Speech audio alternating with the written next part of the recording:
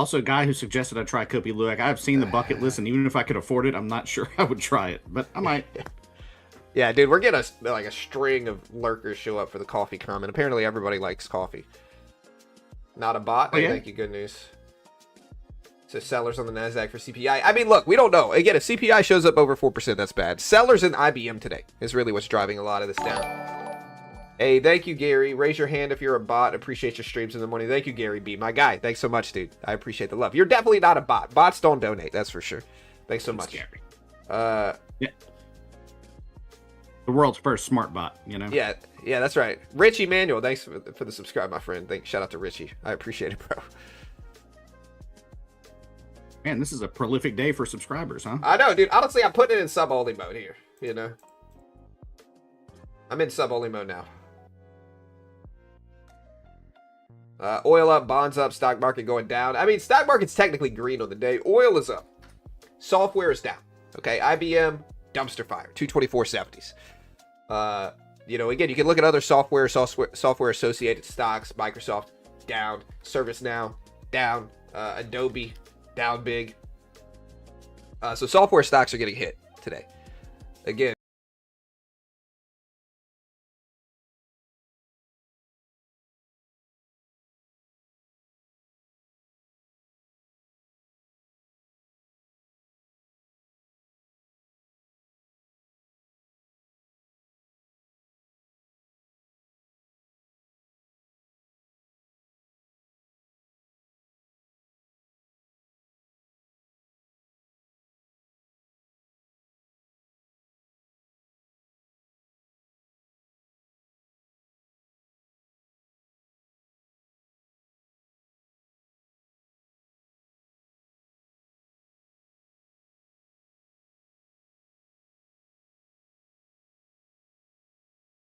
Time.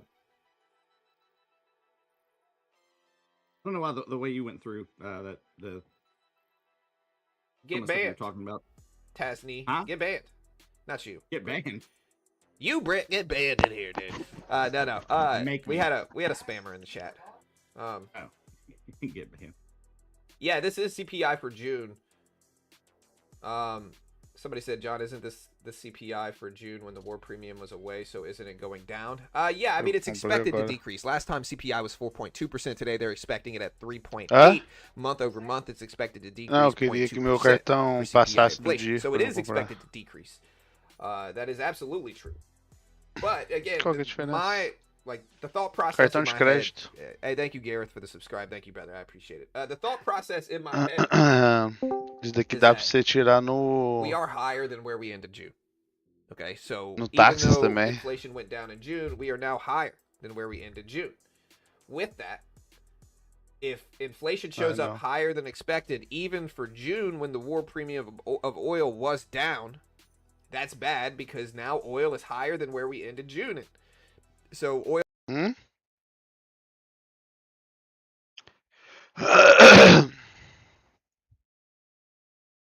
Warning, Steve is a trained professional. Do not attempt anything you see on this page. All right, guys, welcome to the new video. I want to say thank you guys so much for everything. The winner of the 50K giveaway is Michael Ziga 8089. Congratulations. This week, we're doing 25K giveaway. All you have to do is like and comment your opinion, watch the video, and we're going to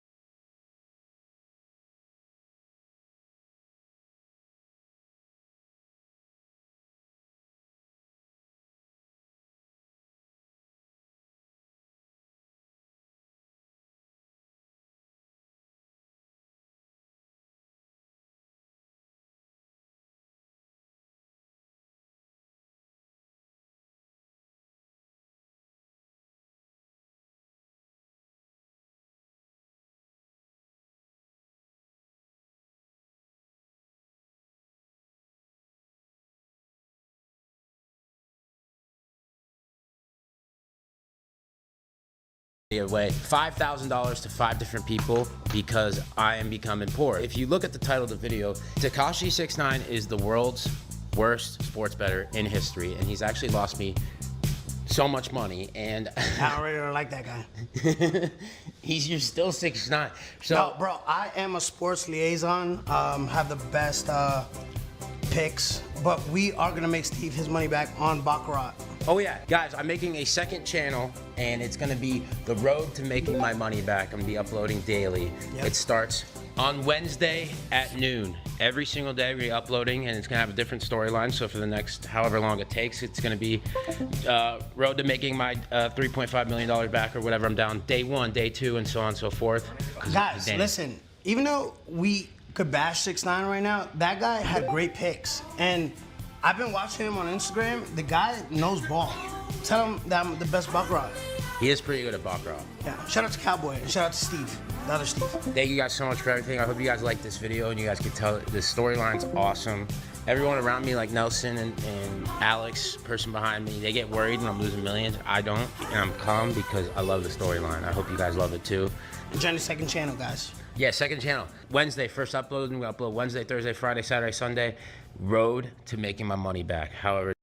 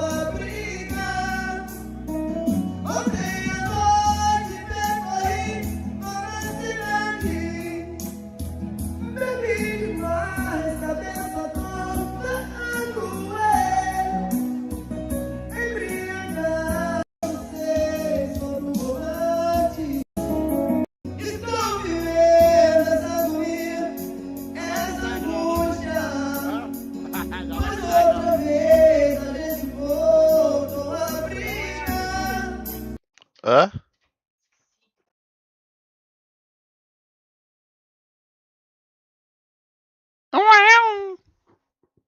Barrigudo. Sujeira.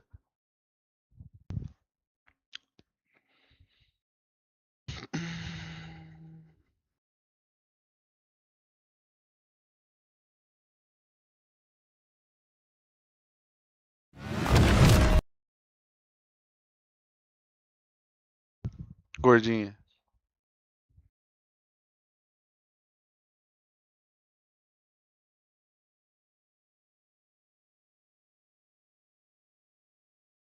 That's exactly what I'm thinking, Alistair. I think right now, high CPI is bad, low CPI is okay.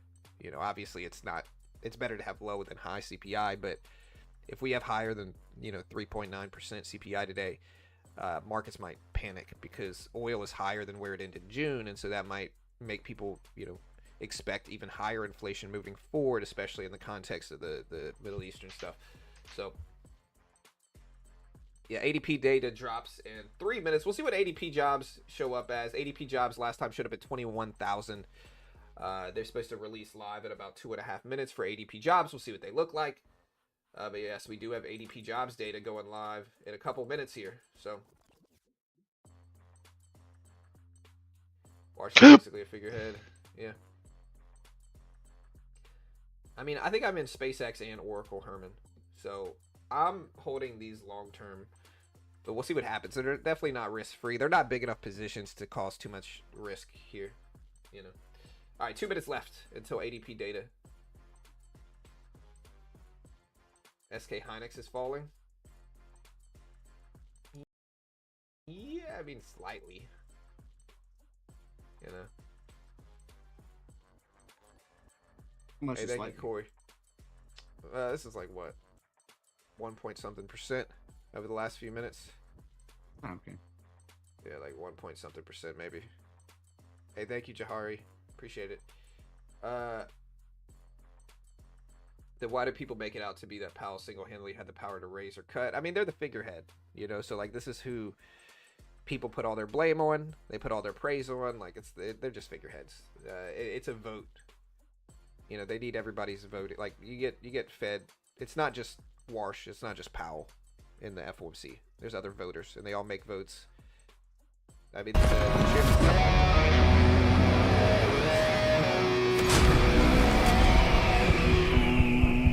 yeah, IBM bid news.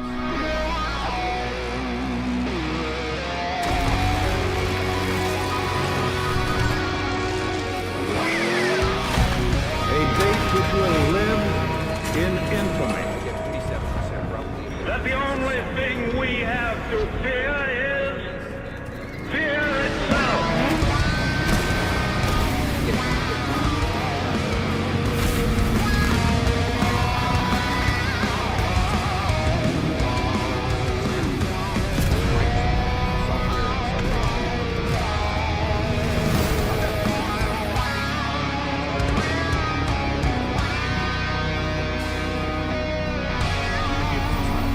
Yeah, I appreciate the sub.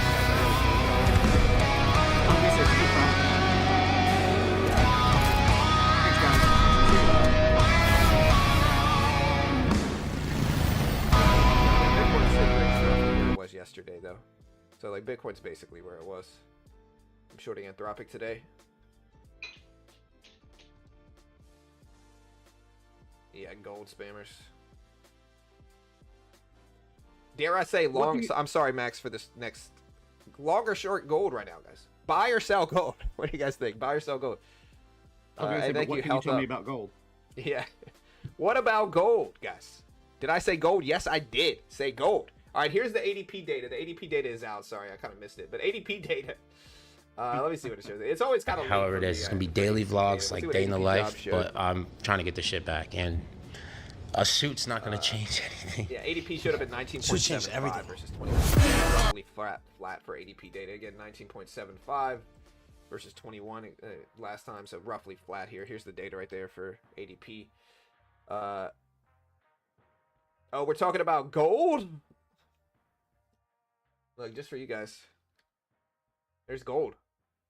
Gold at 4,032. YOLO into SK Hynix.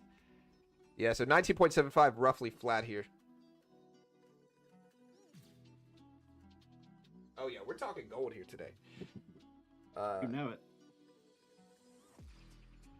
Speaking of this, guys, are you bullish or bearish on CPI? Let me know. Put bull or bear in chat. Are you bull or bear on CPI? What do you guys think? Any reason why Coinbase isn't following Bitcoin today? I think Bitcoin's kind of flat. I mean, it moved a little bit, but look, my name says I love gold, but F it, I don't want to talk about it all the time. Gold dumps further. Wait now. Bear, bullish, bear, bear, bear, bull, bull, bull, bull, bull. Mostly split. CPI down. Yeah, ADP jobs came out. We already covered it. We already put it up in chat. Mostly flat and in line with what it showed last time. Really not market moving, I think, for jobs. NASDAQ is very flat ahead of CPI. And remember, it's not just CPI today. We got Warsh speaking as well.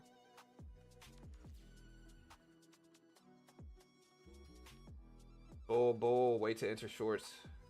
Hey, guys, we got 13 minutes until CPI inflation data. 13 minutes. So hit the live button next to the play button. Put it at 2x speed. We got over 2,000 people here right now in preparation for CPI. See mostly bulls, but we see some bears for sure in chat. Maybe I'll do a put today. Hey, good luck, dude. Bear. Hey, thank you, Kyrell. Appreciate the love, dude. Thanks, bro. by the dip. All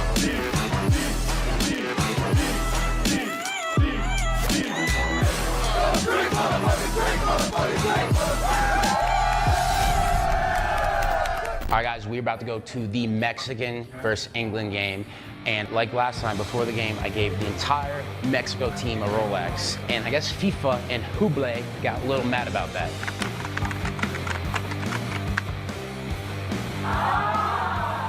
So I was gonna give a watch to every single player before the game today and give it for their mothers, right? But I guess Hublé and FIFA do not like that shit. So what we're gonna do to make fucking Hublé happy is we're gonna buy Hublé watches. I bought 10 tickets to the World Cup worth 100,000, and we have 1 million pesos to bless the Mexicans. And this is to motivate the Mexicans to win, just like last time. And then FIFA and Hublé started fucking freaking in. It's like, dude, I believed in Mexico so much, I gave them $1 million worth of shit before they played fucking Ecuador. Dude, FIFA, what do you mean? You have these rules, like it touches someone's hair and then you call the goal back, and then you have rules where I can't fucking give presents to people? What, it's because of Hublé? You know, if I buy a Hublé, it's automatically worth like 60% less. Like, I'm like buying it to lose money. But I do, it's a nice watch. This is a good watch, Hublé. Mexico editions, 15 grand each. I could probably sell it for $3 after once I leave the store, but it's okay. Yo. What up, bro? What up? How are you? Yo. What up, bro? What up? How are you? What up, Patriot? Good to see you. This is my old cameraman, and he worked for Nelk, so he goes on podcasts and they ask him like, why didn't you do more things with Nelk? Like, why are you kind of doing your own thing? Dude, you know I have to take the heat for all, like, I'm going on there not even thinking that I'm gonna have to talk about you or some beef that's going on. You have to, because you worked for both of us. So everyone here, actually, this little, the two nerds behind us and us have both worked for Nelk and Steve. I hate to be biased here and toot my own horn, but I'm way better boss, I'd have to say. Yeah, thanks. Yeah. I will second that. I'm shopping for the Mexicans out there. Oh, wow. I said, let's go Mexico. They all went crazy. It's awesome. Yeah, so I have 8 World Cup tickets to give them, and then we got them some Hublé watches because I guess I gave all the watches to the Mexican team. I saw that. That's insane. And then I guess Hublé, they started crying. So here I am, I'm making it right. I'm buying Hublés, dude. I'm here spending 40 grand US for Hublés, and I'm gonna walk out the store, and I bet I can't even get a lollipop for them. They're literally worth $6 once you leave the store. So. Oh my God. Whatever adventure you're on, I'm supporting it. Let's do it. How do we choose 8 people to go to the game? Can you do that for? Go pick 8 people? We're gonna find 4 here. Maybe a family of 4. That'd be cool. Okay, I can do that. Can you do something for me then? Yeah, what's that? Okay, I'll find the 8 people, but you have to find me a Mexican wife today. Oh, a Mexican wife. Maybe one of the people that you give the ticket to, it's like a family, and you know, the daughter just turned 18. Wait, oh my God, no, Steve! Age of consent is 15 here, so you got a little more room to work with. Maybe 24 plus. We gotta find the right people if we're gonna do this. We gotta find people who are really like, look, this mom and this kid right here. They could be great. Dude, yes. Should we go? Yeah, you got this. Okay, I got this. Go ahead. Make you proud. Yeah. Scanning for Mexicans. All right, let's walk around.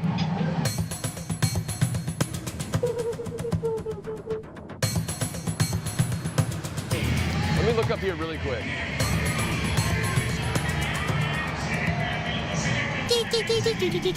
Ah, we've got a Mexican. I do see a mom, dad, and a kid. Oh, he's waving, he's waving. Yes, that's it. Yeah. This could be good. The kid's coming. Guys, I think we may have found the family. The kid's so excited, the dad looks so nice, the mom's excited. What's up, buddy? I'm Nick. Nice to meet you. I'm Nick. Ivan. Oh, Ivan, great to meet you. We have a surprise for you guys if you would want to just come over here. Okay, great. Let's go. Are you excited for the Mexico game today? Are you going to the game? No, okay. Well, come right here. I think you're going to like it. Hi, guys. Hi. Mexican? Yes. Oh, sweet. Okay, we're off to a good start.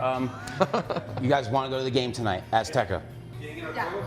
I have insane tickets. They're like $10,000. Really? $10,000 US each. And I have jury for you guys. It's all because it's a long story with the Mexican team and Hublé and FIFA. But hey, little man, you want a Hublé?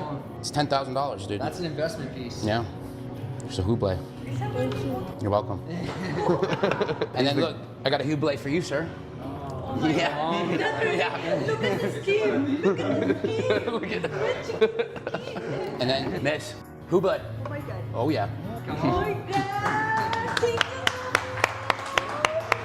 Skims bag. W Steve. And here you go, 50,000 pesos, because Mexico's winning. I have 1.2 million, and this is before the game. We're not rigging anything, right? Here you go, here's 50,000 pesos. Oh my God. 50,000 before the game. And then look, it's row 23, seat 21. These are good tickets. You got 3 of those. Bing, bang, boom. Oh my God. You see those tickets? They are good tickets.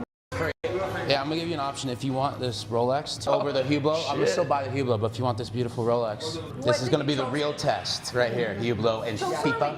Show some of me. No, this is a you decision. I don't know. I think the Rolex. Gotcha, Hublot. You got me. It's called a get back, bro. Non-biased at all. They don't even know what's going on. Okay, and then flip her over. I went super cheap on you guys. I realized these are only like $3,000 each US or something. I'm gonna give you 3K each. Oh, really? Yeah, sorry. Bro, look at this little kid. That looks good on you. You're gonna flex on people. Yeah, that's fire. So clean. All right, guys. So we're gonna go find 4 more people. 4 more? Yeah, 4 more people. Oh! Let's go! Hey, Nick, get these people. Viva la Mayo! Let's go! Where's my mamacita? That girl I bought the cookies from earlier. I gave her the money. She was... Ooh, I didn't see her. No, you saw her. I tipped all the money too. Yeah, like 2 minutes ago. I was taking a shit. No, the one selling candy. You were here. Yeah. I didn't see it. Escort, so it's not gonna. I'm 14. No, I can't. You wanna come? We got a ticket for you. Yep. Let's go. Come on. Let's go.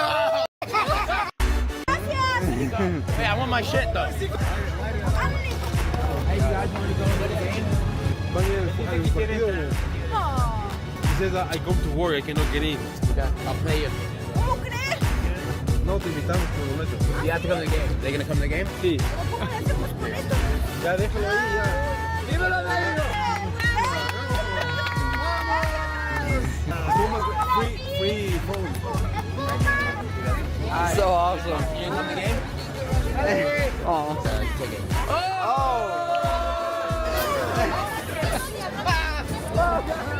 1.6 million on the game. 1.5 million for them to qualify. It's on?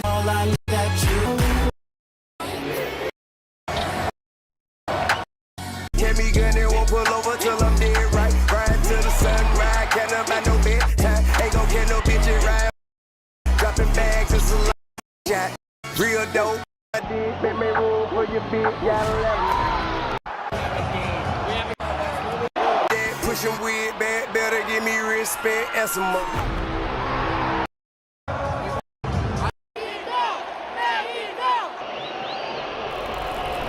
They call it ballin', we just call it living. They say you live and die by your decision. Well, I'ma push it to the limit, never mind the consequences. Interfere, nigga, I'ma handle business, better let them know. On another level, my assets are put together. Hit the pedal, do 200 everywhere I go. Better than a stay fly, just to show the day now. On the throne, bitch ain't when I'm on, she can kick rock, let her know.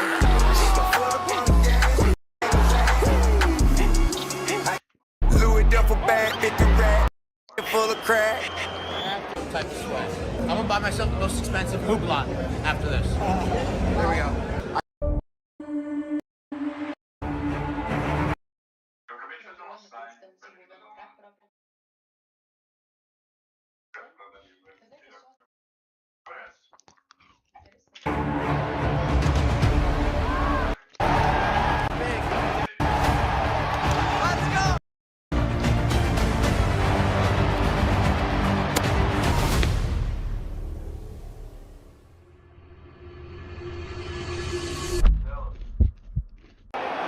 It's gonna be a penalty shot. Yeah.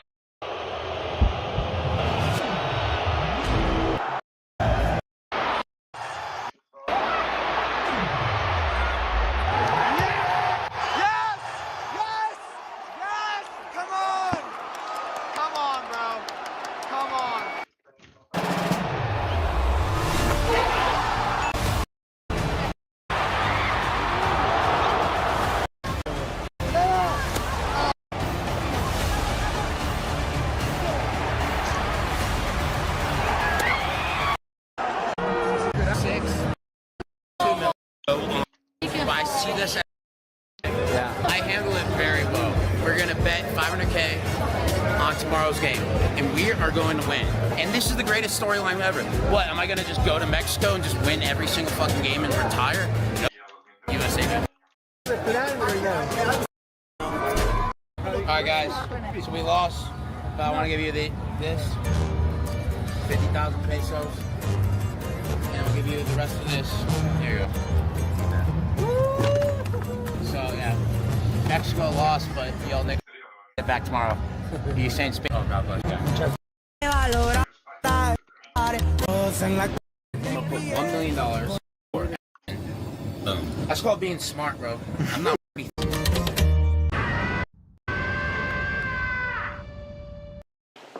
Okay. We're down 2.4 million. Losing my Mexico bet and losing the Ronaldo bet, I have to give up $1.1 million in watches, okay? So we have my Patek, I'm just gonna call this 500,000. I'm gonna round up, so when Neil sends the money, he's gotta like, you know, send more, you know what I'm saying? Like this is a fucking ad for you. Neil is the best watch dealer in the world, and if you're rich and you buy watches, go. This is 600, 750, and I have a Richard Mille for 200,000 in Miami, and then my Daytona, my beach Daytona. So we lost $1.1 million in watches. So plan A is my $420,000 credit line, and that's on USA to a failed. So now we're down. So everything's going to plan. I mean, remaining Rolex was $1,000, okay? 750,000. We got $1 million left in ammo, okay? I used to drive the Acura to school. We call that skate. Profit. That's. All right, guys, here we got 10, 9, 8, 7, 6, 5, 4, 3, 2, 1, and here's the CPI print. Okay, guys, CPI, negative 0.4%, 3.5% on the year, lower than expected, negative 0.4% on the month. Core CPI, 0% versus 0.2% expected month over month. And core CPI year over year, 2.6%. Everything was lower than expected here. And the NASDAQ did jump up. Again, on the month, it showed up at negative 0.4. Negative 0.4% on the month, 3.5% on the year. I'll put this data up on screen right now, but better than expected here for sure on everything. Gold is jumping up on lower yields. Markets are reacting well so far here. But remember, we are now higher in oil. We are not higher in oil. We just posted the CPI print. But CPI showed up lower than expected basically everywhere. Negative 0.4% on the month, 3.5% on the year. Core showed up at 0% versus 0.2% expected. And core month over month also showed up lower than expected as well. So everything was lower than expected. 0% month over month versus 0.3% expected. Year over year core was 2.6 versus 2.9% expected here. So again, everything was lower than back to college fines, your room can fully match your passion. She's a plant science girly. I'm sorry, guys. I don't know where this is coming from here. Oh, dude, I know what that was. Sorry, guys. Walmart ad coming through here. But yeah, better than expected everywhere. The NASDAQ has jumped up. We're going to dig deeper into this report, guys. So don't go anywhere. We are going to dig deeper into this report. And I'm looking at revisions as well here. I want to see if they're revised numbers. But the NASDAQ reacting really, really well to this. Really, really well. In revisions terms, they didn't really revise anything that I'm seeing. So no revisions.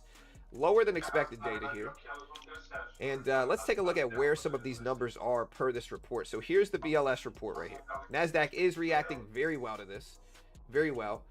Again, energy prices fell 5.7% in June. Gas prices dropped 9.7% in June. Despite the monthly drop, it's still up 15.7% year over year, with gas up 6.7% year over year. Food inflation did stay modest, though. Food overall rose 0.2% on the month and 3% on the year. Core CPI was unchanged at 0.2% gain in May, up 2.6% over the last year, down from 2.9% previously.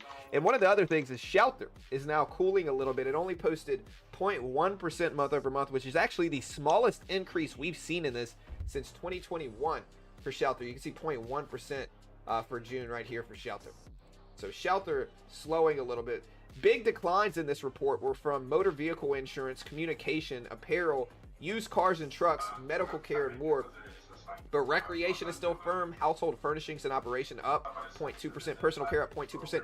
Airline fares are up 26.5% year over year. Recreation up 2.8% and more. So again, June CPI surprise to the soft side here. And if you look at it, markets are reacting well. Gold is reacting well to this. Headline prices fell 0.4% on the month, the biggest drop since 2020. And year-over-year inflation showed at 3.5%. It was almost all entirely driven by decline in energy.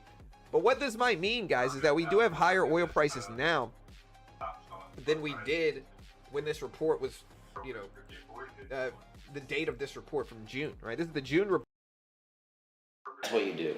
Dude, I think this is like literally the lock. Danny, I think you ripped Monday. We're all day, we're gonna, and then we're gonna, and then oh, that's fun. Okay, we have 3 minutes to make a bet. We're in the high limit room. I got the Crocs and sports. We got this. I got the Crocs. The 90 minute? Yeah.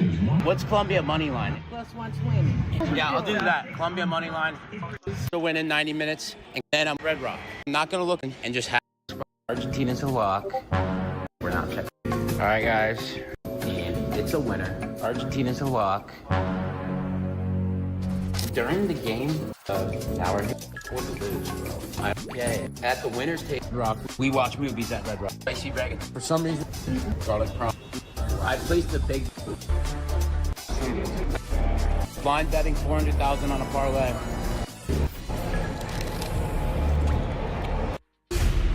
Hey, good morning, everybody. It is Tuesday, We're July gonna get 14th, and this is the biggest moment of the quarter. We just saw a, what was that, almost a 300-point candle come out for CPI. We're not losers. We also have 5 of the biggest banks in America reporting before the bell.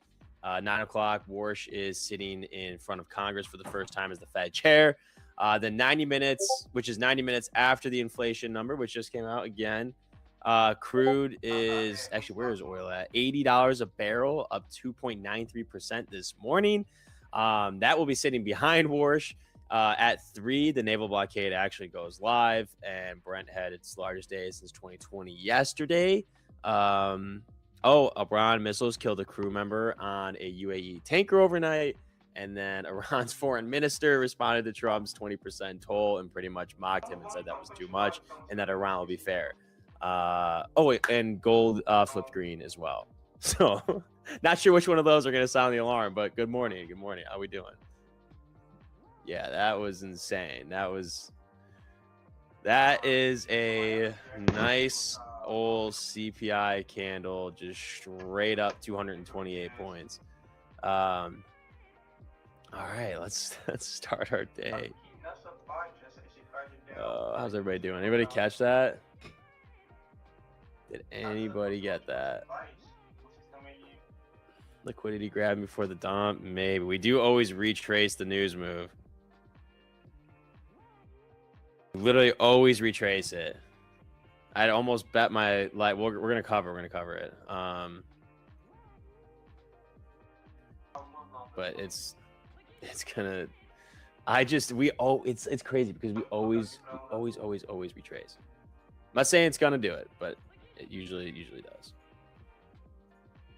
Well, I'm just checking out the numbers on the side. We're gonna cover CPI in a second. 2 seconds before I wanted to enter but didn't. It is what it is. I mean, you literally you're full port and you're gambling. It's just a gamble. So if you didn't take that, don't be ashamed of it. Anyway, okay, let's pull up CPI. Let's go over it because this is actually a shock. I didn't think anybody was expecting this. Okay, so CPI month over month, we're seeing 0%. Expected was 0.2. Prior was 0.2. Core year over year is 2.6. Expected 2.8, was 2.9% last month. And then headline month over month, minus 0.4%. Expected minus 0.1. Headline year over year is 3.5, down from 4.2, and below that forecasted 3.8. Now, I would have thought that this headline yesterday, I thought the headline was going to be a little bit of a trap, and that it would look great because it's measuring June when oil fell down 20%, and that core was the only number that mattered. Well, core came in soft too, and core excludes energy. So the it's just oil excuse does not apply to a zero print. I'd say this is a massively, like, this is genuinely a dovish number. And I think that calling anything else is incorrect. 0 on core monthly is not a rounding error. That's an actual break. And then 2.6% annual is softer than even the bull case that I'd set or was thinking this morning of 2.7 and 2.8. So for the Fed, yesterday, Governor Waller, he said that the Fed's not going to get inflation back to target by staring at it and that they're going to have to act. And he warned that a hot core print would put hikes back on the table. So that hot core did not come. And what's funny is Bank of America was also saying, they're saying that this one print could move the market to a 50-50 on a hike versus a hold at the July 29th meeting. And I think that scenario just kind of got cooked. I think the hike is off the table, and that's kind of the story of the print. I mean, we'll see, but that is a very dovish, very, very dovish print. But, and I would say that this is a big, big, big but, not like my potato butt, but this is the last good inflation print that I think we're going to see for months. And let me explain.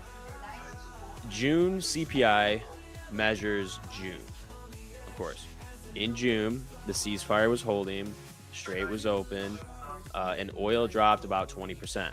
Gas fell down like 10%.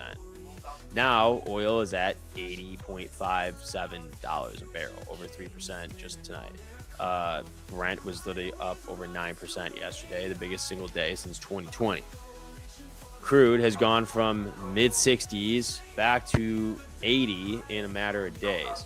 So everyone buying this rally today is buying the rearview mirror. July's number is probably going to be pretty ugly. The energy that came out of this print is going to go straight back into the next one. And then in 90 minutes, Warsh, Fed chair, has to sit in front of Congress and explain that. So he has to, it's kind of, honestly, I really want to watch it. He's got to cover now to sound less hawkish, but he is structurally the most hawkish Fed chair in a generation and will be handed a soft inflation number with crude at $80 on the screen right behind him. So if he refuses to celebrate this print and instead points at the oil chart, he can sell this entire rally in a single sentence. So I would not be in a trade at all around 9 a.m. I'm going to be out of a trade. What's going on in the chat? It's 10 a.m. No, he tests for 9 a.m. Central. Sorry, 9 a.m. Central. I'm Central time, so I'm always saying Central. I don't even know. Oh, I have top chat on, not live chat.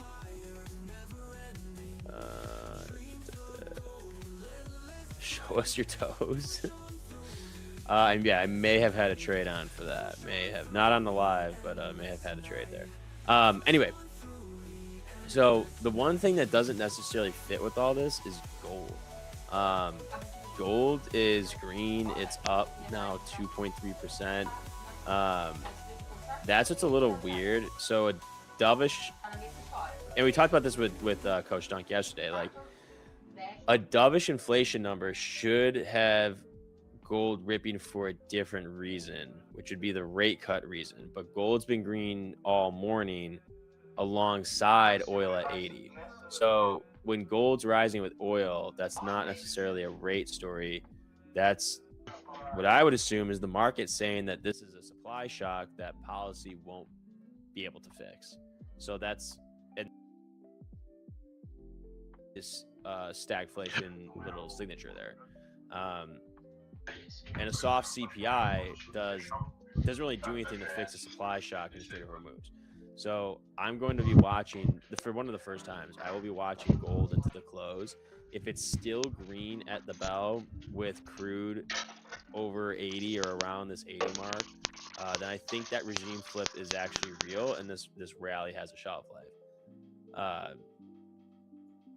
Go back to let me pull up ES and then also pull. All right, let me pull up oil and NQ. Let's flip to the 15. So yeah, that's what I got on CPI. I think very dovish number, but Warsh is going to have to kind of explain that.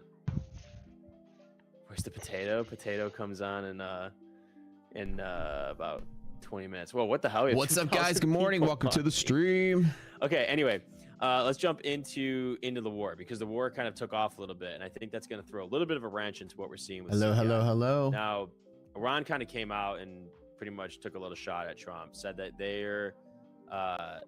that Trump was right and that whoever provides secure and safe passage to the Strait should be compensated for it, but he said that Iran's going to do it for better than 20%.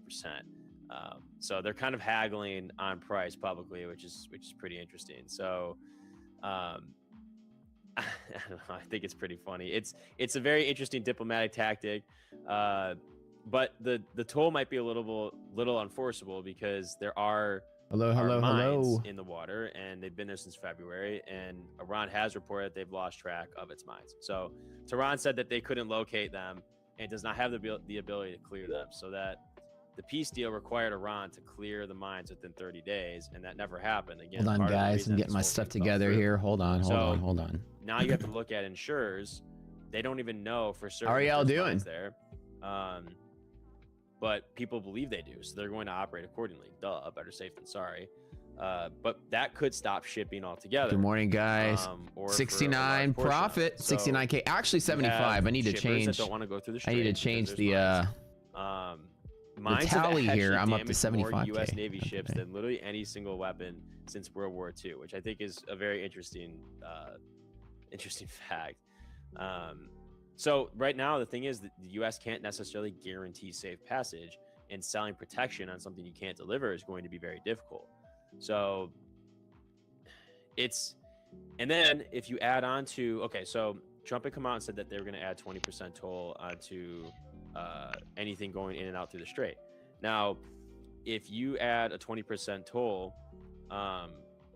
based on how many barrels of oil on a tanker, or the averages, it's about $32 million a tanker, which is going to add about $16 to a barrel of oil. So that fee might just be too high to where nobody's going to pay it, and or we are going to see an increase in oil's price. Why do I sound like Lord Sputnik? Because I am him. So the problem is we have to trade it as if it's real, as if there is a toll, right? And what that toll's impact is going to be. If it's enforceable, traffic's going to start collapsing. I think that there's been a couple analysts that are saying we're going to the crossings at the Hormuz are going to go down to 22 ships. They did last week. That's an 85% drop from pre-war. 75K already, yes sir. Yes sir. Good morning, guys. Welcome. To the Strait a day. So live stream. Love you guys. Thanks for showing up every morning, my friends. CPI pop right there. I'm not gonna lie. And the golf's not any better. I think there's tension. Forgot in the golf, that CPI was today. Trump named them out loud in the Oval Office yesterday. He said it's Saudi been Arabia, World. Qatar, I think World Cup UAE, has Kuwait, been like and Bahrain. putting me off. They're protecting a very rich part of the world. My normal schedule. And that he wants to be reimbursed. Spending more time like reading about the games. Also, don't need these countries having fun with all my friends and then being prepped for the market. Apparently today was CPI, guys. I told y'all yesterday. Quote that I'm going to mention. Oops. We're going to keep the Strait, and we'll probably run it. So then you have Iran's military command told those exact same countries that any cooperation with the United States would be considered an act of war, which is a massive escalation. So now the Gulf states are getting squeezed between an American toll and an Iranian war threat. And the kicker is that a White House official told Semaphore, I think is his name, that Trump is very serious about this and that he's always wanted to do it, but people have talked him out of it, and that it isn't clear the U.S. even consulted the Gulf states before even announcing that. So all that to say, getting pretty crazy between the Gulf states, Iran, United States, and then the last part of this, it's like it just keeps going. It literally just keeps going. We'll build our own strait with blackjack. So All good right, to see it's it. a good comment. Market's popping, hitting that yellow line, selling off a little bit. I thought about adding a shorter here at this yellow line, but I didn't do it. Pure gambling on that, but I think with the Iran stuff still going on, people are still going to be a little timid today, trying to short pops and stuff. But we'll see. We're opening whip up. DD Bands. Já tem uns 15 dias parado já sem treinar, nem correr sem nada, fui no médico ontem. Hoje eu vou de novo, sei lá, talvez dê. Mas como que é isso aí? Tem prêmio? Ou é alguma coisa, só conversa? Então vamos lá. Todo job checking a gente vai colocar aí dentro agora. Fala comigo, jogador! Com certeza, jogador, tamo junto, pô. A inscrição é 50 conto, é isso mesmo? Não, beleza então, ajeita aí, que tamo dentro, é nóis. Top a explicação, né? Eu fico até penso por mim mesmo. Às vezes a gente fica acomodado com o conforto da situação, que nem pra mim é mais cômodo eu ganhar meu dinheirinho toda sexta-feira, não preciso me preocupar, do que arriscar, abrir uma companhia. E, claro, tem o risco, tem tudo, né? Mas ou tu fica uma CLT o resto da tua vida, ou vai arriscar até alguma coisa. Ó, daria pra montar um negócio por aqui, desse tipo aí, ó. Dá pra aplicar em carro, moto, embarcação.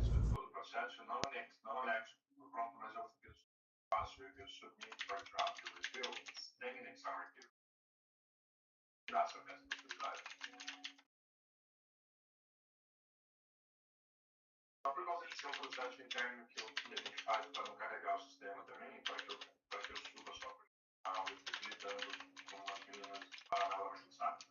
Para não sobrecarregar o sistema. Se a gente colocar ele aí. Um design que fazer mas ele passa a pagar essas versões ali dentro depois. I saw, speaking of Alpha, I saw an email posted on Twitter that there was an actual response from Tradeify. If he posted, he's usually good at finding facts. If he posted it, then it's probably legit. Apparently, and I didn't see it. I didn't get an email, but he's on you. Apparently, Tradeivate responded as to why.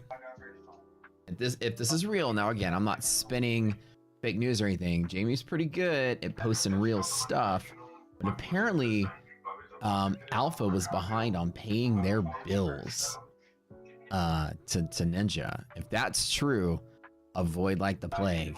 Okay, if they're having money problems, that would make sense why they're shutting everything off.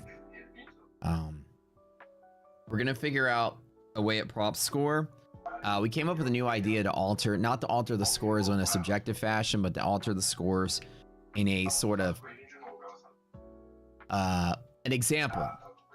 What we're gonna do now going forward, because again, we're learning as we go, you know, we decided to create prop scores, a fair scoring system that just ranks firms on the accounts alone, nothing else. No, this firm sucks, this firm did not make payout, this firm that is, who cares if people are saying, what does the math say? We came out with an idea yesterday that we need to kind of capture something that's very important in this space. Let me tell you about the first of all, before I talk about prop score, let me tell you about the idea of not paying your API bill. So API bill is huge. Every time you open an account, Ninja will charge you $25 per account per person. It's like the firm's charging you $40 or whatever for an eval. Most of it's going to Ninja. And then every subsequent account you open, accounts 2, 3, 4, and 5 are only $5 a head. But if you're talking, you know, tens of thousands of customers, you're behind millions of dollars in payments. 3 months is huge. Jaden made a post after he goes, if it's 3 months, that's huge. Because he used to run a prop firm, so he knows. And I know, and if they didn't pay their bill for the last 3 months, that's really bad. Yeah, I didn't see the email. I haven't checked my email in a little bit, so I don't know if I got an email or who that was sent to, or somebody asked, or they put out an announcement. But if that is the case, then it's 0%. Now, yeah, yesterday I was like, you know, it's unfortunate what happened. You know, it's probably because Ninja cut them. Ninja cut them because they weren't paying. So it isn't because Ninja cut them. It's because they were running out of money first. So it's worse than what we thought. So anyways, friends at Blue Sky came through, and our friends at Lucid Tradeify, my point of view, everybody came through and was like, let's give you guys extra accounts to give away. We'd love to help you guys out. Some exclusive deals going on over here. But yeah, that's kind of bad. Blah, blah, blah, blah. Okay, so prop score. Here's what we're going to do going forward. We have to have a non-subjective way to flag a firm that has done something like this. Our score currently doesn't have a denied payouts checkbox. Let's be real. We can't go off of what you guys say. Y'all aren't trustworthy. We can't go off of what the public says. Y'all aren't trustworthy either.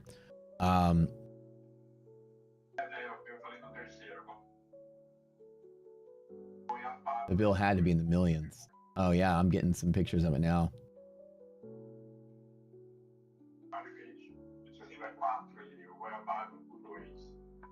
So anyways, I don't know. Now I'm seeing that they actually did pay the bill. Anyways, point I'm saying is, it seems to be some kind of messy thing, and but right, say in the meantime, when a firm self chooses to bulk deny payouts to people by either A, canceling a plan and refunding people, or reverting a plan or something, and people are trading and they're not allowed to finish, PropScore is now going to change its algorithm for the first time since launch. The only thing that will ever account for that, we're going to create a penalty system. And if a firm does this, they will be penalized. They'll have a net reduction to their score. Where I tell you how it works, but it's going to be if the firm elects to do this in bulk, not if somebody says, I got denied a payout. Because let's be real, that's like every firm, right? Every firm's going to deny a payout or whatever. And who knows who's cheating who or what. But if it's the firm does a thing where they pull the plug on people and people are left trading, accounts, balances, whatever, are just wiped, then yeah, like yellow or red cards, like penalty wise, right? There'll be a penalty box. A firm will have different severities of a penalty, and the penalty will come from the firm's self admission, not from the customer base. That way it's not subjective. Customers can say whatever they want.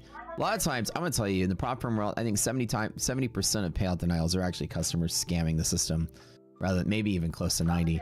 9 out of 10 times, I swear, it's gonna be the customer trying to cheat their way into a payout.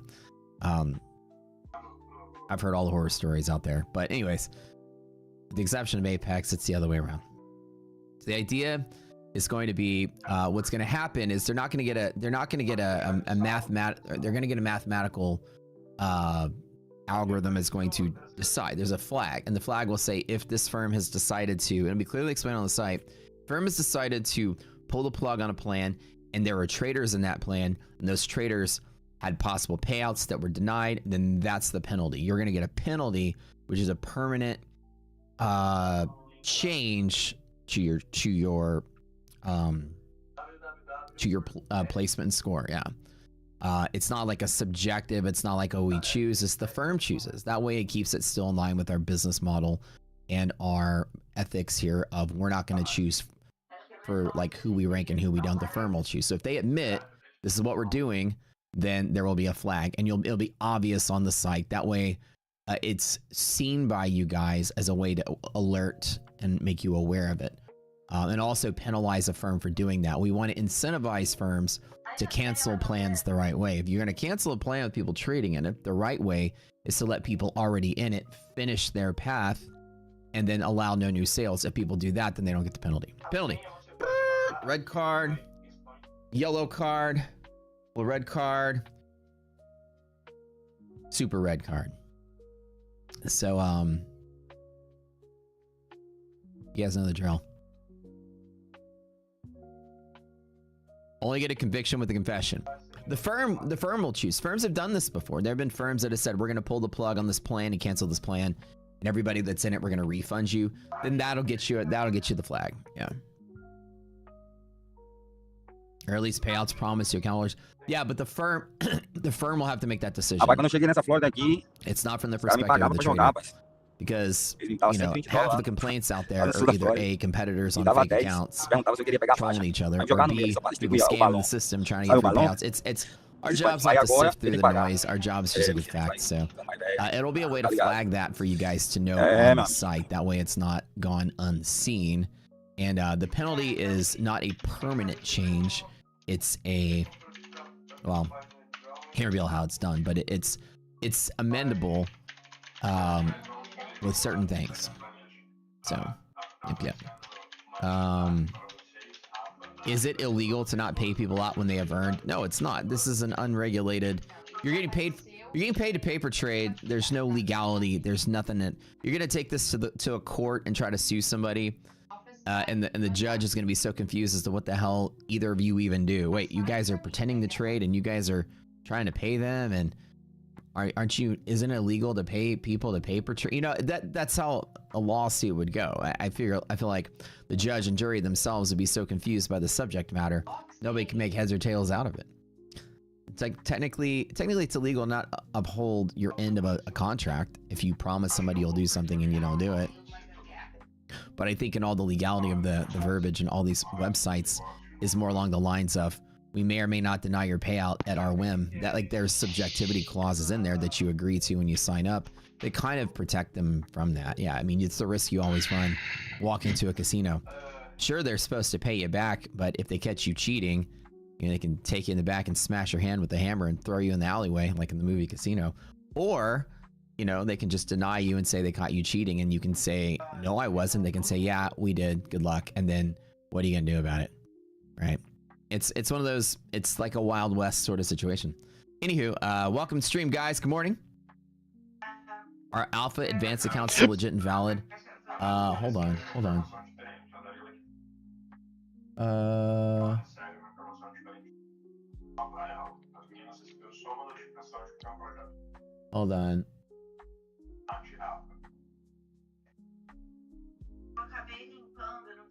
I'm reading this email.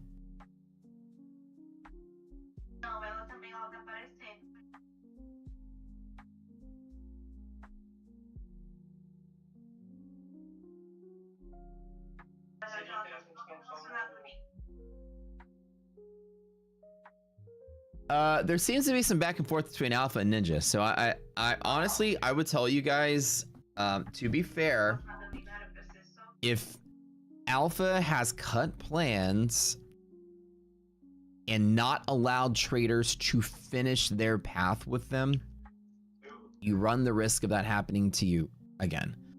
That's the way they handle it in their business, then that's your risk to take. And somebody says, are the plans still good? Yeah, the plans are still good mathematically, but does that matter if the risk is there that in a month or two, you might be in a funded, you know, payout balance, and all of a sudden they got to cut that plan too, right? The firm elects to do that just one time. You have to be very cautious. You guys got it? Yeah. So anyway, I don't want to talk about it too long. But anyways, there's gonna be a modification to prop score at some point. Super red card, yeah.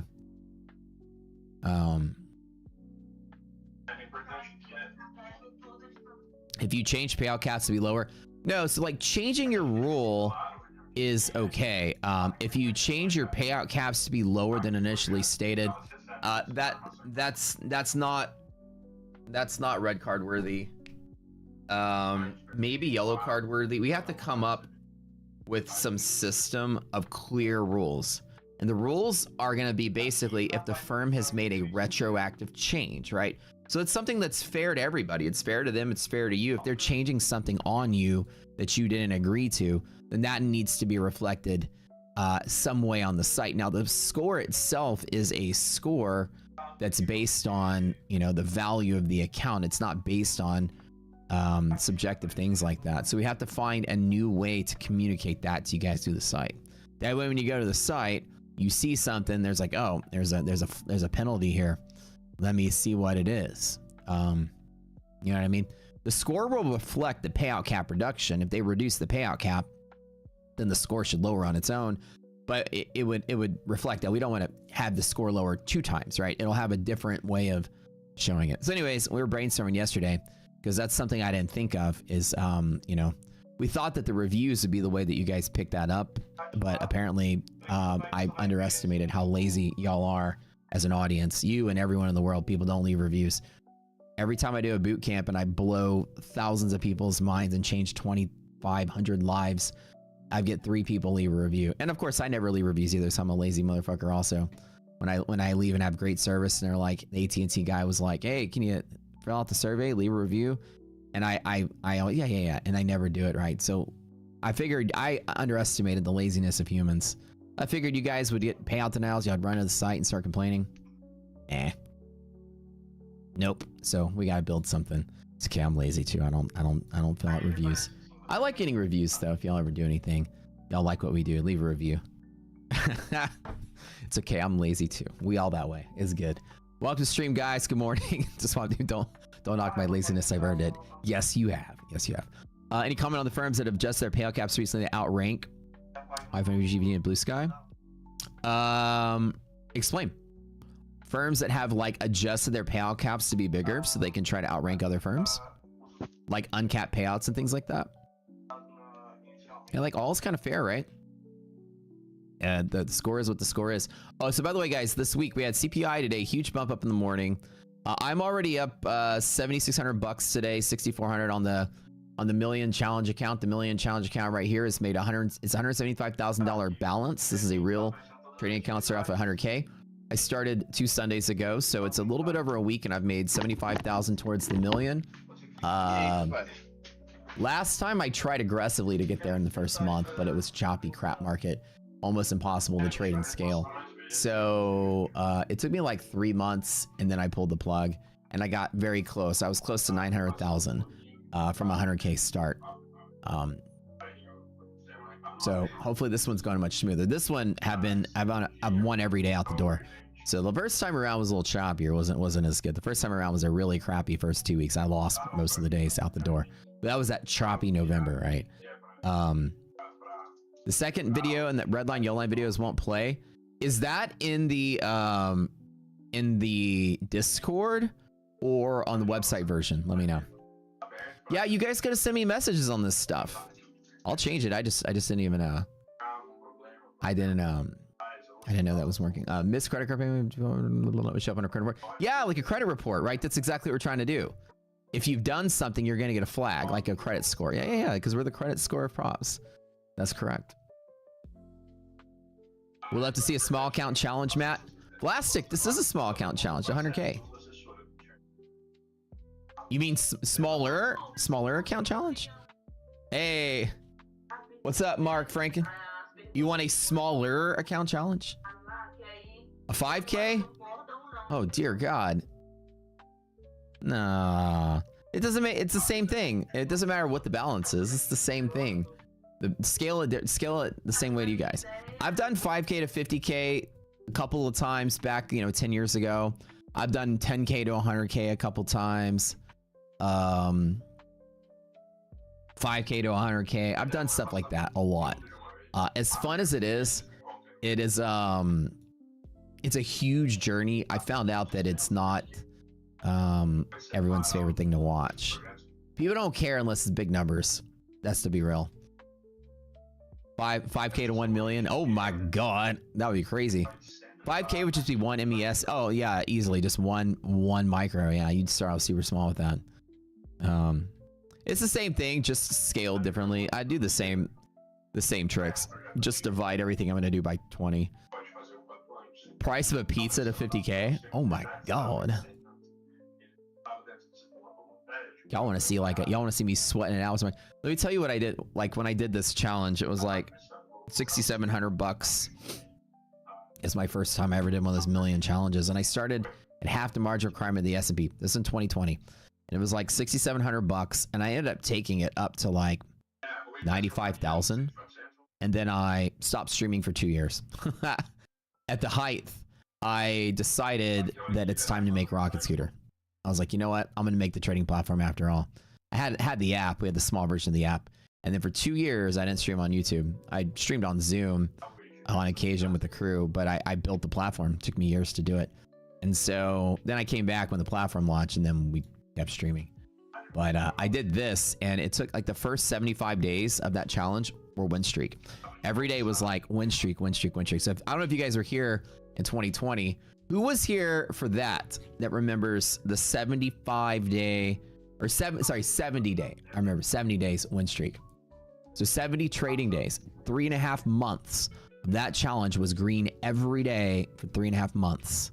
It was wild. And every day the title of the stream was like day 64 win streak, day 65 win streak. Showed the P&L every day like I do here. Showed the balance every day. No deposits, nothing.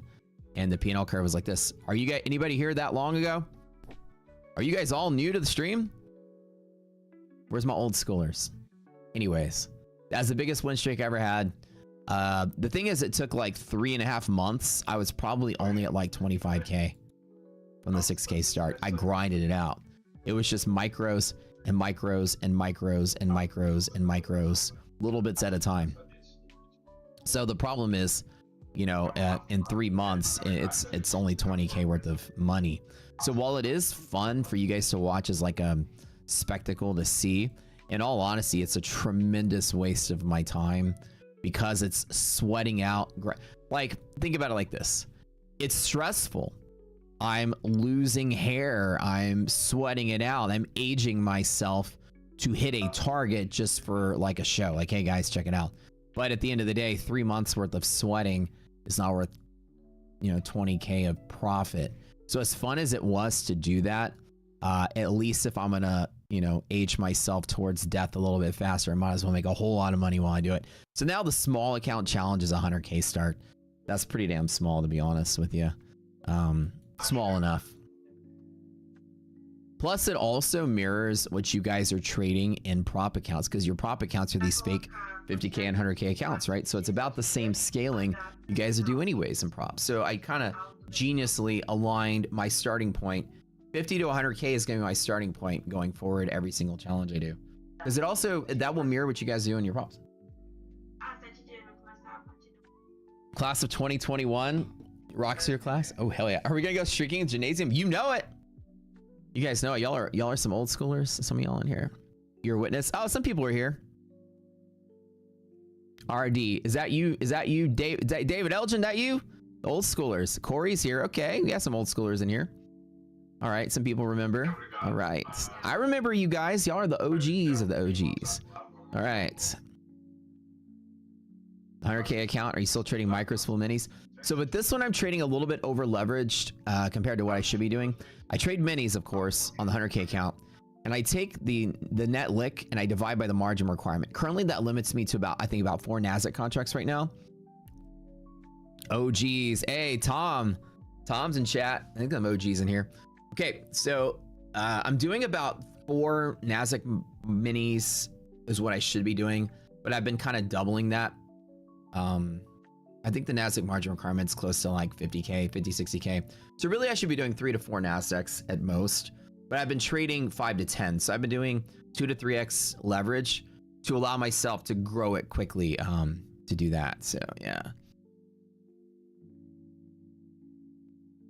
Just verbalize why you're doing the 100K for smaller to scaling, right? Well, think about it like this. If you guys are trading a 100K TPT account, you're going to be trading the same thing of me trading 100K. It's the same balancing act, right? So it kind of matches with what everybody's doing with props.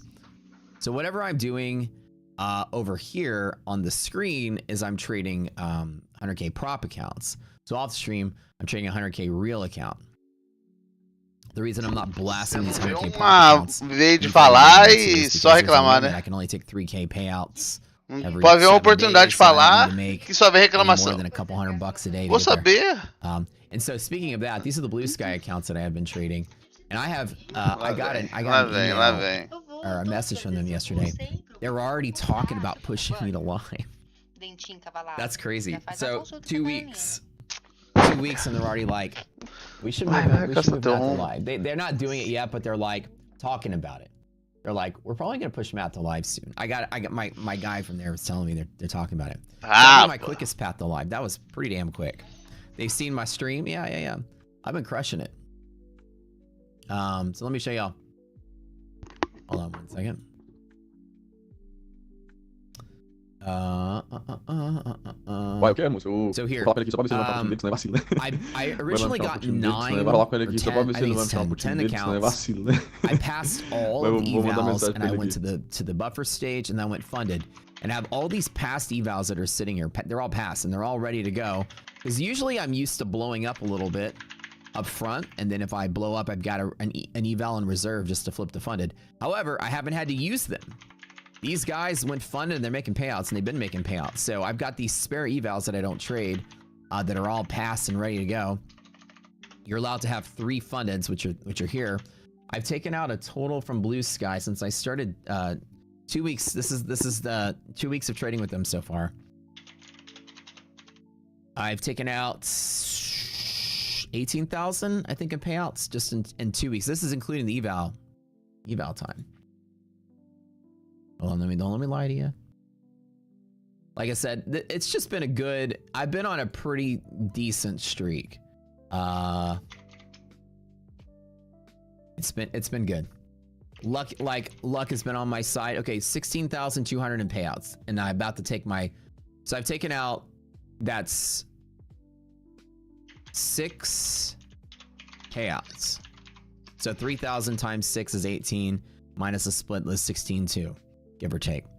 So I've taken 2 payouts in each of these in 2 weeks. So on top of that 16.2, I built up a $25,000 balance. So $25,000 of balance, 35. So I built up 41K in profit just in 2 weeks with Blue Sky, and that's including the eval time.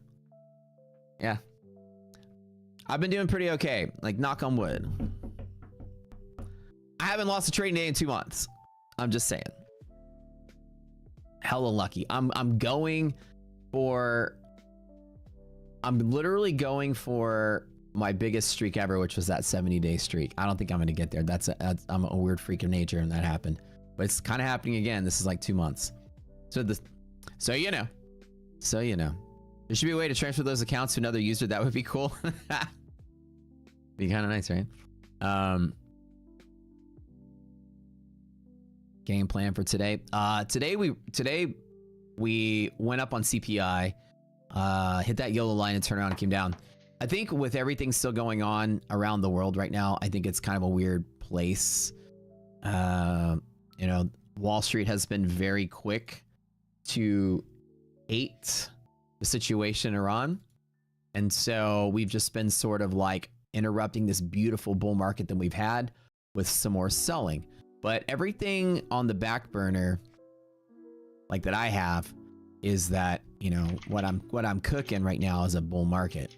But however, it may not be bullish this week, and monthly maps may indicate something else. Like, it's been really weird that monthly maps were perfectly bullish, then they became bearish, then became bullish. Monthly maps don't flip-flop a lot like that. We have bear zone. It'll pop up in the morning when this calcs are done. But there's like a bear zone popped up here again on NASDAQ. So it's really weird. And earnings season's coming up again. So we're kind of like in this weird sort of boat. I keep wanting to say the market's gonna be extremely bullish, and it should be. It's very rare that we open above DD band and then we close below it. If you open above DD band and you close below it, you're usually going to the second DD band, so be very careful. Usually this hits this in rallies, so y'all be very careful today. You know what I'm saying?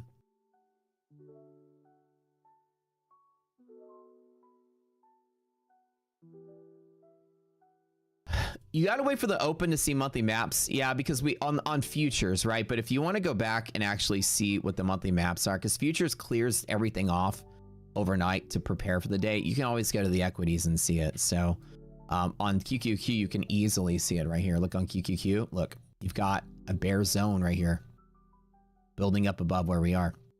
And it's still pretty liquid and bullish. You can see the bull zone sloping down, bear zone sloping down. Whenever your liquidity pocket's at an angle like this, and it's tight, it's non-volatile bull market. I mean, it looks really good.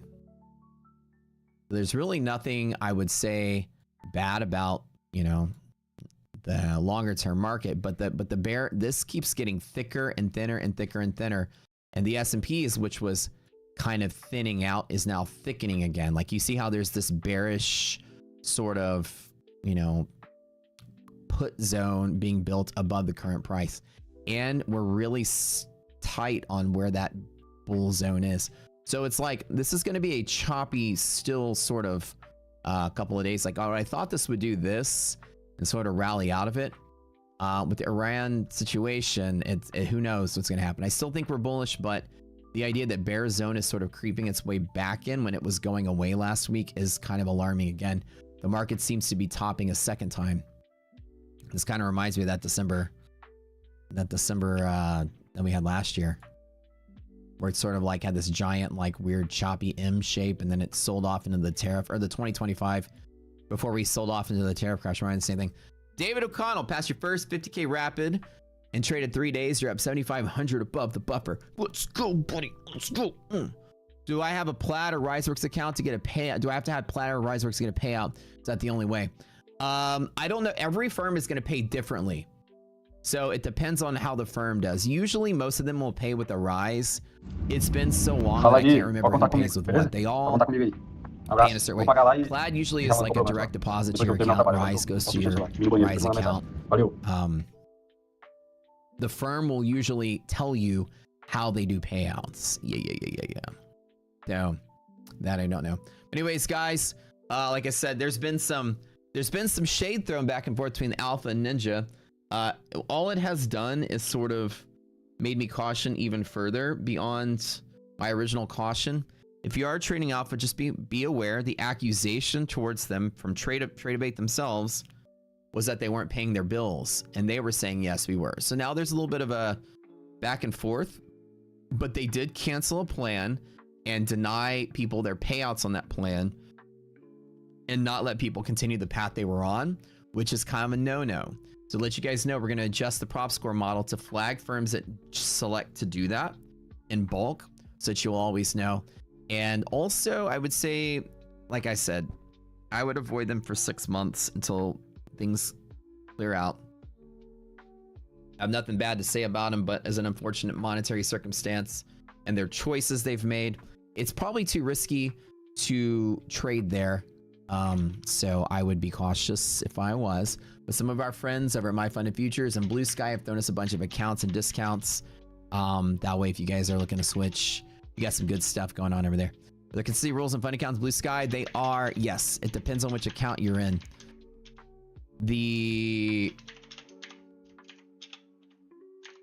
Got 10 minutes. Talk about CPI in a second. Depends on the account that you're in. Go to prop score, it'll tell you. If you go to prop score, all that information's there. Click on the firm, click on accounts, and you can see the eval stage. The launch is 50%. The propel is 33%. The orbit has none. The orbit is cool. I'm trading orbits and launches. So no consistency on launch when you're saying same day payout. And then no consistency on propel. And then 40% consistency on orbit. Be very, very, very, very, very, very, very, very careful. I'm going to tell you, I have a feeling about a day like today. I have a feeling that a day like today, if we lose the upper DD band, it will fall to the lower band. Okay. We've had days like this before. Now, yellow line resist is one thing. I don't think it will, but I'm telling you to be cautious.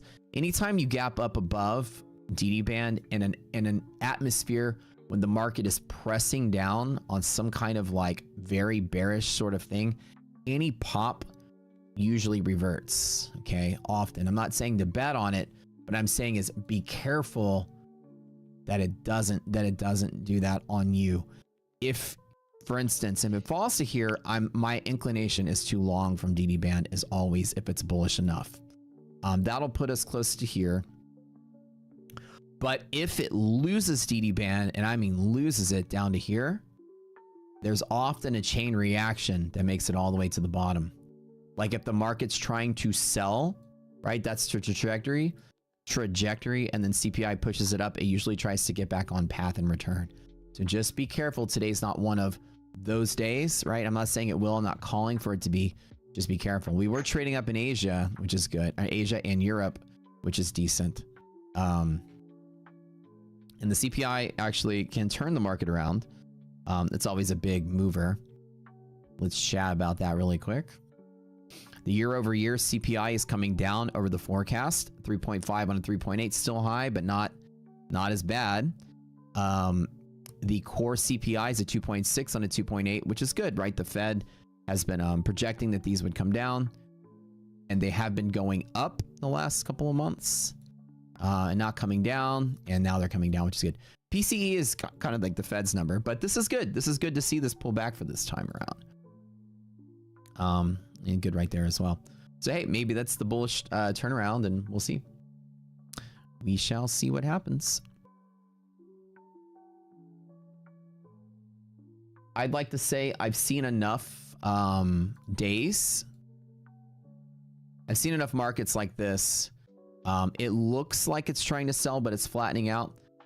Today is going to be a violent day, guys. I mean, and violent. I mean, like super violent. Okay. It's gonna, whatever direction it's gonna go, it's gonna go big. We're right on the cusp of triple B and tomorrow's VIX expiration. We roll over tonight to new VIX, so I think it's tomorrow. I don't know the holiday, 4th of July, push it ahead a day or not, but it should be tomorrow. And we're right on the edge. So today is going to be violent. Look at this. Building up, consolidating. It's got a flat bottom, lower highs. This is gonna move quick. It's gonna move fast, so you already know today's gonna be a violent sort of thing. Matty Master, what's up, man? Thank you for the dono, David. Nice job. I'll convert that to some boot camp giveaways today, friends. Don't forget, hit the like button if you can.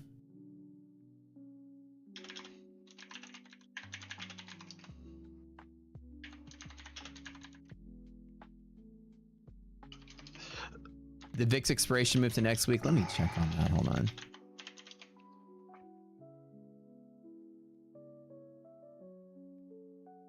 All right, let's take a look. Oh, vocês são articuladores aí, moço. Compra o time. É $450 o time. E aí vocês põem quem vocês quiserem. On July. Oh, they lembra o did seguinte, é 9 pessoas no máximo no time. São 6 na linha e 1 no gol. Right, Mas mais os reservas aí, dá 9 total. Fora o goleiro, tá? Okay, yeah, we got a whole week. Então seria 10 no total com o goleiro. So we got a whole week of craziness. Usually when you expire VIX, it kind of resets that whole volatile. We're sitting here at this crazy launch point right now, though. I don't know, chat. I had a weird feeling about today. I got a feeling we're gonna open and just sell. What do y'all think? Call me weird. Oil's crashing. Yeah, like, you know, you're gonna have that sort of back and forth still with the straight over move stuff. Oh boy. Y'all ready? Y'all ready? Trade a nano kind of day? Yeah, right? Just trade with $1, trade 50 cents. Nano futures today. Y'all know there were nano futures? I don't know if the Ferex is still the exchange that runs them, but it's like 1/10 of a micro is a nano. You literally can trade with like a couple bucks to your name.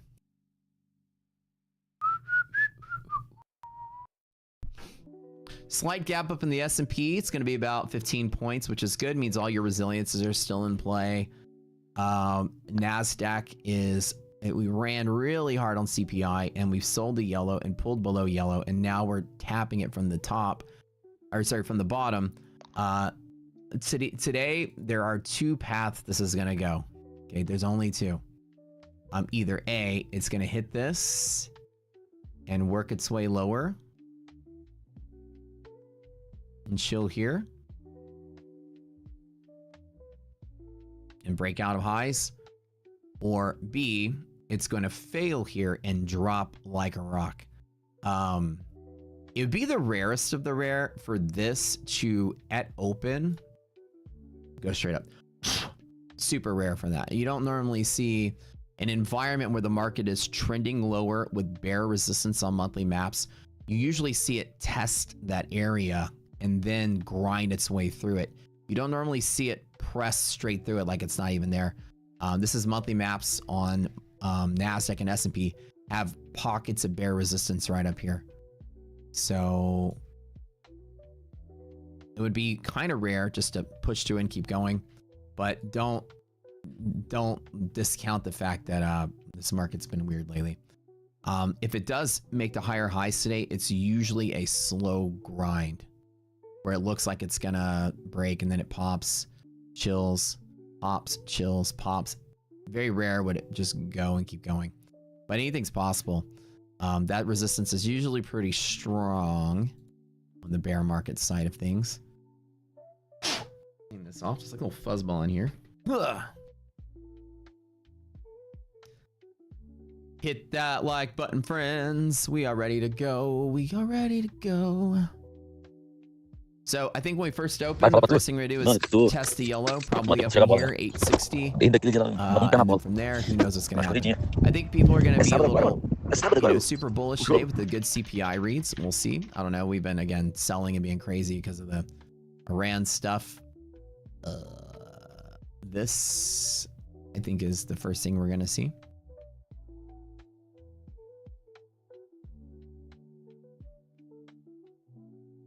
Anytime the market pivots like this, these obvious pivots here, that is half a risk interval, by the way, it looks like. Just kind of draw this little retracement area and see where that middle of that range is. Então já quer que coloque o seu aqui em Noruega já? Vai mesmo, é certeza? We're gonna open in a minute.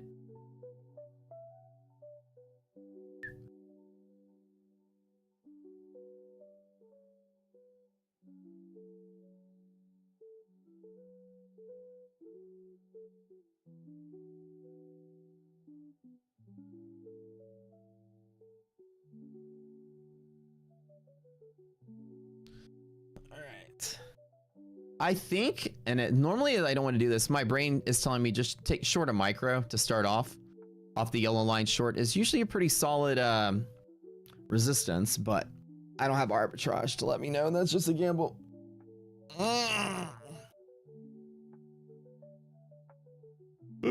Y'all ready?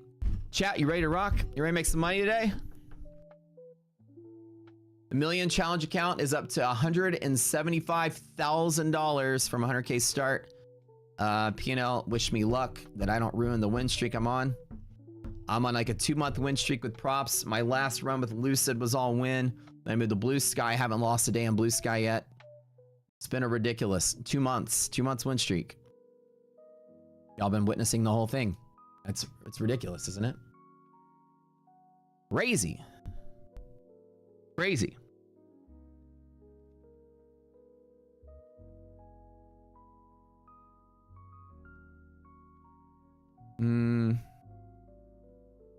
Not super volatile, so 860 is that 40-point overshoot. 40-point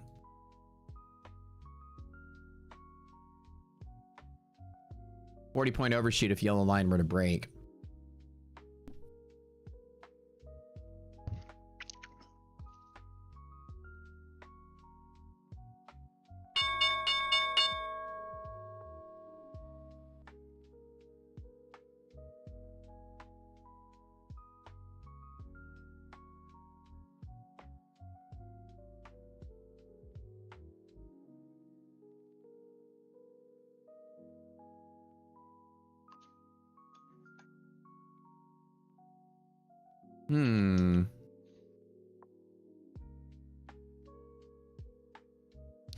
So downward pressure we got here.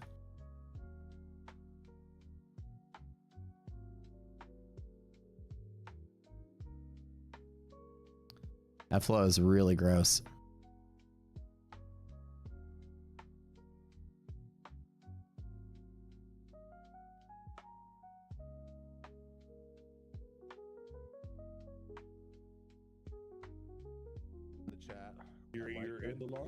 All right, let's watch it. Get my tick chart up here. All right, resilience is slightly positive. Okay, liquidity map. All right, this is gonna come down today. Resilience is slightly positive, ARB is slightly positive. It's probably gonna come down and test DD band in a second.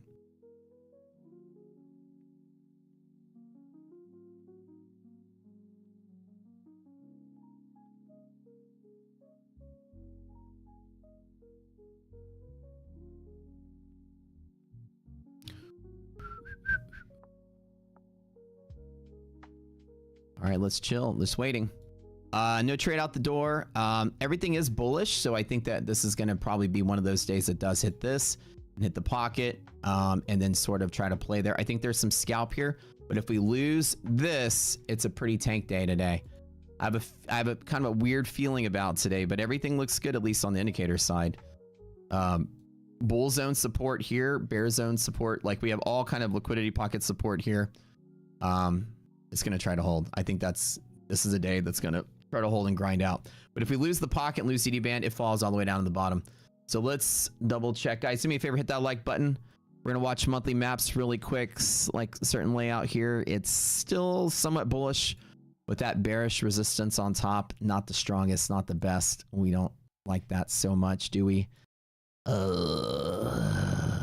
Nasdaq's worse. Nasdaq is very much worse. So you can see that the war has changed the dynamic. When you see these like light gray boxes above price, it's not good.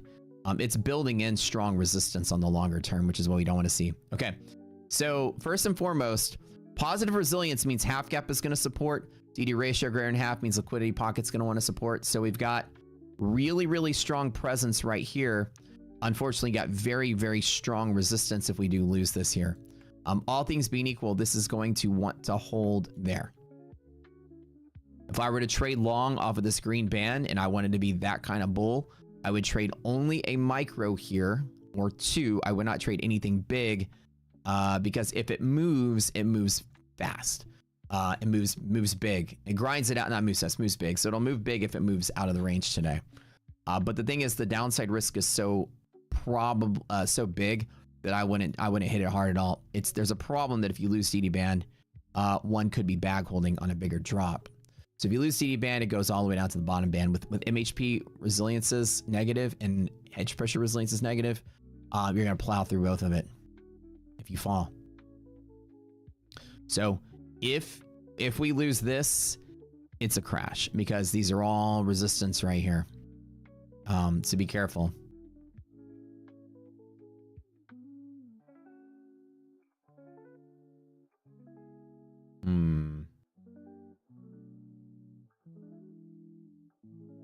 It's going to definitely bounce in the pocket there.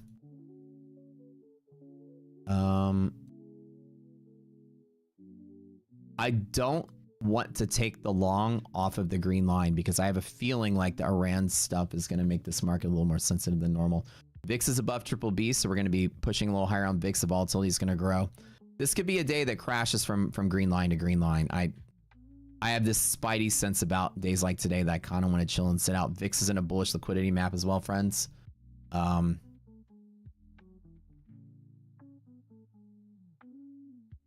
Yeah. All right. I'm not going to take the long here.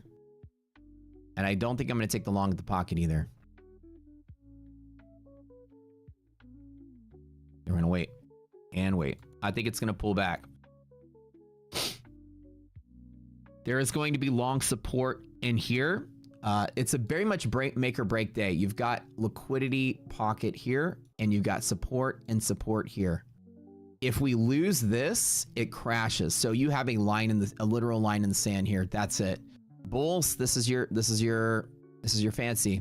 Bears, this is your chase. Like if we fall through this, I'll be chasing. Trust me. I'll grab that fall. It'll fall through 400 points all the way to the bottom. Or actually, yeah, 400 points. So here's your bull play here. 80 DD, which is good. It's good enough for a bounce for sure. You can get a 40-point scalp. There it is. There's your 40-point scalp off. I would take only scalps only on the bull side. I wouldn't play for any kind of breakouts or anything like that.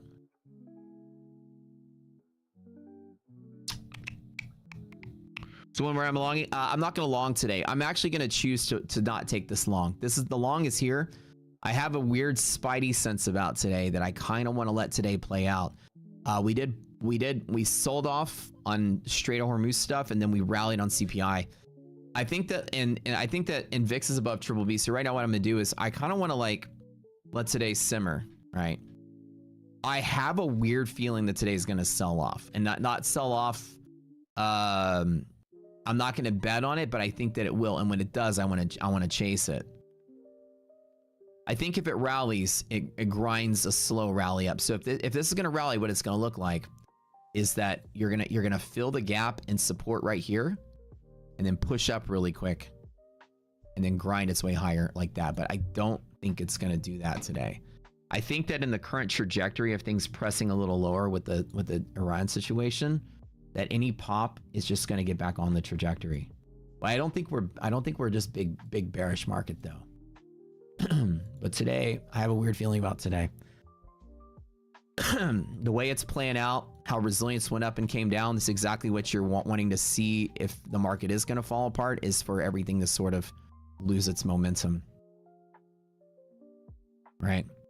So stocks are now selling off. ARB is not, like everything has flip-flopped out. I had a bad feeling, right? And you can see that everything's fighting to flip-flop. So not that I'm going to bet on it, not that I'm going to take a short inside of here to bet that it falls. But for damn sure, if it falls, I'm going to probably take a short into that direction. Yeah. Normally, I really don't normally chase shorts. I usually short off of a high into something. But in this particular case, it's bullish up here. So up in here, it's liquid enough and bullish. As you see, it's going to support. Let me repeat what I said earlier. This area is bullish enough. This area is bullish enough. You see how it all says support through here? That's good. But when you break through this, it's crash here. Yeah, resistance, resistance, resistance, and that'll create some momentum. Right? There's a line in the sand today. Very easy to see. Now, outside of DD bands, I usually only take longs with small positions anyway, so I would just grab the micro. As a matter of fact, if you did get that 80, 100 points, that's good enough for me. Like, I would make that trade and call it a day. I don't know. Did you guys... Well, Fed Warsh, remember, his whole thing is not forward guidance anymore. So you got to think that the K-Fed is not going to come out in front of everybody and start saying what the Fed's going to do in the future. He was like protesting against forward guidance. So him talking is probably going to say nothing about what the Fed's going to do. Like, he's stand against it, right? Okay. Did you guys long off of the bull support? The only place that I was mentioning earlier that I didn't take it because I'm a little weary about today. Did y'all take this long? Did y'all trade it? Right out the bull support? I'm still a little shy. I'm still a little gun shy about the market today. Guys, do me a favor, hit that like button. We got a lot going on today. Y'all caught it? Oh, nice. Y'all are so good. Anybody shorting that? Y'all didn't short this, right? We don't short above DD band. You guys know the rule from the handout. That's the line in the sand I drew is the line in the sand. It's bullish above and it's extremely bearish below. Let me show you the handout. This is from our, if you not have taken our boot camp, my friends, there's not a short setup from here with resilience being positive, so I wouldn't be shorting from here. If it breaks the line in the sand, I'm going to chase a short. I promise you that. Because it'll go from band to band. That's what I like to wait for on days like this. Trump comes through and tweets something else happens. In a moment's notice, something can happen over there overseas, and then all of a sudden you got 300-point candle dropping, so be very careful. All right, so here's the handout that I was showing you guys. The way I trade this is on these green bands. No shorting above the green band and no shorting below the green band. Only shorting off of stuff. Above here, the only trades I take are small and longs only off the band itself or MHP or liquidity pockets. So I trade small longs off of liquidity pockets in the band. Board. Small only. And small is off the band in the pocket. Nice. Small trades only. And so I didn't want to tussle with it. I could have made the quick 40 points. I would have scalped this and closed out. I wouldn't be betting for breakout, especially, you know, below here. Now, if we do break yellow line with any kind of force and velocity, one could take the breakout. The problem is, I'm so scared. I just made your fucking annual salary in 6 minutes, nerd. I'm so scared the old man's gonna say stuff about Iran and that they're gonna fire missiles at each other and my trade's gonna go to zero. Nerd. I'm scared, chat. Oh, man. I don't know what the old man's gonna do. I'm scared long in the middle of the top when he says stuff. Ask him because you know when we're at the bottom and they say bad stuff, it's already bad. But when you pop on CPI and they say bad stuff, broker issues. It falls like a rock. What's going on? Yeah, Sebastian, I've been so scared this whole week, bro. I know. Technical difficulties, but I take this time to log into my Robinhood and sell some I'm options. so hesitant to be in the long because you know how sensitive it's going to be, right? VIX is above Contango midpoint, so the market will dump or rally on news, and it's going to move hundreds of points. By the way, speaking of that, Max, right? So whatever you do, understand that the travel distance, it's slow right now. The instant somebody says something, it's going to go crazy, right? It was my when Matt says he's scared, I know. I've ever done. Well, hesitant. So nothing bearish yet. Everything's looking somewhat good. All the resiliences are decent. We didn't really talk about ARB is positive, so the flow is up for sure. So that's why I'm not shorting it. Like my personal life, It caught the line in the sand. I was kind of waiting to see if we were going to lose DD band or not. That's why I was just avoiding it. I already made some good trades yesterday, so I'm not in any kind of hurry. Did you know that the nighttime stream that we have aspects of trading that you got to go through? Psychological side is the most watched stream at night now. We are tied with Top I'm really Step. excited. That drops today. What time does that drop? So it actually, Old I Bradley just got himself. Confirmation that it Been did doing this officially drop. for just a couple so minutes. You guys can find this podcast. And even these other streamers out there, they're all copying our it is playbook. They're all trying Spotify, to trade at Apple night and trade around the clock and hire streamers all around the clock. And pretty much Brat anywhere is you the get your best. podcast, He's the but best brat in the world. Yeah, Miriam, that's and they badass. still I'm can't very put up the excited for numbers that. Brad does. I think that's podcast. Brad's sitting in a hotel room I can't see with a shitty bro. This mic, shit is driving me nuts. wearing his pajamas, This getting open? more views than people with fucking No, 10-man no, teams and production studios. I'll tell you something about old Bratley. Yeah, I Bratley like, himself. it's See, that's what I'm just saying. so I'm waiting to see smooth. what this I does. can't see it. I I'm don't know not what's chasing happening. along. I'm just waiting. Like, it's like an order went in. But again, I did if it, you lose like, DD band with velocity, it can fall very fast. I think I'm And the just gonna fact that have we to have stop trading. all gamma negative on monthlies, if you get to MHP on a DD band break, it's likely to break and fall and cause a gamma squeeze. So I'm not chasing along right now. I'm just waiting. It's scalps only to long side also. It's 40 points, 40 points, 40 points, and that's it. No breaking for the upside. Is it not Brad? It's Matt. Well, yeah, that's the reason why. Big homie Brad killing it. And Tops Up is a really good show. Like I'm a fan of those guys. I'm pals with Dakota. He's a good dude. It'll be hard to top it, but the fact that we're neck and neck with those guys, it's crazy. Crazy. Whatever you guys like, you'll stick around for it. Appreciate that. It makes us feel good. We teach you guys trading. We teach you guys risk management. More than anything is we teach y'all risk management. We teach y'all how to survive. And all these great stories that come out of this place where you guys are saying you got your first payout and you got your first this. I ask everybody, what did you do differently this time? Like, what is it that we gave you that helps you over the hurdle of what you were fighting? And people say, I just trade less. That's what everybody says. I just kind of trade less than I used to. I'm more patient. I wait. I don't trade as much and I don't short as much. A lot of people say they don't short as much either. But most people, almost everybody says they trade less. Crazy. Crazy how that was the thing that was missing for most people. Everyone's over trading. I teach you to wait for something to look good, and strike. And I don't miss opportunities. I will wait like 6 hours if I have to. I got a gaming station over here. Dude, I'll pop that bad boy open. I'll play Battlefield between every game. I'll just peek at the market, see what's going on. Oh, there's an opportunity. Let's go for it. I got an alarm set on my phone to let me know something's happening. I never sit here when the market's doing like, hey, I gotta make a trade. What am I gonna do? I gotta do something. I never feel like I gotta do something. I always feel like I want something better. Longing off DD ban 2 times in a row. The scalp just won twice, by the way. I'm still not taking it. No reason not to, other than I just have a weird feeling. And anytime you feel away, just stay away.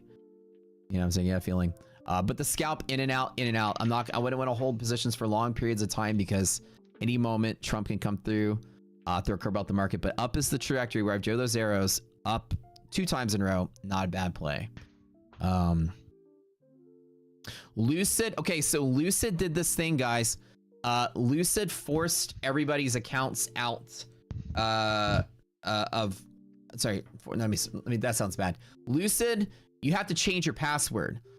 Lucid preemptively denied everybody's login because of not because of a security breach, but to prevent a security breach. They added a layer of security, so they're forcing everybody to change their password to Lucid. So if you go to Lucid, if you go to your email, there's an email that tells you what they're doing. So there wasn't a security breach, like I said. They just are updating their security, and therefore they made you, and you can choose your same password. I did.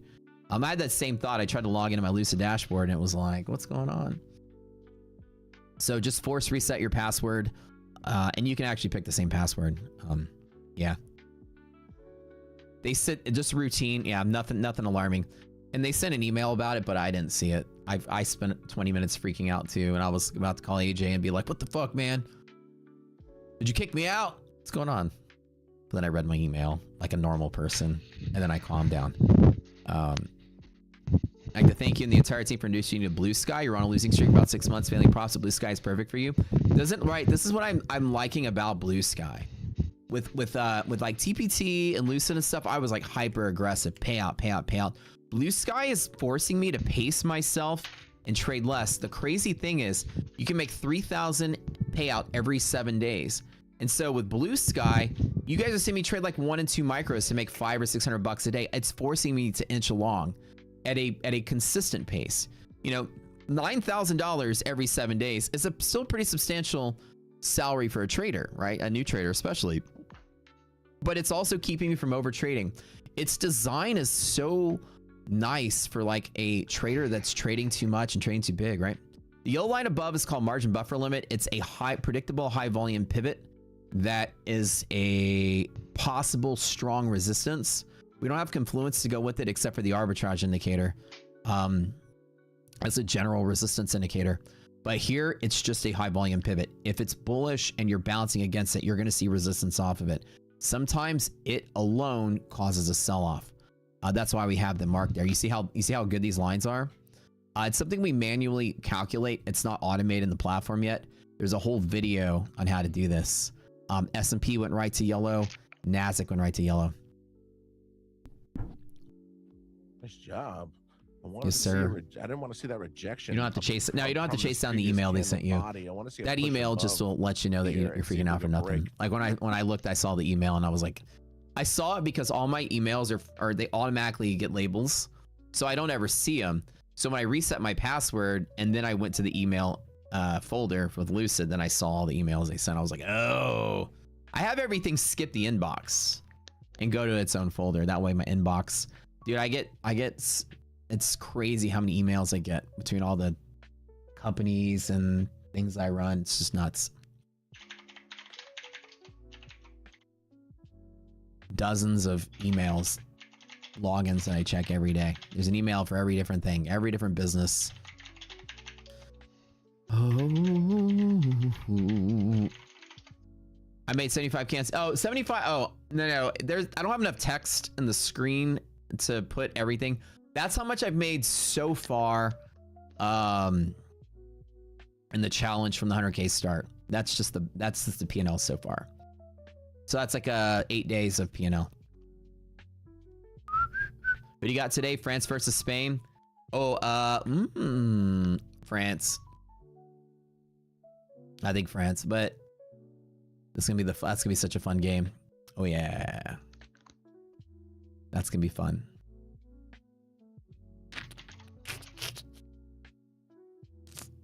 Yeah.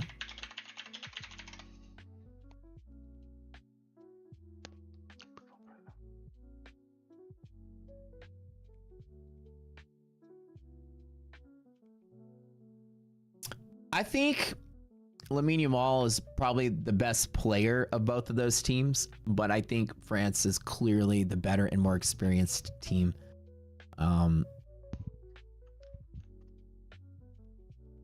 Lamine's a baby. It's going to be hard for him to compete against such a seasoned squad. This is an experience. Mbappe's also young, but he's like, you know, he's already got a lot. I mean, the experience that the France team has at this level of play is just much higher than Spain. Spain's current team. Mbappe's better. I mean, he's also older. I mean, Lamine Yamal is freaking a teenager. So, 10 years of experience additional. Isn't Mbappe like 28, right? Or 23? No, he's like 25, I think. He's mid-20s. He's probably like 5 or 6 years older, I think. He's also young, but he also has, you know, World Cup finals experience as well. So he's got that, you know, pressure down. He's got, you know what I'm saying? If it's a whole different game when the pressure's on and the stakes are high and you're close to the finals, semifinals, the experience alone is going to give you an advantage. You said he's 27. Oh, he's 23. Oh, he's 23.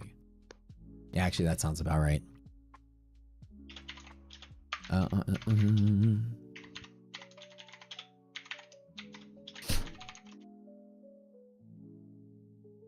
if they were the same age, oh no, I think Yamal is like the next Messi. No, the next Ronaldinho. Like, I think he's got like these finesse dribbling skills that are just like out of this world. And so he's gonna be like a you know, he's gonna be like the next big, the two of them. I think that's like the next Ronaldo and Messi. Who's better? Those two I think are gonna be two of the best in their So Mbappe's 27. Yeah, that's what I thought. He was a little bit older. That's what I thought. Yeah, y'all said 23. That kind of threw me off. Yeah, he was like, I think I was like 10 years older. That's what I thought. So I was right. See, I knew I was right. Just convinced me I was wrong. But I think what's kind of cool is I think that as all the greats now are retiring, the next round of footballers are all just as good, if not potentially better. Like there's a lot of these younger players out there that are good. I'm talking like good. Yeah. Mbappe's what? This is his 3rd World Cup, I think, right? So it's kind of like I always like try to compare the 2 times that the Texans went to the playoffs when Matt Shaw was quarterback, and we played against the Patriots both times, and the Patriots just like slam dunked us. They had a better team, but like, you know, you have Tom Brady that's got Super Bowl experience against a green quarterback that's never seen the playoffs. It was like watching a high school team play against a little league team. It was embarrassingly bad of just the experience, not just the skill, but you can see the experience. It's like every play we were doing, they countered us. Every single thing we tried to do on defense, they had a workaround. They just found holes and everything. It was experience versus inexperience. You can just see the difference. It was embarrassingly bad. So my fear is that with Spain, is that the experience Spain has experience, but not this team as much as France does in World Cup. So it's hard to stay under the pressure that they might perform as well as, but you never know. You never know. What's up? Yeah, Messi before 25. Well, yeah, I mean, that's what I'm saying. These are people that, you know, the kids these days, I think they're going to be it's going to be a fun, it's not like all the goods retire and it sucks for a while till you see some good players pop up. The next gen of players are all still they're still really good. France will get Spain. Yeah, I think it's an easy decision there. Messi or Ronaldo? Well, Messi. Oh, in their prime, they're both really good. But it's hard. I hate when people compare them because they're too. They're so different.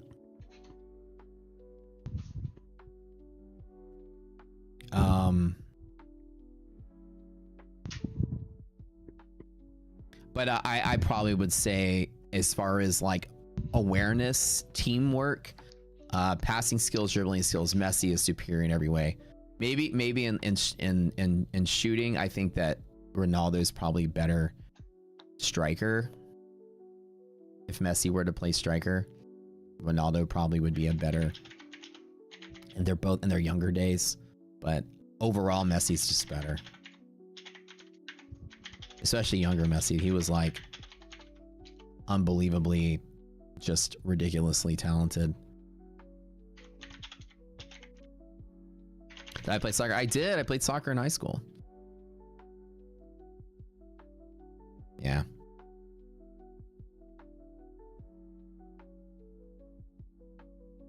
Ceiling Wish fan.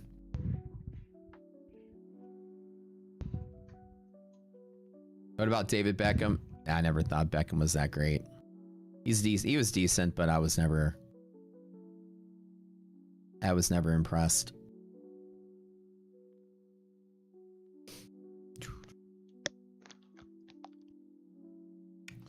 Solid. It's holding. We're holding right here. You said, I think you don't know how young Ronaldo was insane. I just said that. I just said in their younger years, Ronaldo, like, was one. If you put him, if they were in both of their primes, Ronaldo would be a better striker. Eu vou torcer pros Beatles, né? That's his strong point. That's what I said. As far as like teamwork and awareness, you can see Messi just plays the game better. He can set up passes, he can set up shots, he can trick 2-3 defenders at once and pass it in the perfect timing. I mean, it's kind of it's like watching, and they're two different play styles. Ronaldo is a fantastic striker, though. Quem que sobrou? França, Inglaterra, Argentina e Like Espanha. when you watch, what was it? The last Hoje game? é- No, not Hoje the last game. é The França, the velho, Switch. Espanha, pô, seu pai. Isso é Which brincadeira. game was it? Hold on, Não, which game tem this que torcer pra quem vai ganhar, ué. Eu não. So I don't think we're gonna sell off today. It looks like we Torço fought all that off. pra Your vida resilience is inteira. getting better. Então, Market tu já não slightly tá pushing cansado de higher from here. sofrer, I não? haven't pushed the button yet. Não, nunca demais, né? Você torce pra Espanha, a Espanha ganha da França e vai lá, toma taca pra Argentina na final, aí fodeu. Quem disse que a Argentina vai estar... É, você tem um ponto. Você tem um ponto, Augusto. Nunca ganho. Yeah, it was the Egypt game. Quem disse que a Argentina vai estar na final? É, você tem um ponto. Você tem um belo ponto. Clutch A good point. goals of Messi. E a Janja disse que reclamar da gastança dela é misoginia. Tá vendo? Eu falei com você, Rafinha. Para de reclamar das gastanças da Janja. Você tá sendo misógina. Isso aí eu não posso, não tenho nem moral pra falar, né? Moves I've seen in the whole cup this time around. Você imagina, Mas né? se bem que quem paga minhas coisas sou eu, né? Quer dizer, nem eu tô pagando minhas coisas, imagine. Quem paga as minhas coisas, como diz outro, quem paga as minhas coisas é o banco, né? Depois eu resolvo com ele como é que faz. That was nuts. Clutch play.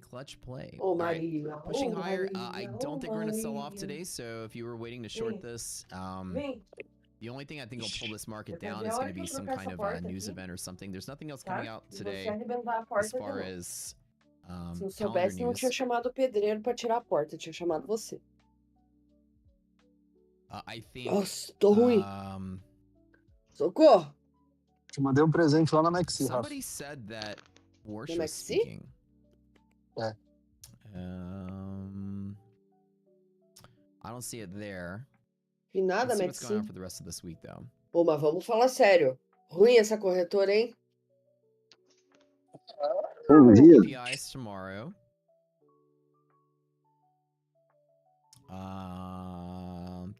Typical Thursday stuff.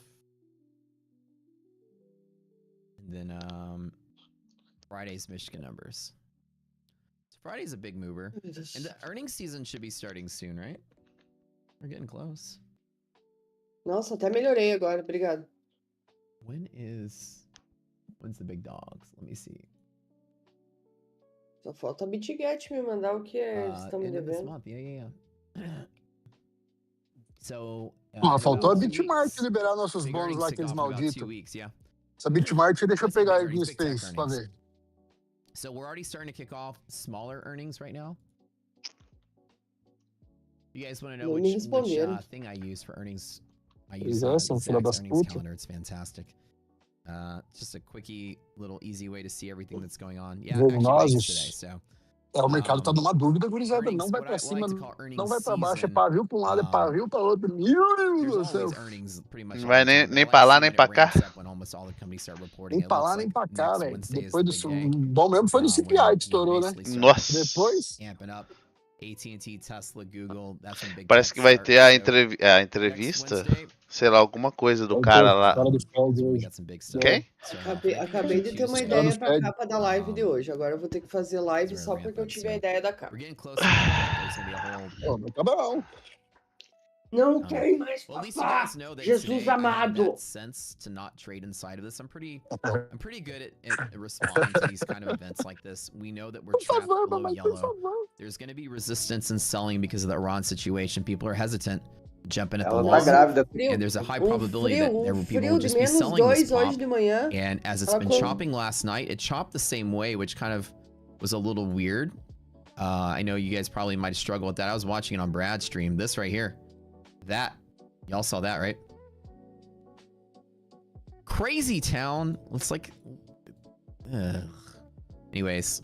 I'm waiting just to see if it does sell off. That's all I'm waiting for. I have a weird feeling about today. And good, I haven't chased anything. But you guys have been scalping off of the green line. Y'all been making some dough there. Resilience is still positive enough that it is trying to fill the gap. And it's filled like 4 different times since market has opened. And has failed to produce any kind of momentum from there. This is that line in the sand that I've drawn. So kind of keeping it here. if we lose this area, I'd be willing to chase a short. And I don't normally do that, but I know that when you open above green band and you come below it, oftentimes it falls to the bottom band. I'd be willing to chase a short with some micros. You like that earnings chart? Dude, Yacht, I love it, dude. I always like things that are easy and concise. And what I like about Zacks is it's just, you can sort by market cap and then it tells you just the straight update. It's not overwhelming. It's just like, these are the companies, these are the bigs, this is what's coming out today, and here's the estimate, here's the reported price change, you know, that's all here. Warsh will be speaking at any moment, the House Committee of Financial Services. Okay. But here's the thing with Warsh, you know, the way I think about it is that his whole thing is that he doesn't want the Fed to become a gambling event anymore. He's mentioned this. So I think most people are kind of waiting to hear him say something like, yeah, we may cut rates, we may not cut rates. If he's going to stick true to his word or his desire, I feel like him talking is going to offer zero hints at what the Fed's going to do. Does that make sense? I think that that's kind of his thing, right? So him talking, I'm not afraid of him creating volatility because he's going to probably not say anything. My thoughts on CPI? Yeah, so CPI came out to be pretty good today, and it actually beat expectations both on the core and the non-core CPI. So, and the Fed projections were that inflation was getting worse for the year, right? And they were betting their rate cuts and rate hikes off of that projection. Let me get the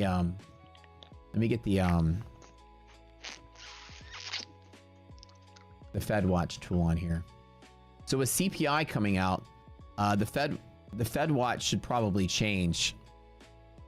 Fed Watch is a tool. If you guys Google CME Fed Watch, they have a tool that breaks down the federal fund futures into the probabilities of rate cut or rate hike. Currently, right now, there's 85.6% chance that the next Fed meeting doesn't change anything, and a 14.4% chance that the next Fed meeting raises rates by a 25 basis point target.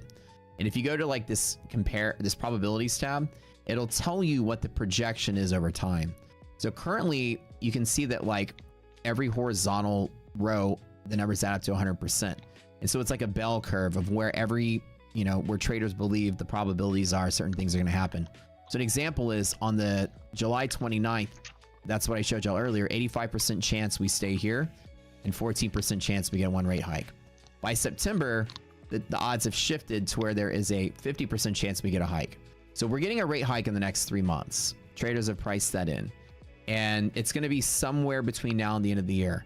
And somewhere between first and second quarter of next year, we will go with the second rate hike.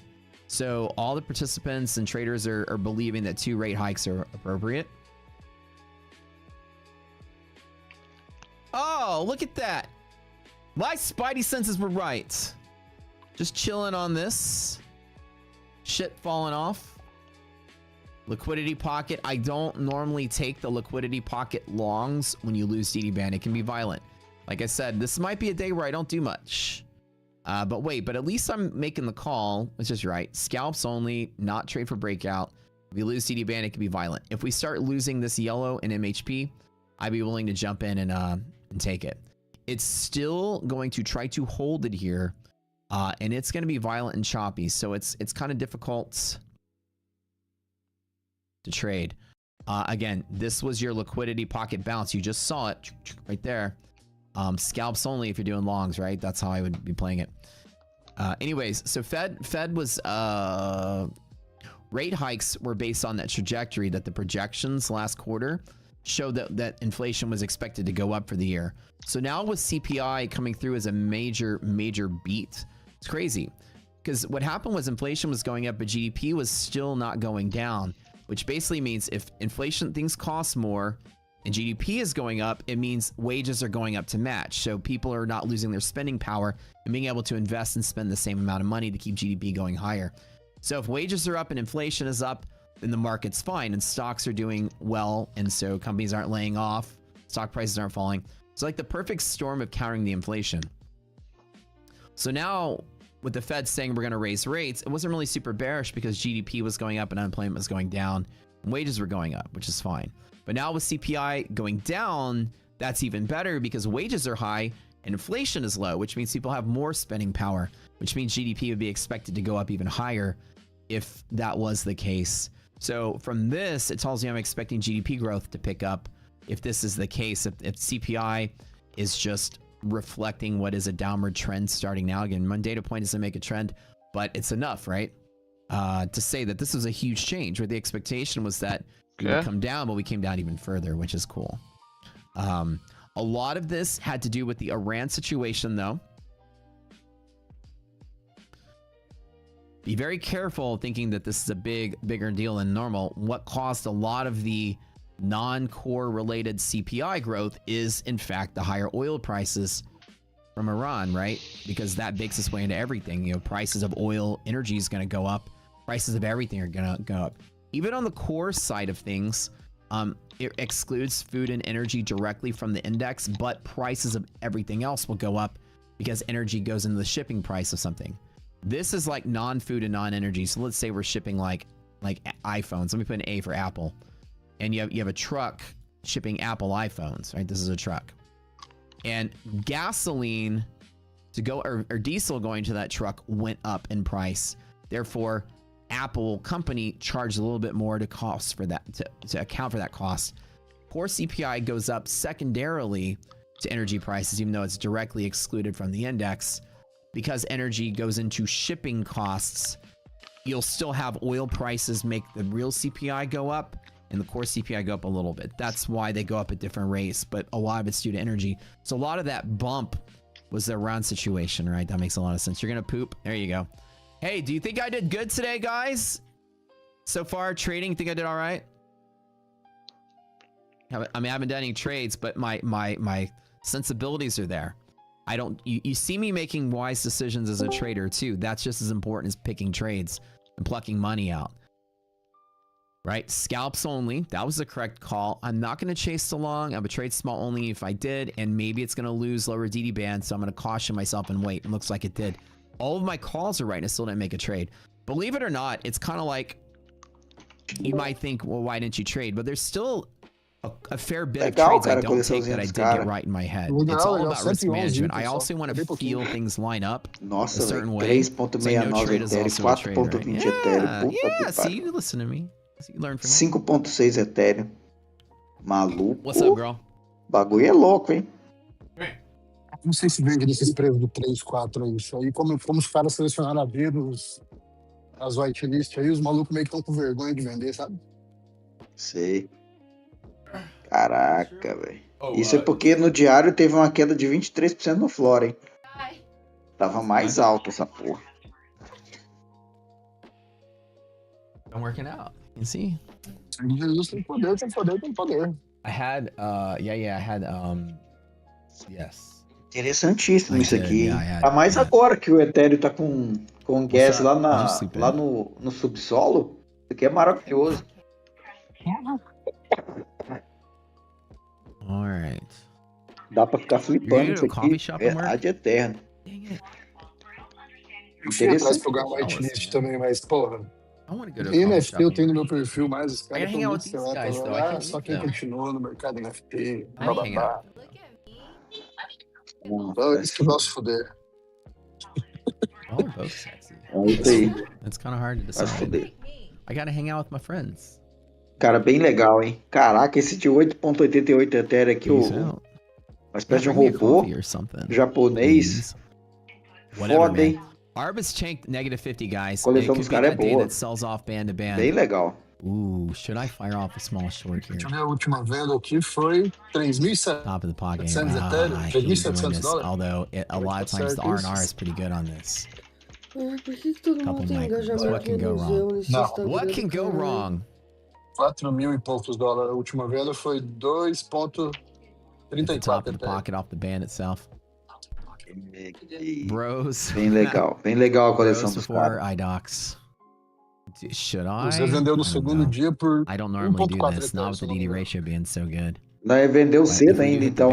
If we hit the band, it's a good shot. Porque, porra, imagina que você não vai tremer na base, velho. Bagulho desse. Let's put a micro on it. Você pagou $120. No outro dia. Let's put a micro and just let, and if the market dies, it dies. If it doesn't, I lose nothing. I lose Eu na Nothing. careca do Russo não quero saber. Só que ele tava com vergonha, mesma coisa, com vergonha Good de day, vender pra nós sir. queimar com os caras. Eu já ia se queimar, eu quero. Se queimar é passar fome na minha casa. Não quero me queimar com a minha mulher, porra. Exato. Não, mas aí nesse caso aí o You cara trade, hey, pensou assim, K-Trades, vai what's que up? eles You joined falam, Mark Suit a couple years "São, back, eu fell consigo trading pegar futures, how to outro join community back. whitelist." Go to our Aí eu acho Discord and talk to Eu acho que é Slacks. isso He'll aí get que you os right caras back estão dando in. He'll valor. tell Que you where to provavelmente vão go, what to conseguir os do. whitelist trades. I don't know. The long scalp is good. The DD band resist trade. I don't normally do this. I don't think it's a good trade. With Confluence, I don't have it, but the R&R is massive to the downside.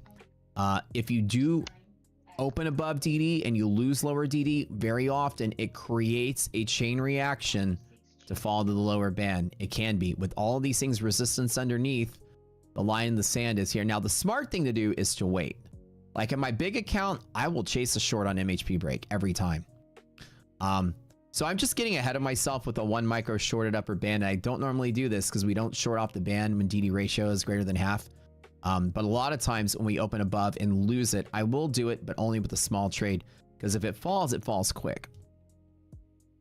I said good day.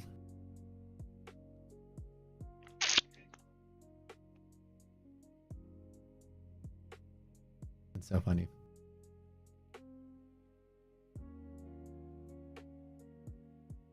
I love that movie.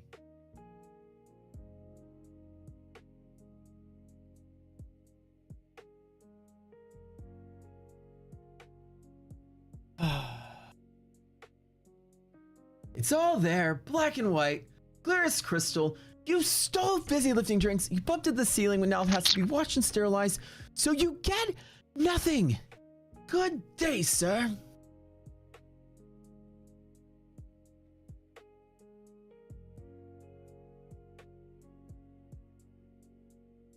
Good, you lose. You're a monster, you're a swindler and a cheat. Whatever Grandpa Joe says. How can you build up a little boy's hopes and then smash his dreams to pieces? Like I said, this is not a smart trade. It's only a hunch trade. Normally when you open above DD and you lose DD, can cause a chain reaction. So I usually will take the short off of it. There's the line in the sand. If we do lose MHP, it falls. And look, 1 micro is all I put on this. I'm going to take this in the big account also, or the challenge account. On the failure. This is a place where it's going to try to bounce, but if it doesn't, it's a big fall.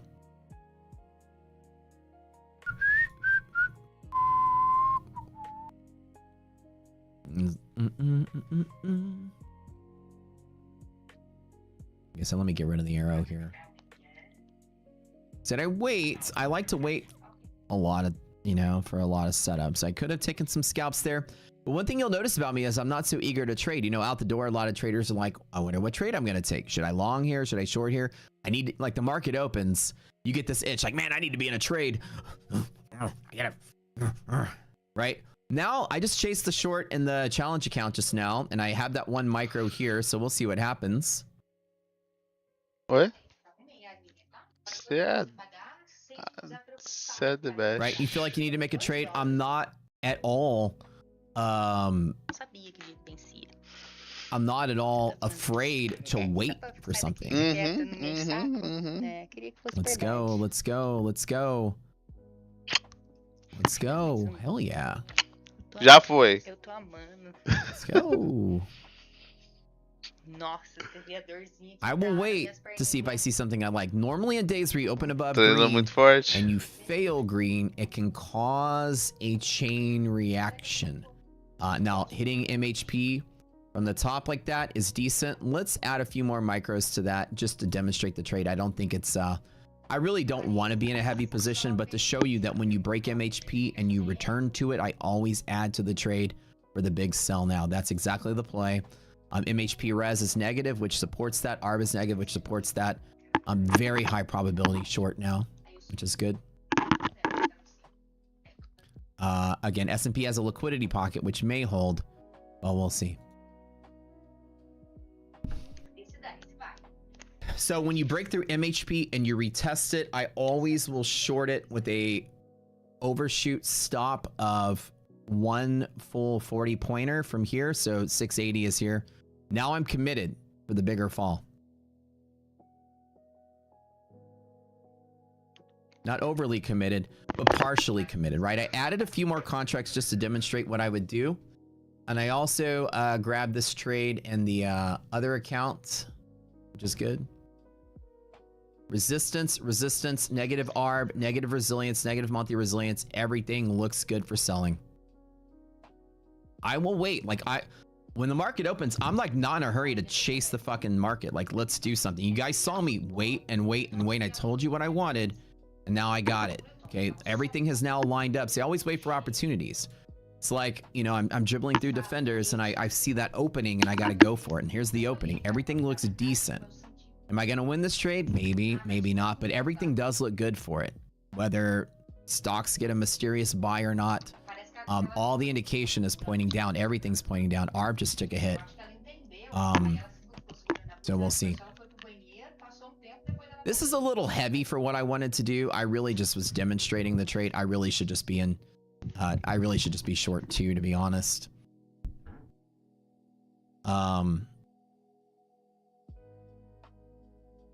Again, if it breaks MHP and goes back up, then it just goes out. No big deal.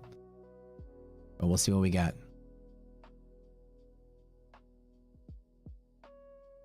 There's also a yellow line there as well. And also, we're a smidge away from having some kind of probably around this and that coming through. And if I'm wrong, I'm wrong.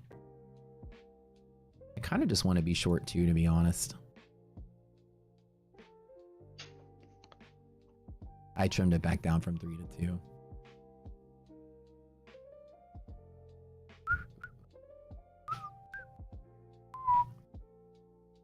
And if it rescues back in here, then it's fine. What happens is if we test this, then I will not stay in this beyond here. So I trim it back down to 2 just to hold through this volatility. 2 is totally fine for what I want to be doing. And we'll see what happens. Negative arbitrage is good. I still want to keep shorting pops on this negative arb, at least for right now, underneath all of this support. Let's not turn today into a losing day, though.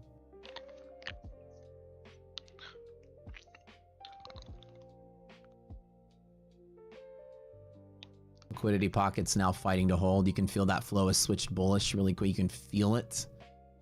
It might try to tap the pocket one more time. I have a small enough bet that I can hold through the volatility in here. All we need to do is get below MHP one more time, and it's a tank. So it's still gonna hold. It's gonna try to hold. So it's a fight. Always a you know, teeth clenching moment when you're looking for MHP breaks. The only reason I do chase them is because the R&R is massive if it does fall. Only about 1 out of 4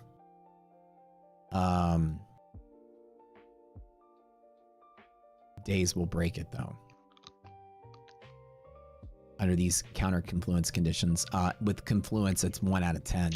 So the odds are slightly bigger. 1 out of 4 chance you get a 10-to-1 trade, which is kind of what I'm talking about. And so, still having a little bit of draw. I did trim to 2, which is good. This pocket is going to try to hold, so I might get another burp up, but I have a good feeling here. Relying 40 points of overshoot, switching right close to about 50, where I know if I'm wrong. And so, problem is that I'm probably wrong. It might do this and then this. And then back below there might pull back, but we'll see. I always wait for something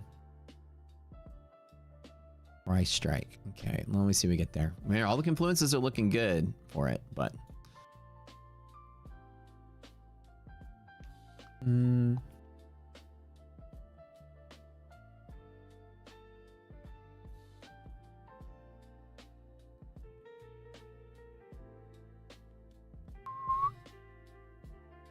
Looks like I'm wrong. Good, glad I trimmed that down to 2 micros. Okay, I'm gonna close out right here actually. Let me trim it back down to, oops, I'm sorry, that's the wrong button. Let me trim it down to 1. So that didn't work. Pockets are still stronger than I thought. But like I said, 1 out of 4 times you get a 10-to-1 trade, which is kind of why I like to take it.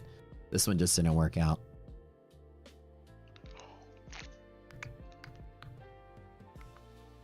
Let's close it out. All right, that didn't work.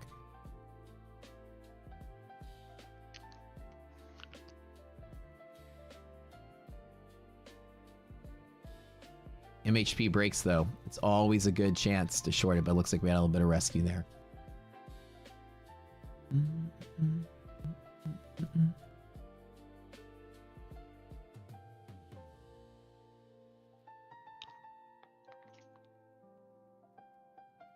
I'll do it one more time if it falls through it again. No, that was a little bit... That's a little bit of a shift. I wonder which stocks are picking up some steam there. Let's take a look. Something was getting bought up. Amazon and Microsoft. Okay, let's take a look at those guys. Somebody grab those dips. Amazon has been a little bit of a buy there. Microsoft. No, sorry, Microsoft is there. Amazon. Well, actually not. No. Not Amazon. Let me read this differently. Crossed up MHP. Crossed up MHP. Must be other things. Well, looks like that's not going to happen. MHP breaks are extremely severe, though. So if it falls one more time, then the market's dead for sure. Well, it looks like that candle kind of rescued stuff. I'm not going to take another attempt at this unless we do break through it a second time. And then I'll jump right back in. Better safe than sorry, you know what I mean? You want a ceiling whoosh fan today? All right, I'll give you one today. Like I said, this is more like a confirmation rather than a short from a high. It's more like I'm going to take a confirmation bounce because it usually can be really big. All right, you want your whoosh shower? Right. LP has still been very strong today. It's been very strong. All right. Again, when you fall through it and you touch it from the other side, that's the chase. Remember, you fall through with resistance. And while it was 3 or 4 minutes trying to do what it normally I would like to see it do, it just failed, so I closed out. I had 3, then I trimmed to 2, then I trimmed to 1, then I closed. It's volatile enough that I don't close it all out at once. I stage close. What it does is when you stage close, it allows you to still have something engaged in case the market just swoops in your favor. A lot of times there's just like a volatile correction on the bigger trend if it is trending down. In that case, I like to just close a little bit, close more than close. Instead of just trimming all of it at my stop, I will stage close. Some, and then some, like trimming around the range. And so I'm out, like I'm fully out on this one. I'm still up for the day in this account. So we'll see what happens. All right, whoosh shower time. In the meantime, guys, let's do a little giveaway to start off the morning. Y'all want to do some giveaway accounts? I hear y'all like free stuff. Do y'all like free stuff? Y'all like free things? Because I got some Blue Sky accounts to give away. You can type in the word Blue Sky in chat. Enter into today's drawing.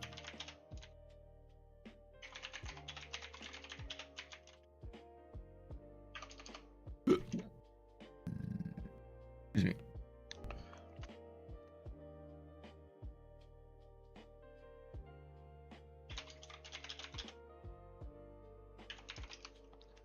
Ooh, damn, look at that. A little bit of a bullish pop there.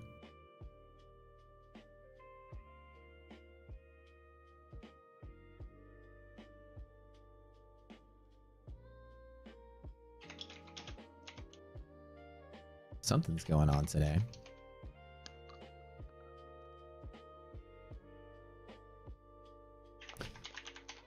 All right. What happens today, guys? What do we think?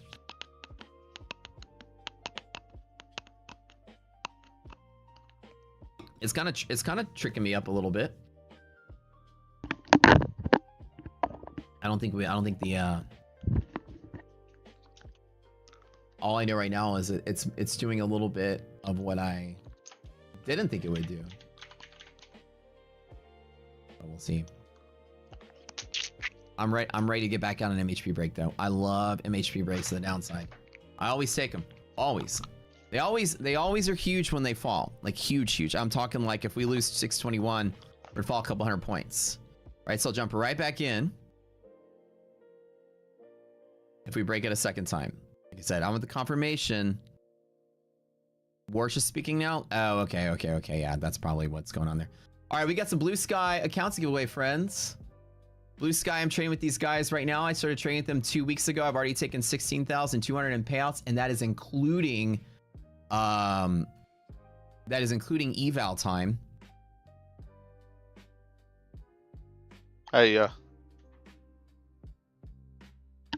Not a bad firm. They've got some really good stuff.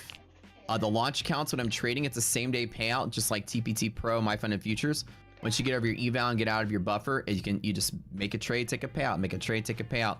The Orbit is just like Lucid Pro. It's a 1 day pass and then 3 days to payout, which is really good. They let you reset in the middle buffer phase, which is kind of a neat thing that they do. Instead of having to reset your funded account all the way to the beginning or to the eval, you can reset your buffer and start over in the middle, which is kind of neat. Nobody out there does that, which I like. It's been a pretty neat experience. Blue Sky has been my highest ROI of any prop firm I've traded. I haven't been blowing up just about anything. Normally I have some blow ups up front and my evals don't work out or the fundeds don't work out. I got to run through a bunch of them. I bought all these accounts expecting myself to fail some of them. And I just didn't fail a lot. So I have all these past evals that are sitting here that just are sitting there in reserve that I didn't even need. Anyways, type in Blue Sky. We got some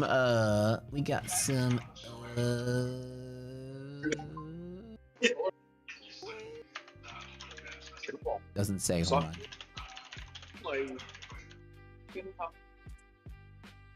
It doesn't say. Let me see. I think launches. Hold on, let me look real quick. Warsh is speaking. can listen pretty much anywhere that you listen to podcasts. Looks bullish.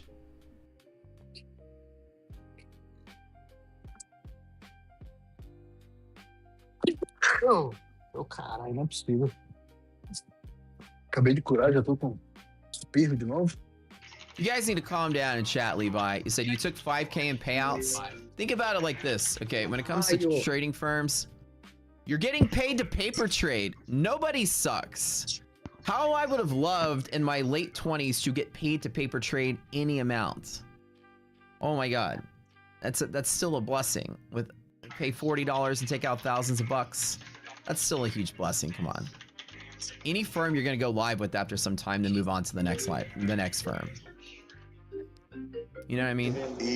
Mas eu fico assistindo que ele sorteia. They already talked about putting me live too, because I'm already crushing it.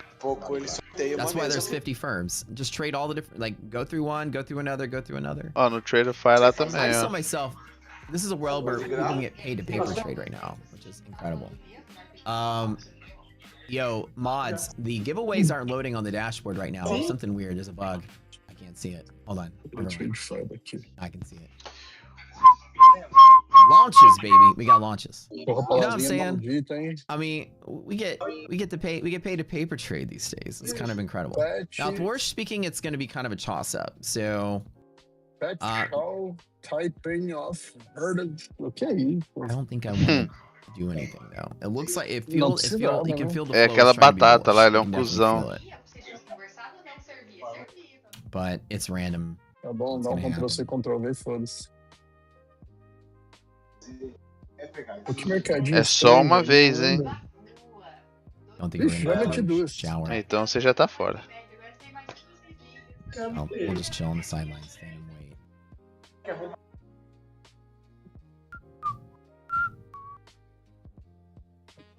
Oh, they are. You know what it is? You know what it is? It was because I didn't shower that day, and so you're just like. It's a little weird.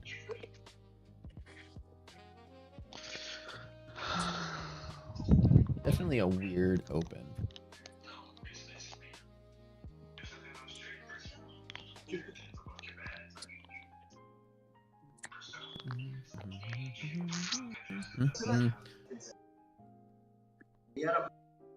What's the code for the 100K?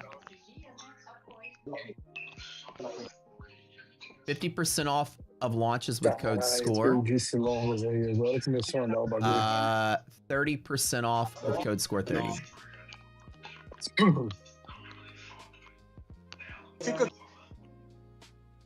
Glad I got out of that one when I did.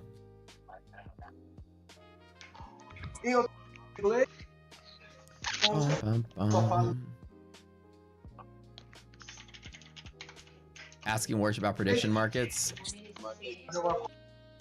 As soon as I got rid of the Woo Shower fan, we pumped. I know.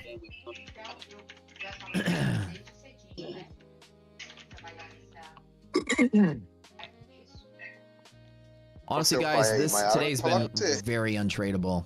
It's been kind of difficult. This action was weird. MHP break got me excited, but I don't think it's gonna happen anymore. We did pump back above upper TD band, so now it's gonna support and probably just keep floating. Voltei pra ficar. Maiara quer falar com você. Tô correndo. Sou casado. Opa, opa, Mitica. Opa. Damn, look at that. Olha isso. What is he saying? Oi. Look at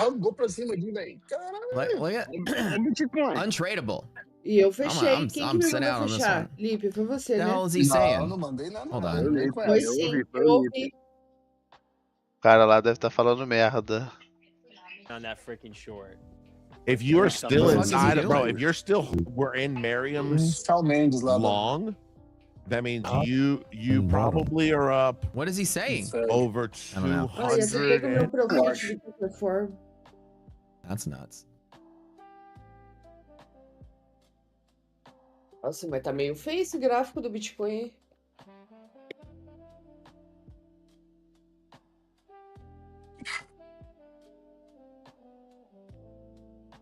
I don't know what he's doing there.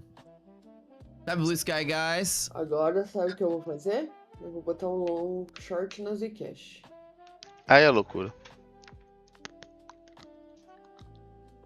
Trump claimed victory. Is that what Trump did? Vou começar a montar short. That what's going on? See, what a nutso kind of day.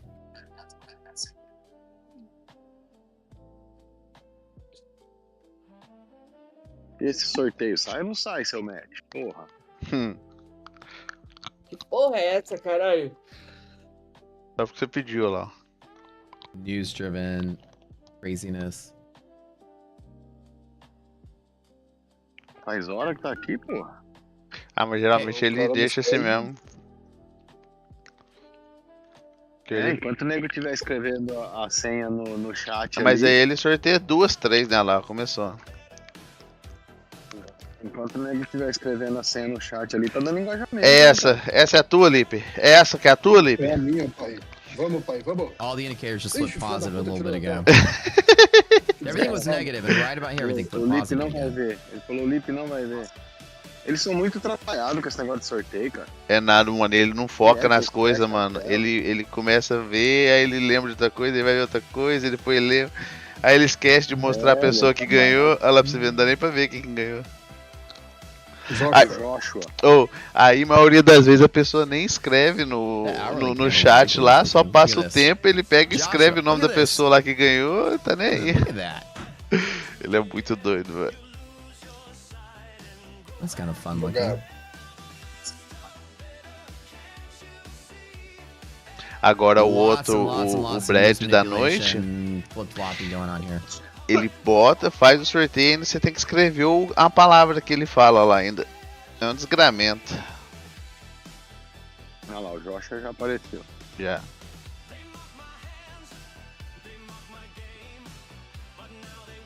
Perception of today's conversation, I guess, is pretty bullish. É Blue Sky ou Blue Sky? Blue Sky. Blue, sem E. Aí você escreveu errado. Eu fui no vácuo. E outra, quando tá rodando ali, se você põe, não vai pro negócio lá, pra lista. Tem que estar parado. Não adianta nada você colocar agora. I don't know, man. I still got a weird feeling about today. É, mas vocês botou errado de qualquer I jeito. still don't want to chase this to the long side. I had No, some weird no, feelings tá about falando today. I don't know certo, why. Oi? I wasn't shorted either, but Então tava falando certo. Oh, MHP break survival is a good sign that this isn't gonna sell off. So. But if it does, then I just like I said, for me, it's not following anything I want to do, so I'm just chilling. You know what I mean? Hit yellow line a second time, which is a rejection point. O Arch falou que vai ser tudo transparente. Que mais que ele falou? Full trap maybe? Yeah, maybe. So yeah, CPI pump and whatever this bump just was.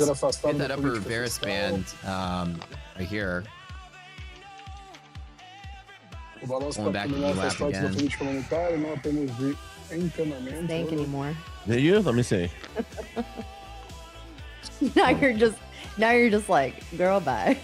Olha lá, a terceira que tá rodando, ó. Get me dirty, bro. Agora isso, pai. Eu não vi meu nome ali até agora. Também não viu o meu, pô. Nunca vi o meu no Picture, so I still have the first one.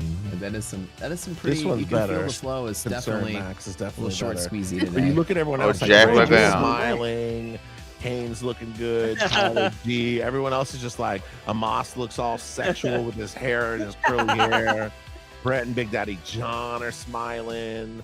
My wife is banned. She's got this little sexy thumbnail, and then you look at me, and it looked like AI blockhead Minecraft face Max smells shit. Julia. Professional fat ass smells shit on thumbnail. So I'm surprised they didn't like lean the thumbnail You guys to the master left. betters. Lean the thumb. Let's get a bang on Miriam. Yeah, we're gonna bang on Miriam right now. We're not going for the disrespect today. Oh my god. So my hunch was wrong. So Get at least I got away when I did, which is good. I've got many bands going on me, apparently. All right, one more of these. You guys get launch accounts of Blue Sky. Those are the one-day payout accounts. They're really good. Mas não nem And caralho. Miriam has like sexy smirk with her hair looking all perfect, and I'm just like, bro, I can't even. It's just pissing me off for real. Bro. I got this shit saved, bro. It's pissing me off for real. Oh my god. Look at this shit. Xanadu, olha o Xanadu ali. Oh, Miriam's looking fucking good. Everyone's looking good, and then you look at all the previous people's photos, and then they got me looking like a real.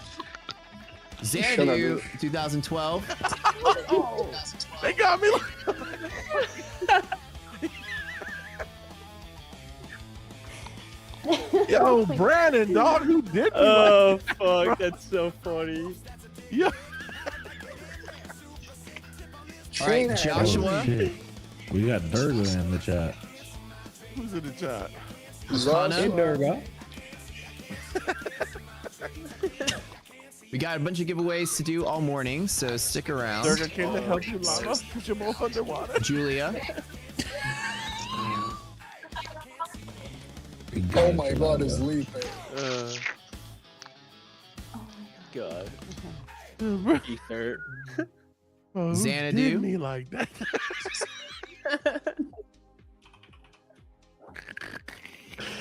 And Durga. Já acordou, meu bebezinho? Meu Somebody Deus do said céu. you're trying to figure out why I didn't go long and queue Fucking cheeks MHP every hurt. time. I'm laughing. Rewind the stream and rewind the stream Both. and God answer. I know that's right. I'm practically sitting out today. That's it. I'm not trading this. I've told you guys I'm sitting out today. That's why you got to be here in the morning to hear the whole plan. I'm not trading up in here.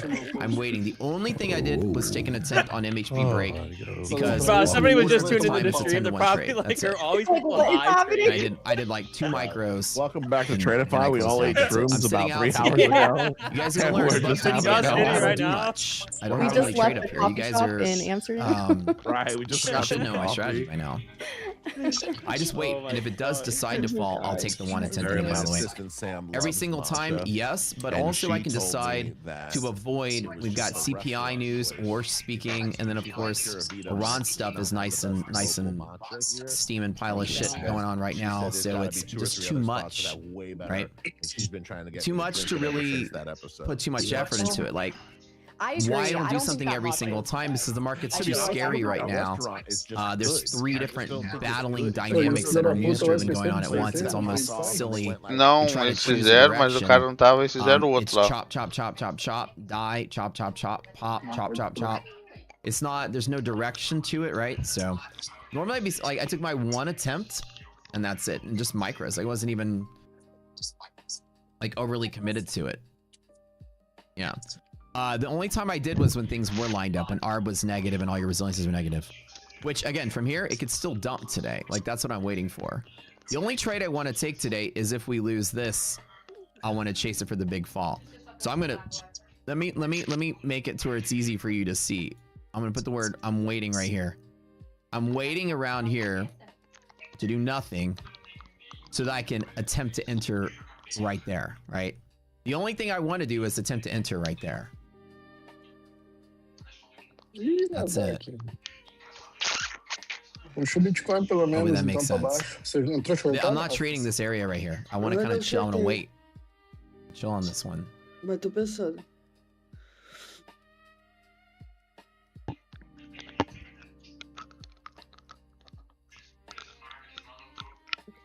It just feels a little weird with the whole K-Warsh poppage going on here.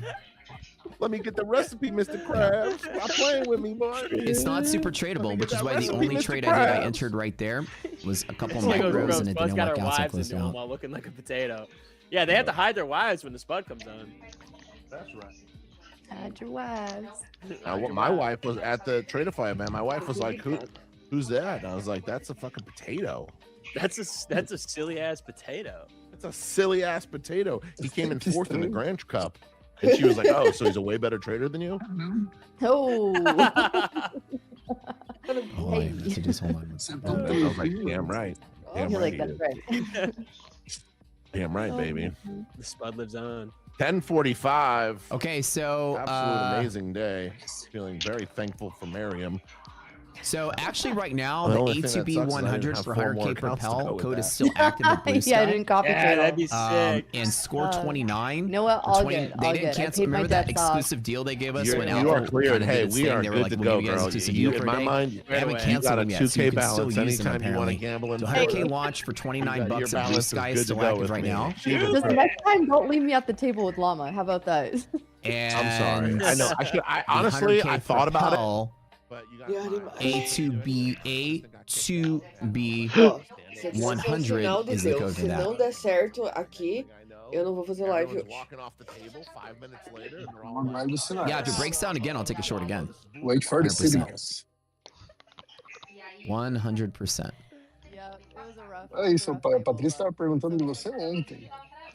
Ah, O que chamou meus amigos. tomei a baqueada Like I said, I semana got this passada weird que eu feeling about tava me today. I recuperando. don't know what it is. I don't want to be in Desacordo something sou. today that the market just zips in the other.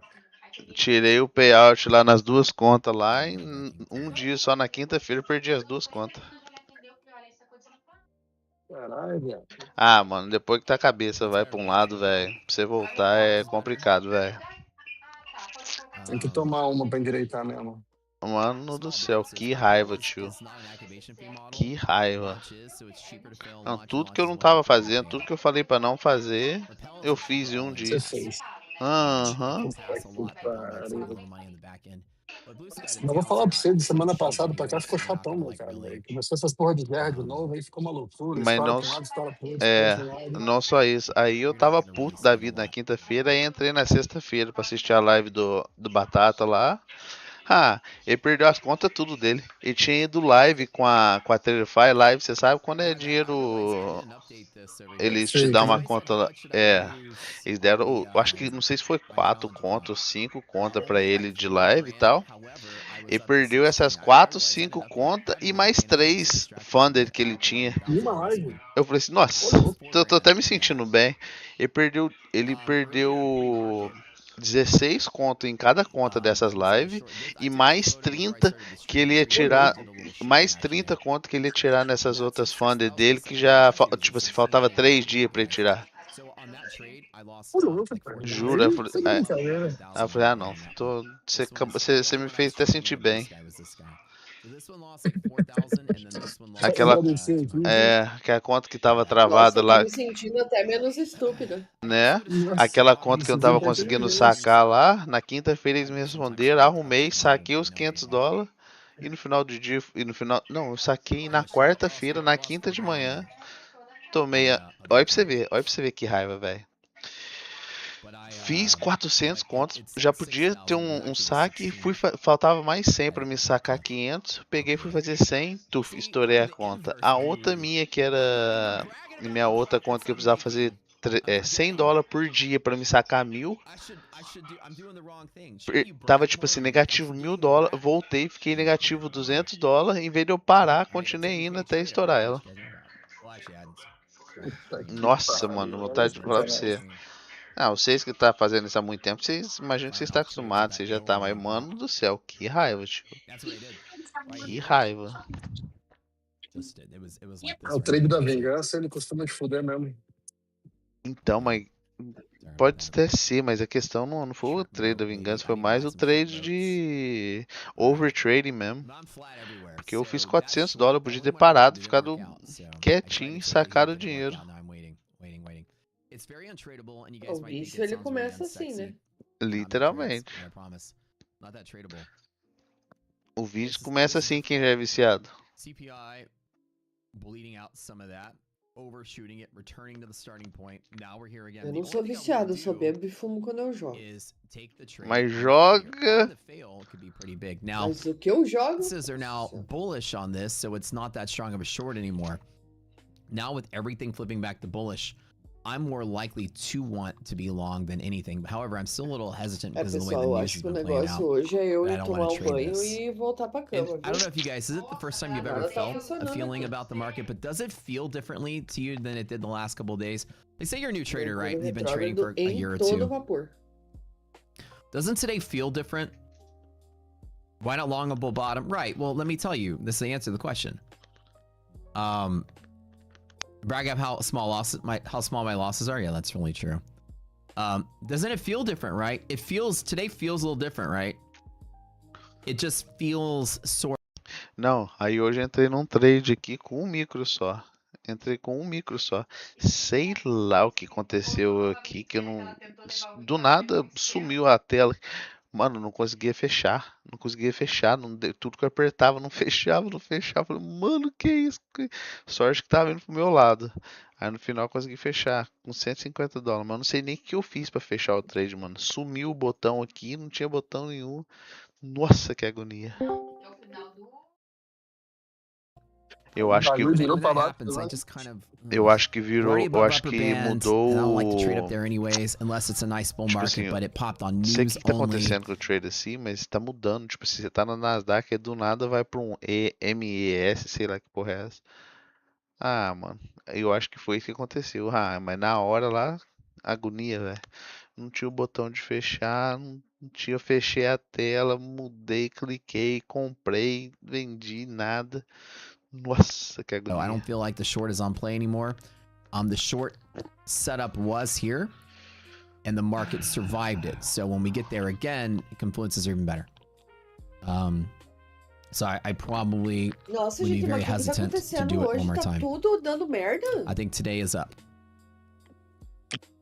I could have just not traded and made 16, but 11 is cool too. I'll take it. When I stopped taking my ADHD meds, like a little bit over Almost 2 years now. É isso que o mestre tá falando ali. And catalyst occurring, market shoots up instead of Vocês falling. que tradam So the tempinho, question o que tá is, acontecendo technically hoje? Você tá vendo a speaking, diferença? Não sei o yes, que lá. but we still trade it. We don't call upside catalyst as a reason to sit out, because when markets are moving up, volatility dries up, which makes it easier to trade. When markets sell off, volatility picks up, which makes it harder to trade, right? It gets choppier. When markets move up, it dries up and gets smoother. The idea that the V's are getting smaller on an up move make it easier to trade. We don't avoid upward catalysts. We jump in on them. Downward catalysts we avoid because it's so choppy, they're almost impossible to trade. So we trade small, like you saw me a couple days ago, small, wide positions and all. So now, like you see how when I said a second ago, all the confluences are back to being slightly bullish. You can feel that flow is now kicking back to being slightly bullish. The only thing that I'm waiting for now is if we fall through there with negative resilience or anything, then I'll take that short one more time for the bigger fall. Other than that, it's likely to hold. Everything here is telling me it's likely to hold now. Things have flipped to the other side. Now things are steadily bullish. And as steady as they've been all morning. Right now, the indicators are as good as they've ever been to the bull side. Now everything is bullish again. So this is a day where we're probably going to trade higher. I believe I can fly. So no more shorting. Puta, por que I feel like that means my difícil intuition. I fazer o que eu feel tô it pedindo pra feels a little fazer? weird now. But now Nossa, things are até flip melhorei. flopping back to the bull side. It's the second flip flop we've had. Tá com medinho, tá? And, Pode tá com medinho. Tá com medinho. You don't have to take every trade. You don't have to do everything. Right? That's the trick to this. Just trade when you think you got an edge. I know I don't got an edge today. We flip flopped against the rules 2 times. Then I just it's kind of a sit out. Chora. Maiara nem pediu mais. Ele tá sonhando, cara. Ah, a Maiara tá aí sim, ó. Ah, não tá falando, não tá aqui. Ah, mas aí é normal, é. Ela é assim mesmo. Okay, pick 8. Yeah, I'll round it up to 10. I'll buy some more for you guys. Pick 10 random names from this list. Geralmente ela faz isso. Ela marca você no comentário lá, chama você 3 vezes, você entra na call, aí você entra aqui e você fala que foi, Maiara. Não fala nada. Ah, caga. Ela só fala com o Augustoche. Com o Augustoche ela fala.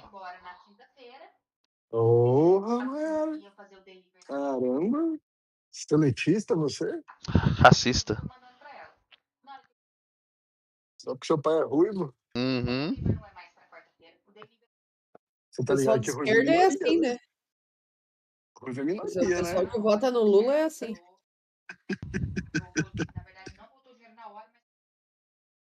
Você tá doido? E outra, quando fala no mudo também, ninguém escuta. Ó, agora ia estar batendo no meu profit do Bitcoin. Então, It's got bear structure and it's fighting to be bullish. People are buying through it. 46% positivo na bullish for the rest of the day, 27% probably. atualizou. I'm no longer in the bear call. I'm in the buy the dip call now. Monthly map changes once Agora every vou morning, carregar Jack essas Long, encaixes até whenever os the 30 markets dólares. update. Monthly maps, liquidity maps all update once the market opens. 30 dólares. Create a new chat, otherwise GDP will use the old list. I did. I put a. E a Patrícia, cadê? I pasted a new list. All right, hold on. New Ela chat. All right. entrou e não falou. ó, eu falei que eu não ia fazer live. Patrícia! Oh, não, Patrícia! Patrícia! Oh, não, Patrícia! Por quê? Why don't I give you 4 more names? Because ChatGPT's stupid. I don't know. It's just dumb. It's dumb sometimes. My Friend of Futures has a new 25K builder account that just came out. Você tá no hospital, Patrícia? They just dropped a brand new account, a 25K builder at My Friend of Futures. Brand new, just came out. That's kind of cool. Olá, bom dia. Olá. It has no DLL on it. Okay, let's check it out in a minute. Let's see if it's published on PropScore in a second. Postponing our win. Unfortunately, manda atestado por e-mail pra gente descontar do salário. Okay, quick mental math. We have Os caras só trocam Dona Márcia. $900,000 left for sports, and we have $200,000. on baccarat and blackjack. I think that's pretty good. 1.1 million to make that 4. That's just 4 extra months. You use that all day. Você vai no I'm calling hospital, it você right tem a now. Maia aí. I'm pra going to casa. gather as much money as I possibly can get and do France to win in 90 minutes. And then to be there and Steve. I think it's gonna happen. I think this is all meant to be. Boot camp. Let me tell you what our boot camp members have done. Acronym. Argentina twiddling down 2-0 in like 87 minutes. I'm in the salt room, twiddling my thumbs, thinking Argentina's like obviously a lot. And Colombia's what I have to worry about. No, I had to worry about Argentina, and Colombia wasn't so much of a lot. Yeah. Anyways, I believe 11 of us. Top one. Gente, céu escolhendo hoje pra colocar o sol aqui. Put a shirt on. Look at this.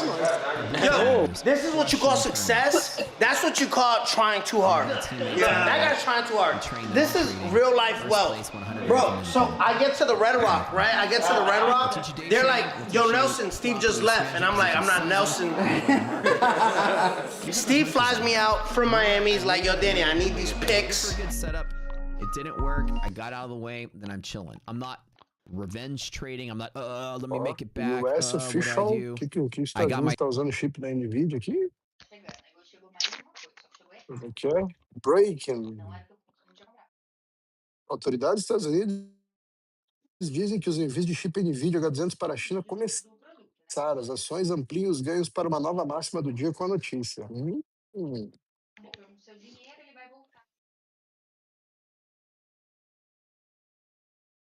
Warsh.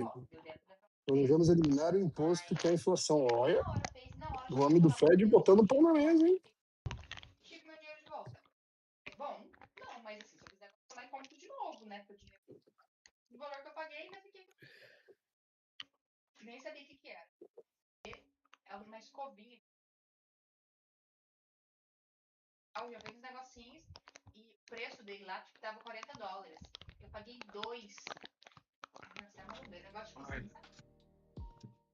The next cup or tournament, Ninja Trader usually does like 2 arena cups a year, I think. Tradeify does 1 a year. I don't know, like every random tournament that comes up that's big, I always like to get everybody involved in it, but there's not been a big tournament since Tradeify. Just DM Slacks. Is that what it is? Mods, where are you at? Go to Prop Score Discord, claim your wins. You do that there too. Okay, so everybody go to... But it's boot camp. That's not Prop Score. So why go to Prop Score Discord? That's my question. This is Rocket Scooter.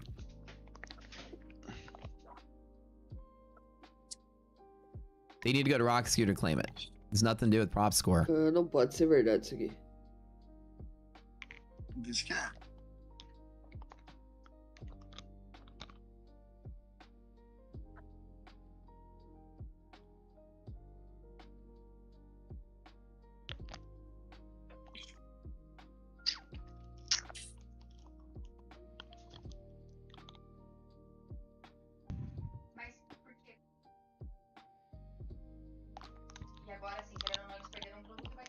All right, let's Nada, mais eles perdem mais tempo pra everybody go fazer to the isso Rocket do que Scooter Discord and then just DM Slacks. Yeah, just send Slacks a message there. Go to the Constance channel, send him a message. Yeah. I'm just confused because when it's 2 different teams of people, so you need to go to the Rocket Scooter Discord to do that. aí é diferente, né? Ai, tô mal. No Amazon? Okay. Yeah, go there.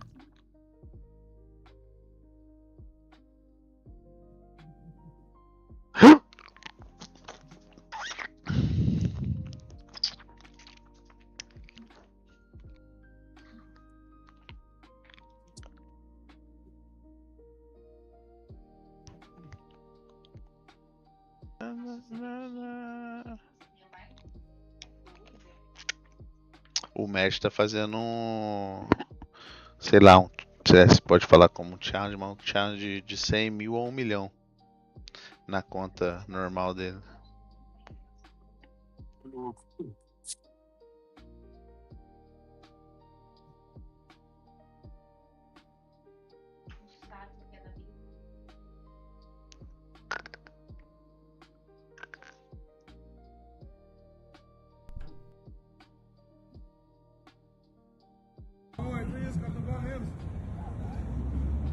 Vai, filho, na trave. Oi! Ai! Aê, garoto! Tiro. 15 minutos jugados. Muy bien, el equipo de...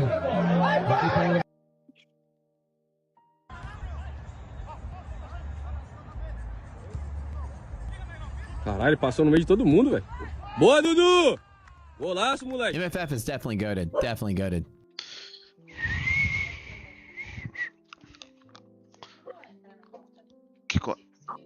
When you join Roxy, you scored your hit with like 9 friend requests, dude. It's nuts how many like fake versions of all of us are out. There's even like a bunch of fake Slaxes too. Have y'all seen that?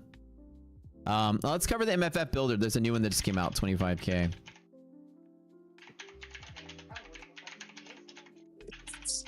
Let me go in here really quick. Sammy, what'd you ask? Hold on. Pro Plus to look at the blank screen, need CQG. If you're just viewing on platform, why isn't CQG already there? Wait. Yeah, so, okay, let me explain. When you say Pro Plus is still looking at blank screen, you need CQG. Okay, so it's not CQG. This is what I hate about the futures industry. It's so convoluted. People get confused very easily. You don't need CQG. Você tá com aquela conta lá ainda? Tô na conta ainda. Bom ou ruim? 0,0, 500 negativo. É, não é tão 0,0. Merda. É complicado. Eu tô fazendo o bootcamp do match lá. Ganhei semana passada, tô assistindo. Porra, pode crer. Isso é bom, velho. Ah, com certeza, mano. Pô, 10 minutinhos já volto aí. Vai lá.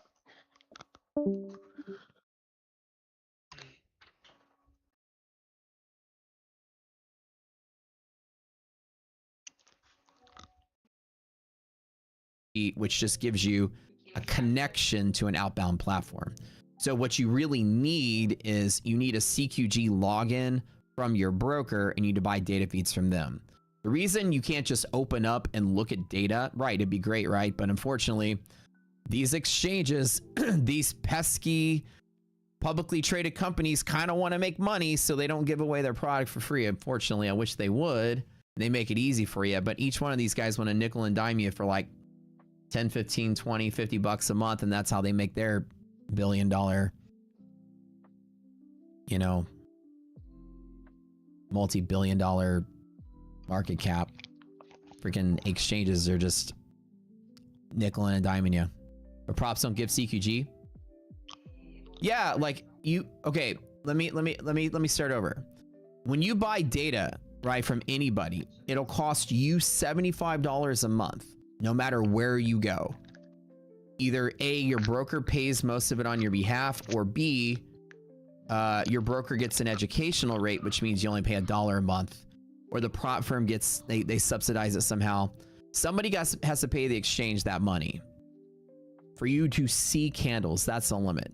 If you are able to see real-time data, then they're going to be paid on your behalf by somebody, right? Right, you have CME that you pay for. Unfortunately, the way that it works, again, it kind of sucks. Don't you wish you can just buy like CME and then just take it everywhere and plug it in everywhere? It would be great if they did that, but unfortunately, they don't let you do that. Why? Because these are dinosaur companies that built up their technology in the 80s and they never changed and they never went modern like everyone else did. The futures industry is a bunch of fucking dinosaurs that are extinct. It sucks the way they do it. It really sucks. Yeah, you pay your broker, the broker pays CME or whatever, or you get what's called an educational rate, which if you have an active brokerage account, the CME will subsidize the data cost because they want you to actually trade. They're like, we'll give you cheaper data if you open a brokerage account because you're actually going to trade it and we'll make our money from you off of the exchange fees that way. Either case, they're going to make money from you trading or make money from you whatever. But wouldn't it be great if you just bought a cheap data feed and you can just plug it in anywhere? Oh yeah. If I found a magic lamp with a genie in it, 2 of my wishes would be the same thing to make sure they don't miss it. My other one would be for infinite wishes. But yeah.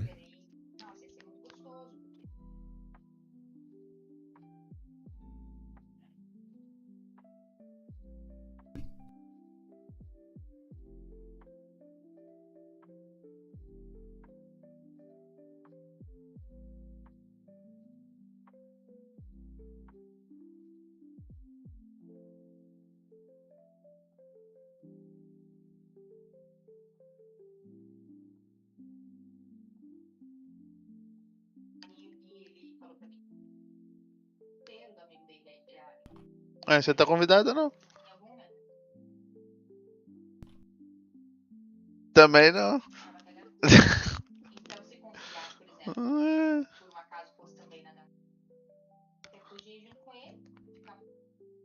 You would think so, right? Best instruction if you run the platform.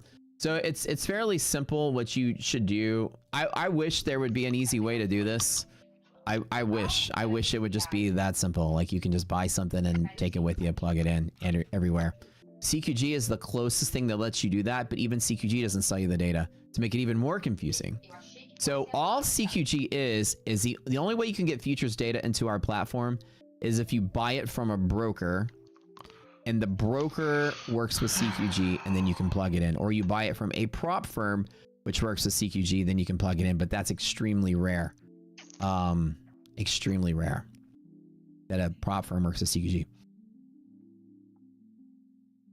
Does the TradingView subscription include data feed? I believe you have to pay additional for real-time futures data with TradingView. Yeah.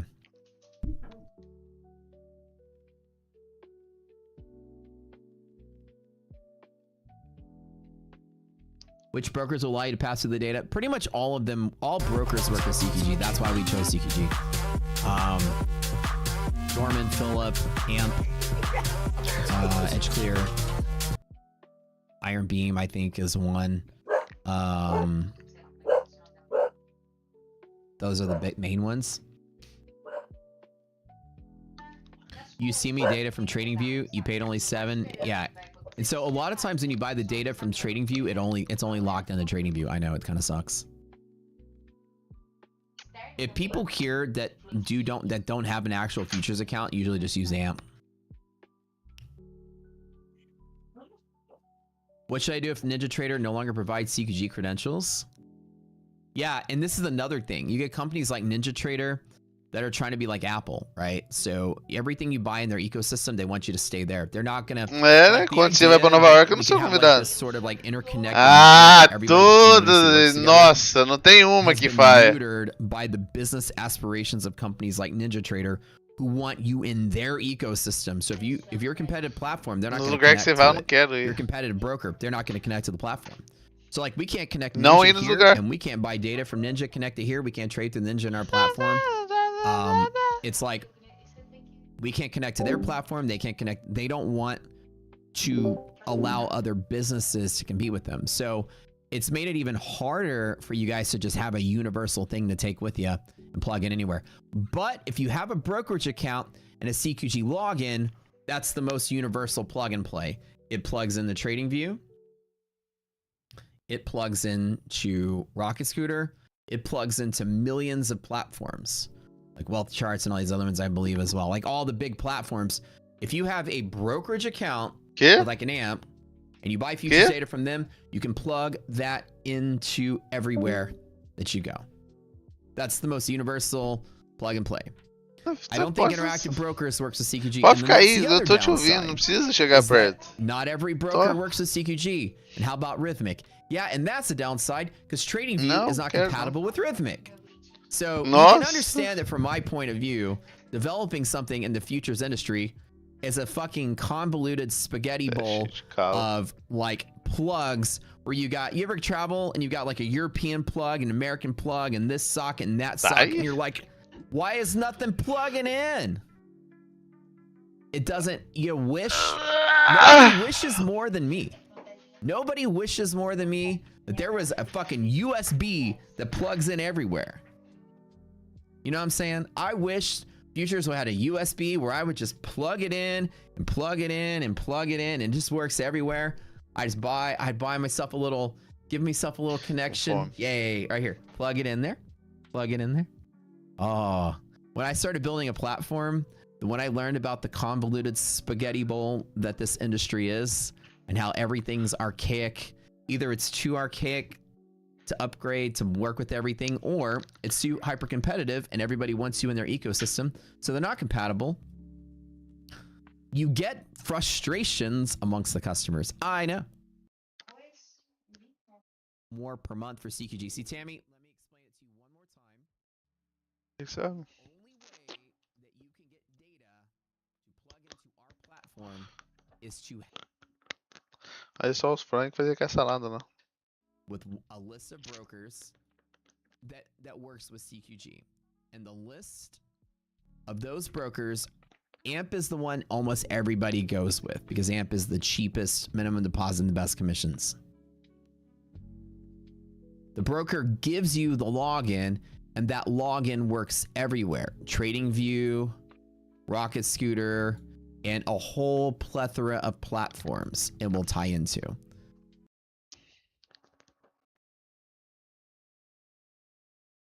To charge you $75 per month per exchange, which means CME Group 75, NYMEX 75, COMEX 75. It starts to add up pretty big for data. What about Robinhood? Another ecosystem thing. Robinhood, everything that you get from Robinhood inside their ecosystem. Everything you get from Webull inside their ecosystem. Anything you buy from TradingView inside their ecosystem. Everything you buy from Ninja inside their ecosystem. When you buy things from those places, they're not cross-compatible anywhere. You know what I'm saying? It's tough. When you, nobody wants a universal USB plug-and-play industry any more than I do. I would love it more than life. But like I said, if I had a genie with 3 wishes, 2 of my wishes would be the same thing, just in case the genie didn't hear me the first time. That's how bad I want it. I'd waste a second wish to make sure you heard me, right? I'm wishing again. Let me go to CME website. Let me buy my data and let it work everywhere. I just pay you one time and I can just walk it everywhere else and plug it in. Nobody wants it more. Nobody wants it better than I do. Trust me. That would make this industry so awesome. I can buy one data feed, shop it everywhere. I'm not locked into an ecosystem. Imagine switching brokers. You have to switch a platform, switch all your indicators, switch your data provider. It's just nuts. Yeah. It's very confusing, Tammy. I know. That's why I hate about it. It's because you guys get into the futures industry and you realize, you know, half of these futures brokers are a computer in a closet and a dude with a phone with like a secretary or something. It's like, you think they're like 100-man companies at these futures FCMs or the brokers. They're like companies of 5 and 10 people. 2 of them are traders. One of them's out on the floor. One of them's on the desk. One of them's tech support. One of them programs a website. They're tiny little companies. They're computer in a closet with a phone.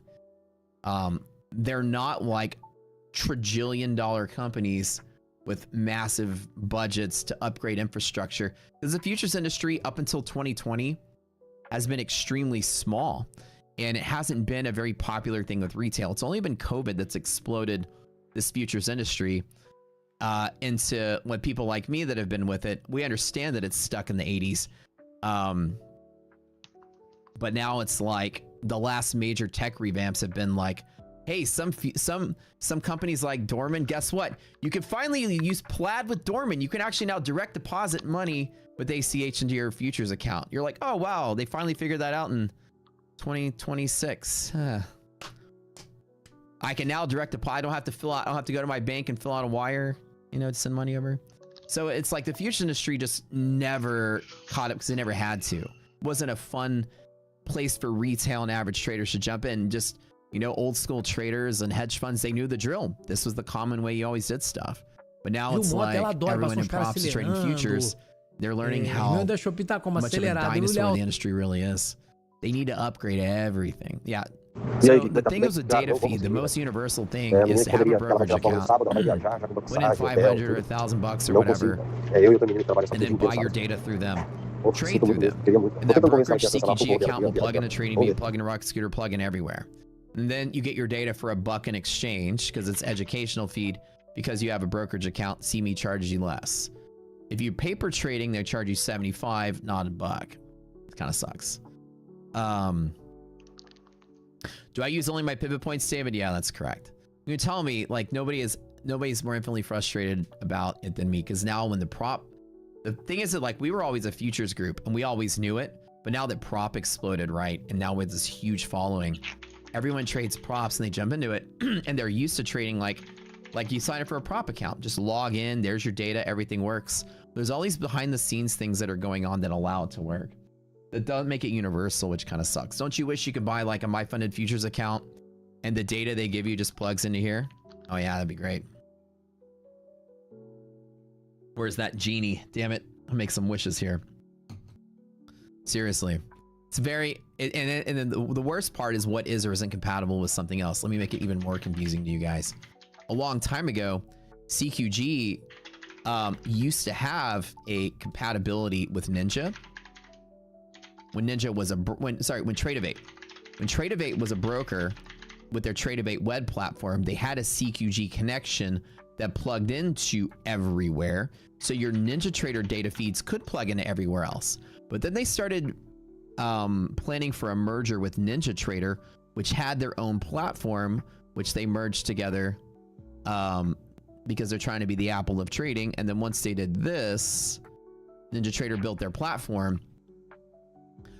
Trade-Evade was like, let's cut off the CQG connection to everybody else because we want them to use our own platform rather than all these third-party platforms. But then for some reason, they had a special buddy-buddy with TradingView, and this legacy CQG API was kept open just to TradingView, and I don't know why. They must have had some friends there, they lobbied there, or they kept the doors open for just them, because NinjaTrader's data feed, to make it even more confusing, actually works in TradingView, and they're the only platform, third party, that still has that legacy CQG connection open. All other CQG API, so the API is closed off to other platforms via CQG. So even though CQG is not allowed Trade-Evade, NinjaTrader, Trade-Evade to work anywhere else, but it does work in TradingView to make it even more confusing, and only TradingView. Let's make it even more confusing, right? So to keep track of all this stuff, I barely can keep track of it. I don't know how they expect you guys to, but the whole point is that the two things are going on. Is number one is futures brokers, again, were a computer in a closet and a guy on the floor and a telephone. They didn't have websites. They didn't have online, you know, dashboards and things like that. This wasn't for retail. Futures were not a retail 5 thing minutos until atrasado, the last na verdade 10. And so Caramba, o now Almir já me retail stepped chamou in e eu and futures is confirmei com completely ele. overwhelmed with what do we do? Yeah, the cutest thing last year was when Philip was like, you can now direct deposit via ACH with Plaid, and you were like, oh, they figured out direct deposit in 2026. Bless their heart. That's cute, right? Something they should have built like 20 years ago, but anyways. But they never had to because the retail wasn't really present in futures, and the industry just was cool with the way that it was. Futures didn't have, like, brokers that have their own trading platforms. You know, Thinkorswim came out 25 years ago, and they had this retail surge of Thinkorswim and E-Trade made retail trading popular. And these futures brokers, they just worked with big funds. So you call the broker, make a trade, and that was it. You didn't really have, you know, futures were mostly for like hedge funds and people hedging real commodities and stuff. They weren't really designed for retail. So they all need to upgrade. What is the timeline for Rockstar to be available on TradingView? We're working on we're working on it now, actually. So within the month, I think we'll have a prototype. Props to futures because CME got the CFTC to effectively kill the CFD industry in the USA by saying that it's illegal. Yeah, dude, there's all kind of stuff going on. A complete head spin, Sammy, 100%. I know. So the best way to go about it is to open a brokerage account and buy data from them, and it's universal everywhere.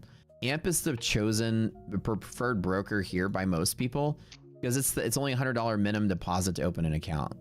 So, and then if you can actually use the TradingView platform with that data, you can, you know, AMP doesn't have its own platform, so it's designed to trade in any other platform out there. Yeah. It's a pay-for-play cronies bro system, yeah, like everything else, 100%. Does Rockstar work on a Mac? Yeah, it does, because you can open it up in a browser, so it'll work anywhere where you can go on the browser. IB has been futures for 30 years. Yeah, they've been in futures for a while. When we integrate the trading view, will I keep your online dashboard? Yeah, we're gonna keep that for a while. Once we get into a bunch of the major platforms, though, we'll probably decommission the platform in its fullest, so that it can be more efficient for you guys. Like it's like if you were to work in TradingView or NinjaTrader, it'd just be great for you to go there, buy their data, and then stay in their ecosystem, and then our tools plug into there. Much cheaper than for you guys than have data in multiple places and all that, right? Can you cancel CME once you have CQG? What do you use where do you put your CME data at? Like, where do you log in with it? I don't really know if CME gives you a CQG login. I don't think that they do, but if they do connect with CQG, then that might actually work. I haven't checked up with it. It's for TradingView. The first thing you need to do is ask them at the CME, do they have a CQG login? Ask them if they have it. If you can buy your data outright from them, then you should be able to do it. If you bought it through TradingView, then the answer is probably no. As far as I know, they don't have that, but you're always welcome to check. If you buy your data through TradingView, you're locked into TradingView. If you bought it from the CME website, you have to figure out what kind of plug it has. What's it? Is it CQG? Is it Rhythmic? Is it what? So I don't know. What does the CQG data do? And here's the thing. There's no such thing as CQG data. Even when I explain it for 30 minutes, people still... See what I'm saying? It's that confusing. All right, let's change the topic. CQG doesn't have data. It's an API. I hate the futures industry as much as I love it. I spent 30 minutes explaining how CQG is not data, and the first thing somebody says is, what does CQG data do? Let's talk about something easier. Yeah, like quantum physics. Let's talk about theology and the origins of mankind. Something simpler. Oh my god. I hate that this is convoluted. Okay, let me explain what it is. Data is a wire. The wire has multiple kinds of plugs. You got like a plug with 2 prongs, which is CQG. Let's talk about women in relationships. Something much easier. CQG, you have a prong with 3 plugs, that's Rhythmic, etc.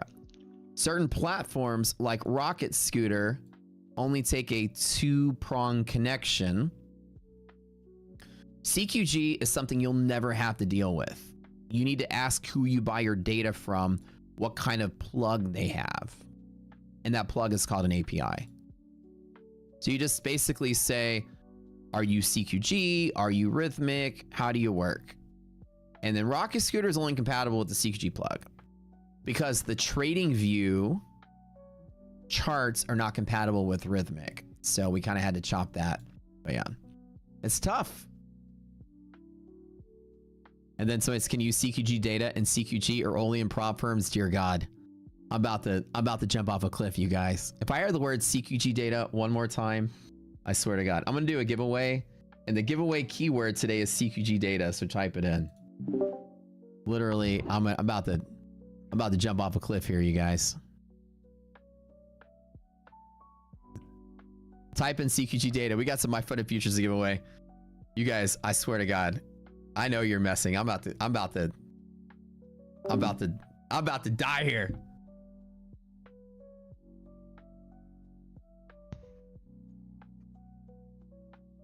Code SCORE for 50% off the brand new 25K builder. Up to 2 uses, brand new with My Funded Futures. They just dropped it today. Let's take a look at it. Trust me, if I were to build this industry from scratch, I would be the CME group. I would have my own plug, and I'd make everybody be compatible with my plug, and then make them buy their data directly from me, and I'd be good. Okay. Builder, 25K account. Let me explain what it is. It's a 1-day pass with no DLL, because it's 25K, and no consistency. 1-day pass, a 1.5 to 1 PT to MLL ratio, which is really good. And then as soon as you pass, it's 2 days to pay out. Builder and Rapid are the opposite. Rapid's a 2-day pass, 1-day payout.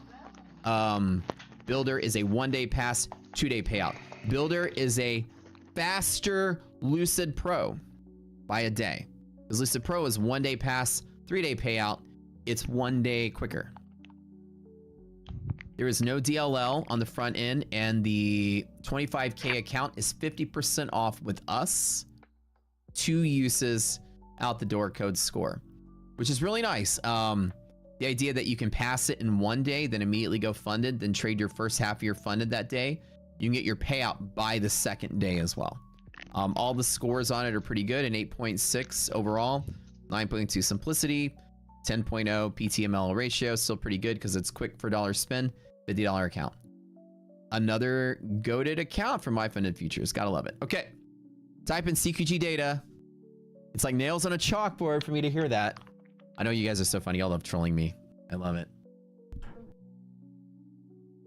Hopefully I helped you guys out that were confused earlier. I know it's such a pain in the ass to think about it. It's so confusing, and it's really hard because it's like, you know, we have that one instruction over here. It's like you can plug in your brokerage account. And there are some exceptions to the rule, which makes it interesting.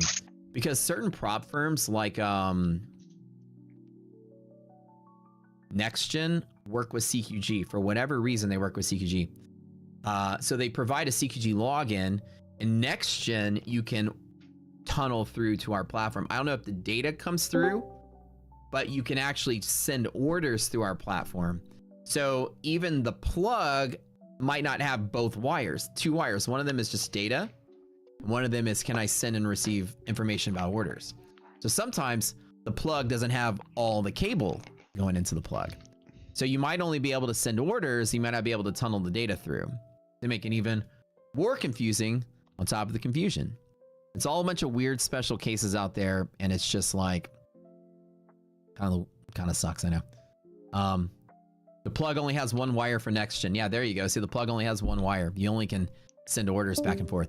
So since today, when the market smoothed out, with everything turned bullish again, no more shorting, market went up. Still a pretty decent day. My one trade I did on the screen, I did say I was going to probably sit out. I had 2 options, either to hold this area or B, it was going to crash through it. That was the line in the sand.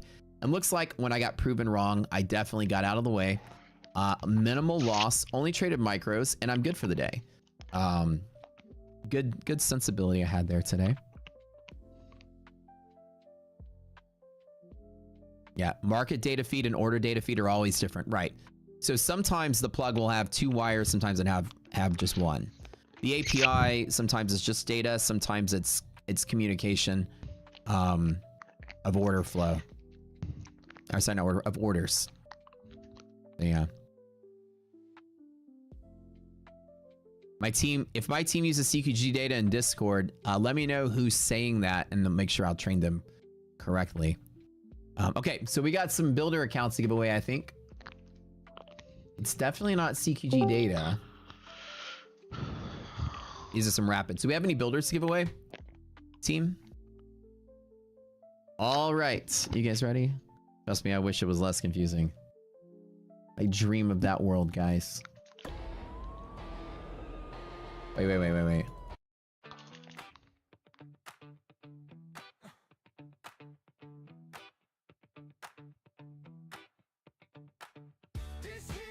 The big account is up to 180,000 though. Yeah, the big account, the challenge account.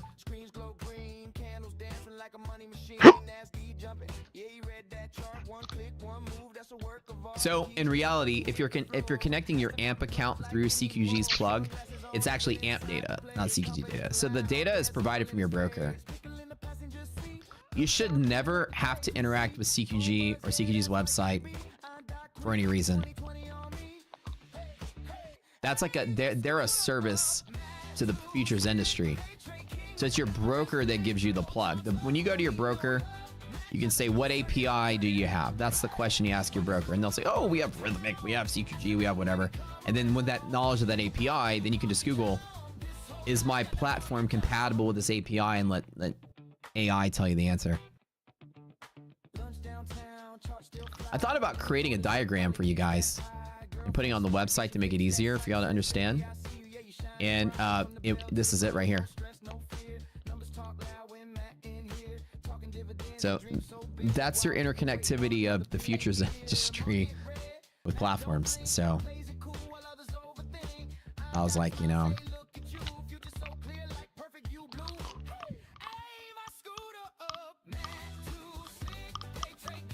You ever seen, I know that guy, there's a guy on Instagram, the one that goes, no. When it's like, he goes, all right,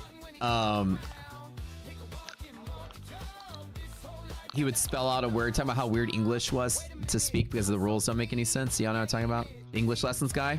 No. Yeah, that guy, right? So it was like, CME group data compatible with everywhere? Well, yes. So NinjaTrader doesn't work with anyone then, right? Because closed ecosystem? No. It works with TradingView. Oh, so everything works with TradingView. No. It's like that. It's all these weird exceptions, dude. Yeah. That why? Yeah, that's why.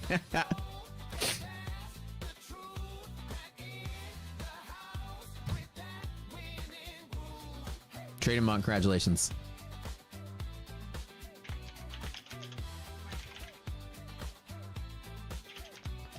I think one of these years, CME Group might wise up to that and realize they just want to make a universal data feed, and they create their own API, and then everybody just is compatible with it, and you can buy your data straight from them. But the problem is the data would be very expensive if you buy it straight from the CME Group.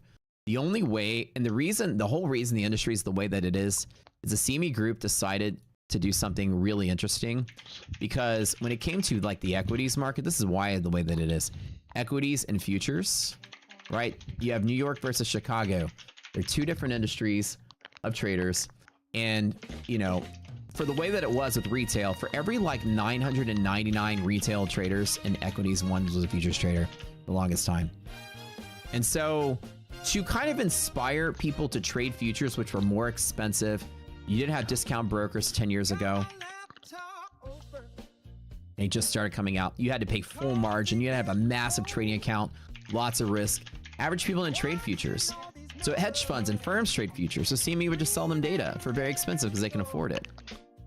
But now, in the world that we live in, where they were like, micro futures came out, discount futures brokers came out, so there's more retail traders coming over to futures. Maybe 980, now there's 20. We need to get people over here. We want people to trade our markets. The CME Group makes money from exchange fees when you make trades and for selling data. So what they did was they want you to convince you to trade. So they either charge you 75 bucks a month just to buy the data outright, or they bait you. They're like, we have two options for data. Either A, 75 a month, or B, $1 a month. With the asterisk of you need to have a broker account. Yeah. So we're gonna take your money from you in one way or the other. Either A, you're gonna give us 75 a month, or B, you're gonna give us $1 a month, and we'll collect our money that way from exchange fees. So they were smart about it. The fact that they subsidized it this way means that we need to give you the option that you can connect to us for the $1 a month sort of thing. CQG charges a $10 a month service for their plug, so the whole thing is probably 11 or 12 bucks a month total. But the CME Group is the reason that things are the way they are. People always try to find ways to get you that data for $1 a month by opening brokerage accounts and trading with real accounts, because they want you to trade their stuff instead of stocks. It's a competition between the Coke and Pepsi of trading. All right, a couple more. That's kind of the way that it is. Ceiling whoosh fan quick. Individual stock futures starting in July. Yeah, and I have some inside scoop. And I'm not going to tell you who it is. I don't know if they're announcing it yet or not, but I know some prop firms, they're going to have single stock futures on their prop firms. We'll be all over that when that comes out. That's going to be pretty hot. Imagine trading NVIDIA and Tesla futures in your prop accounts. Your concrete timeline for having Rockstar in the trading view? We just started this week, brother. We just started this week. So the prototype will be done in a month or less, for sure. And the way it works at TradingView Is TradingView compatible with incoming data from an API? No. They used to be, and then they cut that off. TradingView used to allow in PineScript, you can make a REST call to a server and pull data in to an indicator. Now you can't. They cut that off. So now we have to build a browser extension and a blank indicator that just draws, and the browser extension will talk to our server and get the data. You'll install the extension in your browser, and the browser will cut and paste that data into your indicator and then populate it in a manual application once a day. Because TradingView severed the tie to talk to outside APIs because they want you to be in their ecosystem, right? It used to be so nice when everything was so developer friendly. I loved it so much. We got 3 more of these builder accounts, three of these to give away. But it's like, once the platforms got super competitive with each other, they all severed these exterior connections to other services because, well, they want you to buy everything from them, right? So the kind of space race with TradingView and NinjaTrade and all these other brokers out there, broker/platforms, kind of closed the door to developers. Like, it makes interconnectivity impossible these days. It feels like we're going backwards, doesn't it? But it's almost like it's the lightning cable with Apple. You know, you bought all these USB cables. They worked with your headphones. They worked with everything you had. And all of a sudden Apple came out and you're like, have to buy another charger? And so everything got like, it's like that. You know, internal ecosystem. They want to rope you in and keep you there. If you're compatible with other people, then you're not as loyal to them, right? Kind of sucks.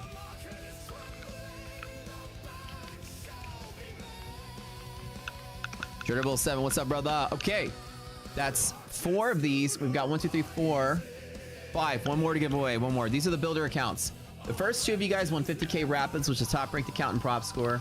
The other 3 of y'all won 25K builders.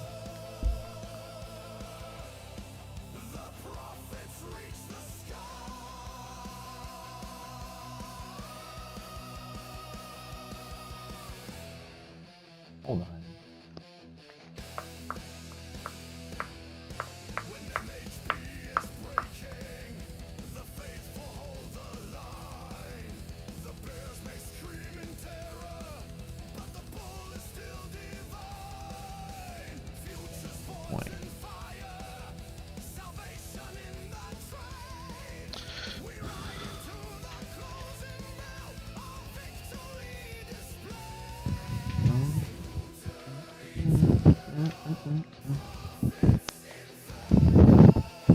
Okay, I'm gonna make a section in the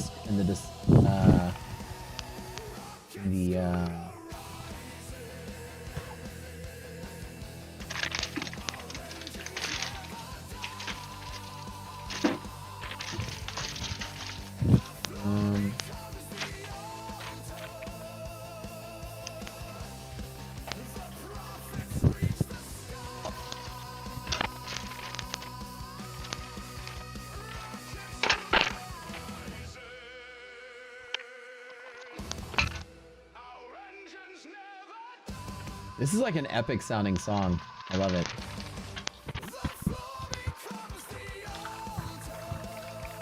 Very like Dragonfly.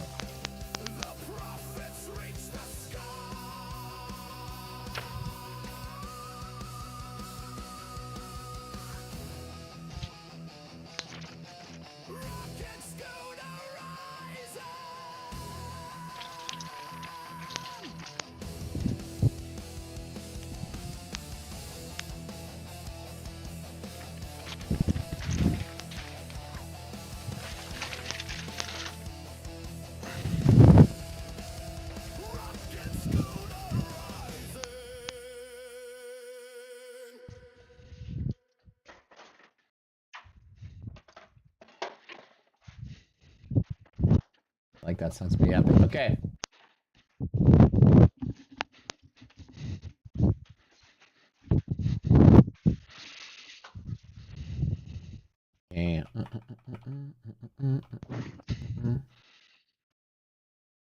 Okay.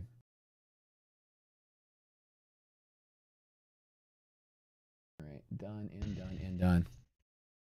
That's pretty epic song. All right, guys, winners. You know the drill. If you want today's giveaway, go to the... so I now have edited the description of the video to have more information about how to claim your prizes, but you're going to go down to the Prop Score Discord. So there's a Claim Your Win channel. You're going to go there.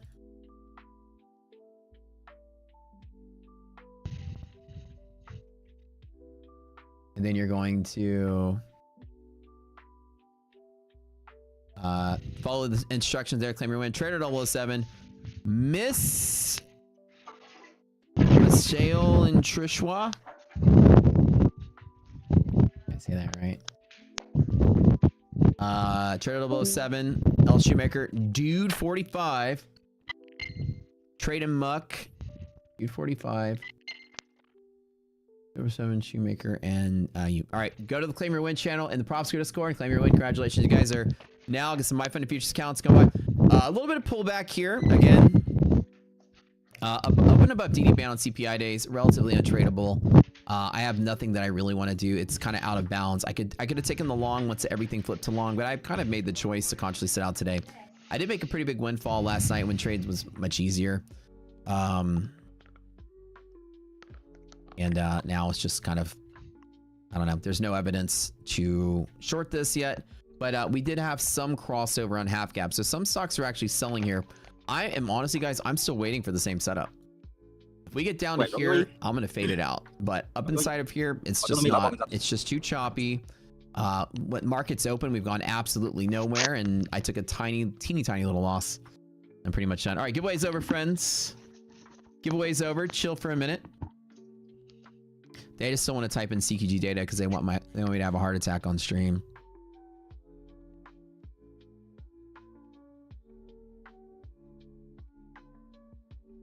Y'all are too funny.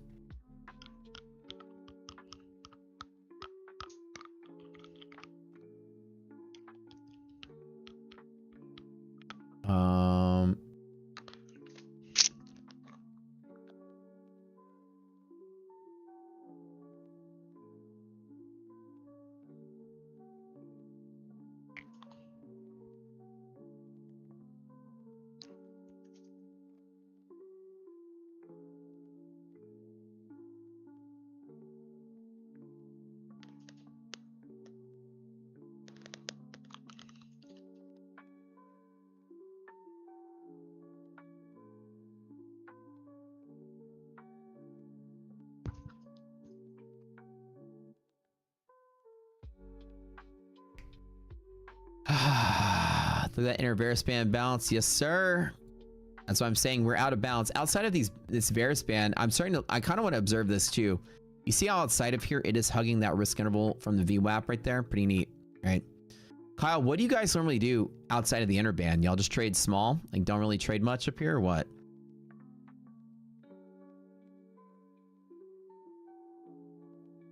What is the MHP on lean hogs? Yeah. Did y'all ask Brad that the other night? I don't pay that data feed. Maybe I should get some CQG data for lean hogs data. Am I no longer promoting next gen? What do you mean? Was I ever promoting I don't think I was ever promoting next gen. We like promote everybody, but like specifically wasn't promoting them any different than anyone else. Like we always yell whenever they have that reset deal going on. Yeah, next gen's cool. I always just mention whoever has like the good deals at any given time. I kind of just throw everybody out there equally. When I say Rock Suitor is less effective outside of DD bands, well, no, outside of DD bands, the market tends to be a little overstretched, especially if the market opens there at the start of the day. I tend to take it a little lighter than anything. I'm more likely wanting to buy on the band to be long, but the fact that we had this sort of chip chop just kind of made it a little less, desirable for me to trade today. I kind of want to protect the win I already have. We don't trade enough lean hogs on this channel. You want me to trade some bacon? Bacon futures? You definitely do that. CQG has a sale right now on lean hogs data. Let's do it. CQG data for lean hogs. All right, let's do it. You saw the someone selected least dollar option in annual income and net worth and application rejected. What's the minimum requirement for acceptable application? The truth, Carl. Let me explain. Futures industry wants to make sure that you are A, understanding the risk of trading futures. B, you have the capital to trade futures. B, C, you're not laundering money. These are the main things they care about. So when you fill out that form, number one is I'm not an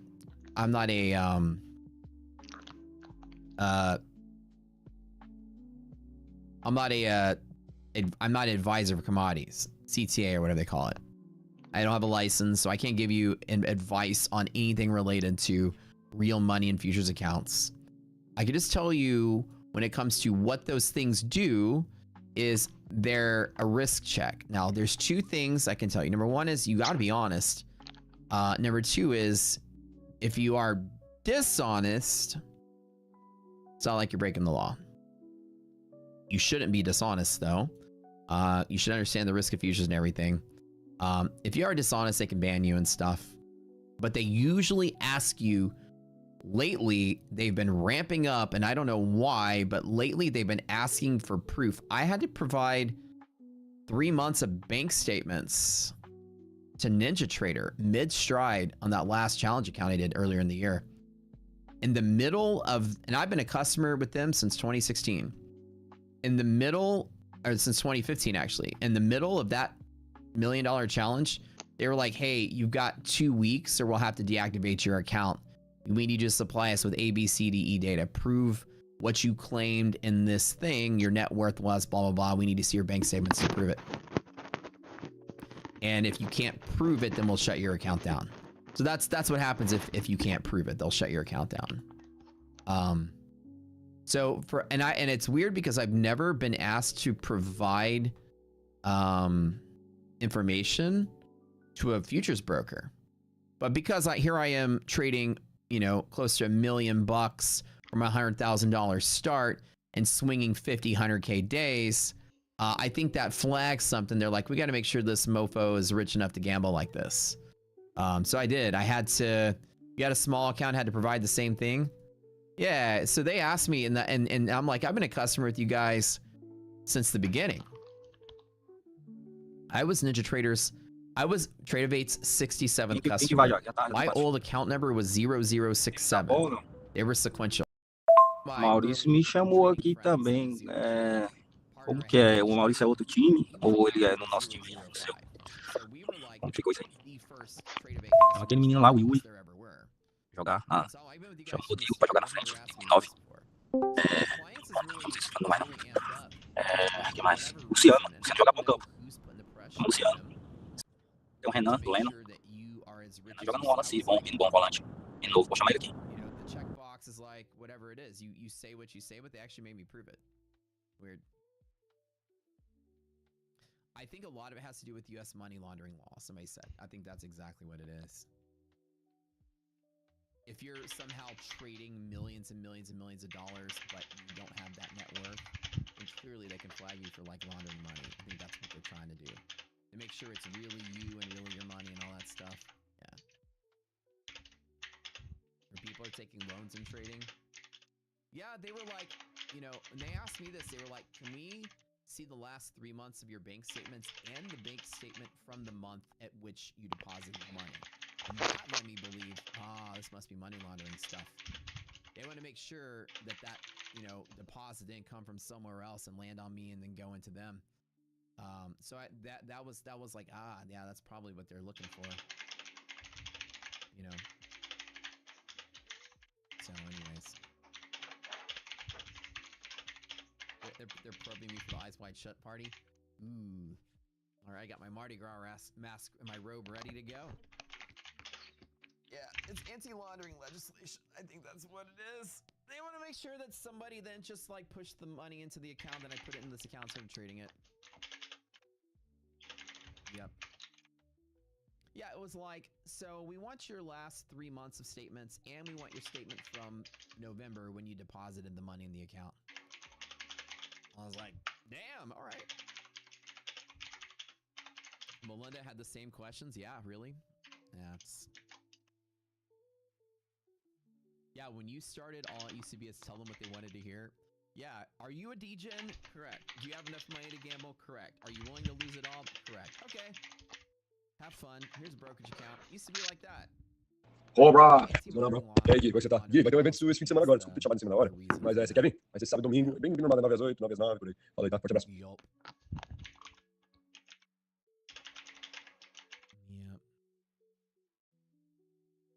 The brokers are pressured to show the regulators they have robust anti-money laundering management policies, so they do this. I 100% agree with you. Não, mas panelinha, tem, senão a gente monta panelinha também, mas... Se quiser que eu ponho em pagar aí, o problema é um só. A galera que joga, que eu falei com o Maurício da outra vez. A galera que joga mesmo, tem uns meninos aqui no grupo. Eles vão querer pagar, entendeu? Aí tem que ver se tem alguém pra bancar pros caras, porque os caras não vão querer pagar $50 pra... Os caras que jogam mesmo, entendeu? Tem uns 4 ou 5 aqui que pode chamar. Joga bola. All of our tools would have worked really well. Longing off a DD ban, check. 1, 2, 3 of those plays. 1 time it didn't work. 4 times, 5 times it worked. So 5 worked, 1 time didn't. Liquidity pocket. This might have triggered a stop here. Then this didn't. Actually, throughout here, even liquidity pocket was really strong. 1, 2, 3.5, 4, 5, 6 times, and 1 time it didn't. So these are your 90%ers right here. And of course an extra one there. For whatever reason, it's like the news has me so timid. I know that any moment in time it's gonna blast around, but I look at days like this and I'm a little proud of myself because I could have chased both directions and squeezed out both sides. All I did was wait for a confirmation of something that could have been really tragic, and then once I squeezed out, I got out of the way and I'm wrong. But what you didn't see me do was revenge trade, try to make it back, try to hastily do something else. Oh, let me get on the right side. I just chilled. Then Warsh was speaking and the market did this and we went back to where we started and then we just took off in the bull play. So after the CPI move, we're just kind of like pricing that out and the market's just back to sort of like aggressively trading to the upside.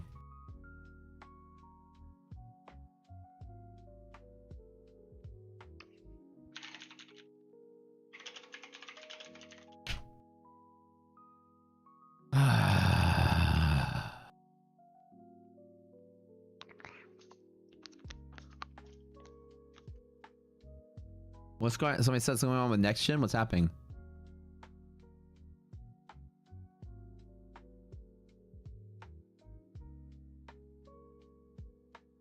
What's happening over at next gen? I never trade with them, so I don't know. They sent a Dropbox link to upload documents. A lot of firms have their own KYC policies, so I don't know. I've never traded with next gen, so I'm not sure. But I mean, every firm is going to have some kind of verification they're going to do.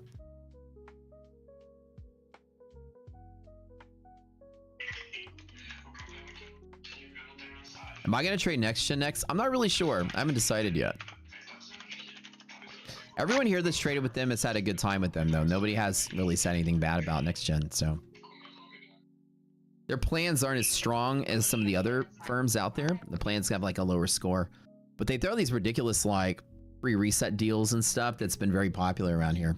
Like, you guys love it.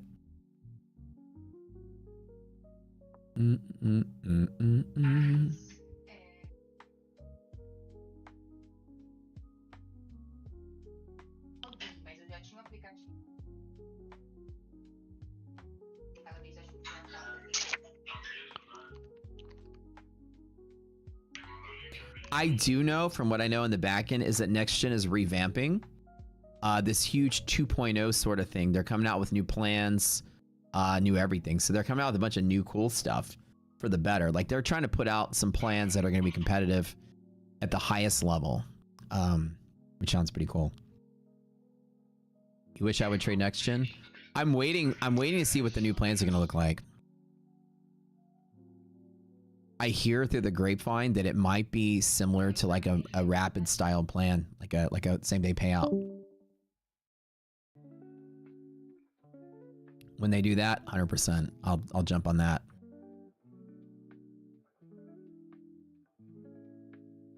You understand why I interview for a payout when you guys have the stats? Because of this is a thing that firms have to deal with because of cheats. A lot of times people will get banned for cheating. Let me tell you, I'm not going to tell you the ways to cheat. There are a million ways people can cheat prop firms out of money. It's illegitimate. And when they get caught, the risk team catches them and has to ban them, but then they'll try to come back. Through like their friends' accounts or their parents' accounts or something. And so a lot of times an interview is just to make sure you're really you and you're really the trader. That's all they're trying to find out. And a lot of prop firms will do that. Again, when you're a prop firm, you hire a risk team. The risk team determines the policies at that firm. It's like the risk team is going to say, this is what we do, what we don't do. So each risk manager at each prop firm is going to have their own way of doing something. But the goal is to make sure that you're actually just the trader behind the trades. That's usually all that it is.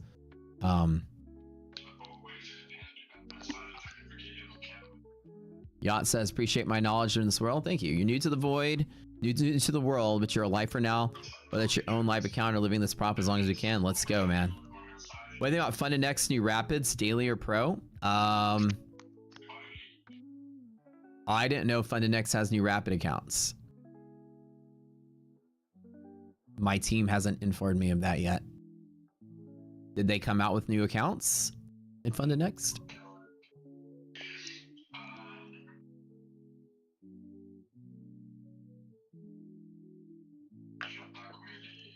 Do I trade ES? I do. When the opportunity is there, I'll also trade ES. Yeah.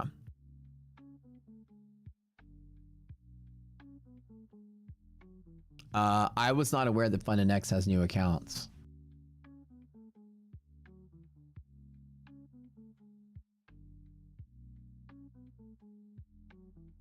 The default stop for RTY is 10 points, just like the S&P.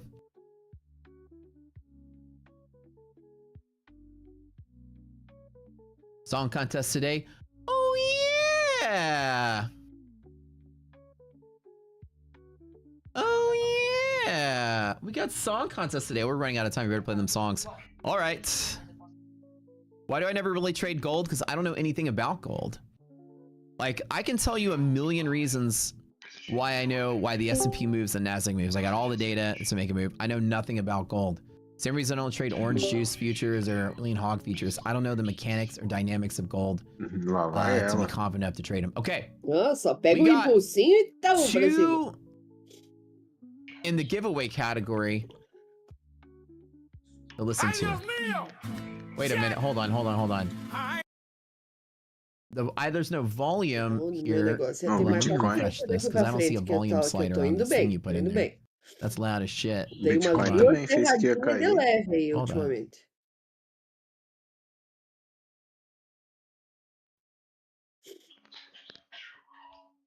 Será que eu vou errar o Bitcoin? Why can't I see the volume? Hey, Farina, you guys, this thing this twin y'all put together doesn't have a volume. Bitcoin Solana também. Bitcoin pra mim no semanal tá com cara de que vai em 67, hein? Muita cara de 67. Será, meu Deus? Olha o semanal dele.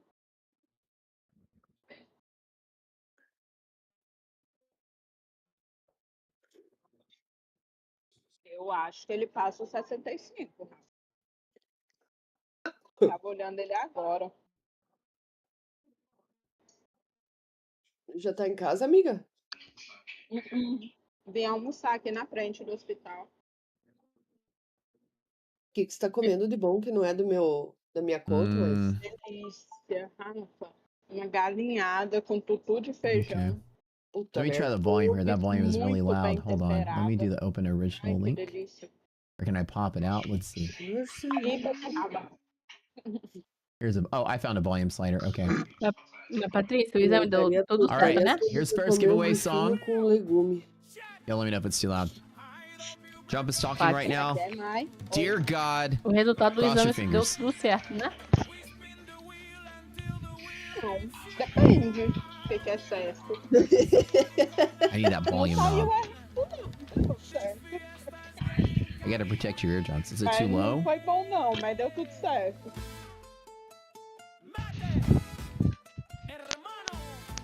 All right, we got the same play from earlier coming up. Uai, tô confiando. Tô até almoçando.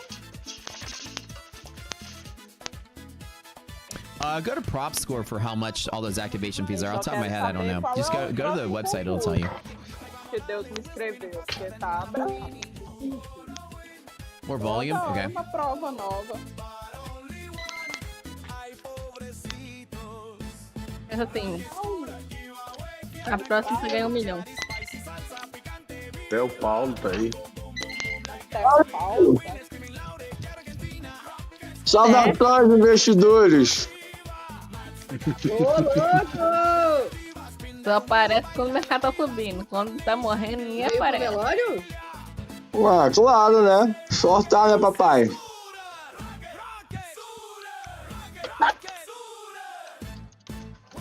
Alô? Alô? Estamos te ouvindo, câmbio. É short ou é longo? Ah, boa. Mó cara de short do caralho. E agora tá quase na hora mesmo. Botar um pezinho. I might actually get that trade after all. Eu sabia que ia estar cheio. Bitcoin como dando alerta pra caramba. Eu falei, ih, tá geral lá, hein? É o lugar de procurar a turma, né? Porra, tá louco? Belo amigo que você é, só aparece na hora boa. Latin music, any kind of Tejano, any kind of anything. Nas horas ruins também, só que... When I was a kid, you know, growing up in Houston, Eu tava lá no Instagram, every né? restaurant you go Captando to, cliente. Tex-Mex, whatever, it's just this is like it's always like a party while you eat. Bitcoin quer soltar, não quer soltar o O dinheiro. me chamou aqui, eu falei com o Inês, como é que faz pra entrar no time e tal, tem que fazer pra quem? Aí ele falou assim, não, moço, você vai criar seu time.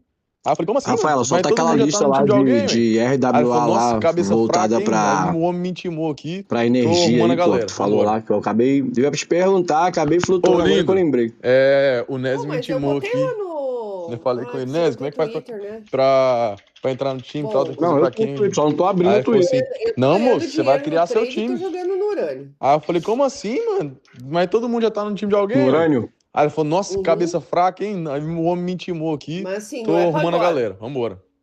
Tipo, valorizar, né? Aham. Acho que aí pelo ano que vem.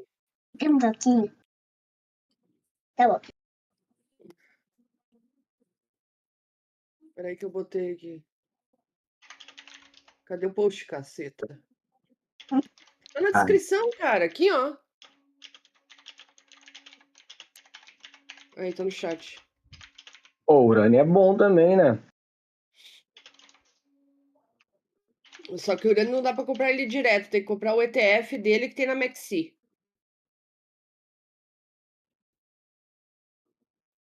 Urânio, plutônio.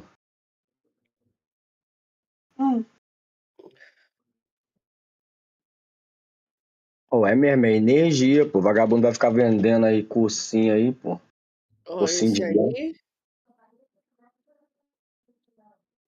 Esse aqui também tem.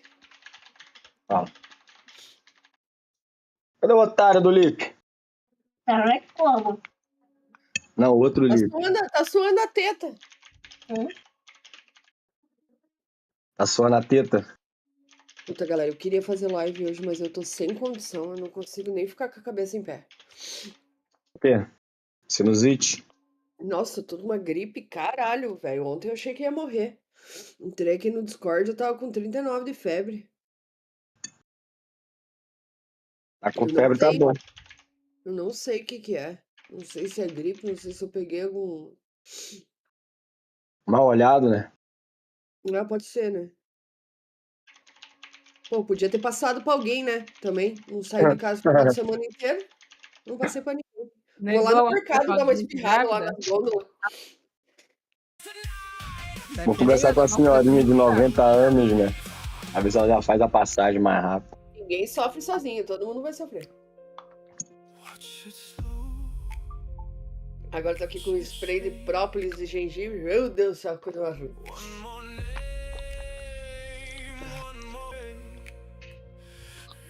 Eu tô tomando própolis também direto, você é louco. Tô quase virando uma abelha, pô. É doido. Pô, tinha um cara, que eu tô tentando lembrar o nome dele, que ele vendia mel. No Twitter. E eu comprei dele uma vez, aquele mel é bom pra caramba, mas eu não lembro o nome dele.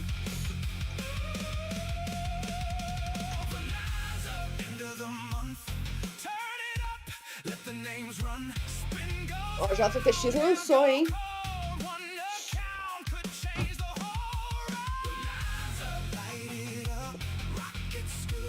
Tá perto da Solana. Opa, vamos lá.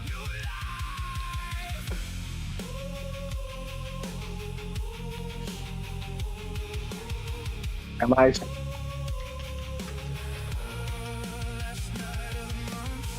Como é que eu entro nisso aqui agora?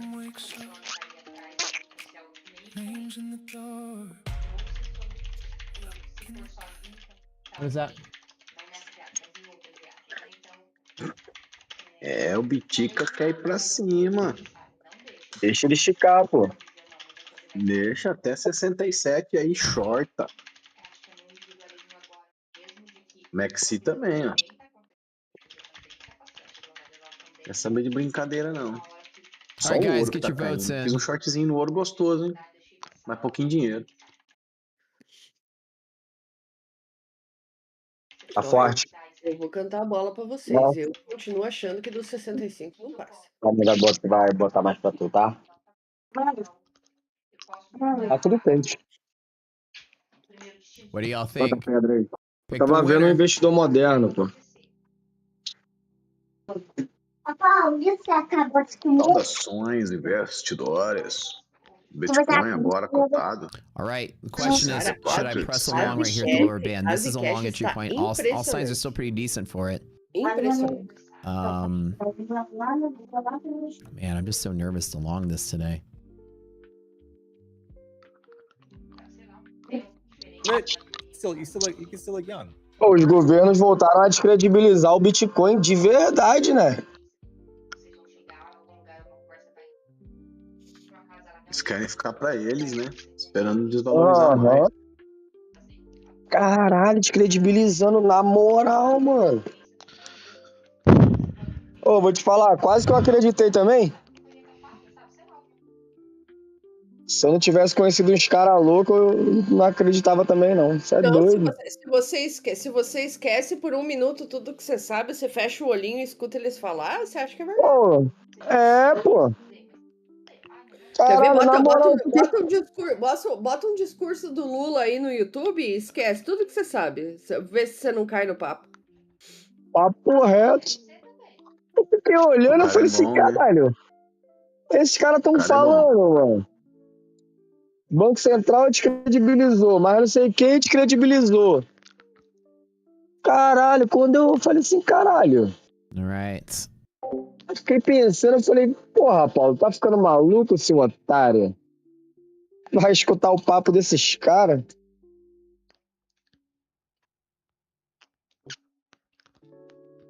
Os caras tão descredibilizando o Pix, porra. Aí o Trump, filha da puta, né? A Master e a Visa empurrou no Trump. O Trump empurrou no Brasil. Mas se for pra pagar. Dinheiro não tá passando na máquina. Quando passa na maquininha, não tira nada, né? Nada de transação.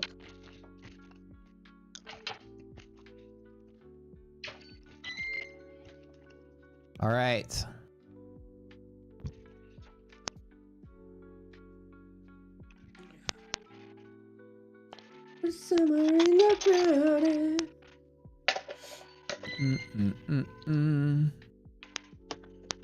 Is there a reason I seem so bearish today? I'm not bearish. Nosso amigo Bruce.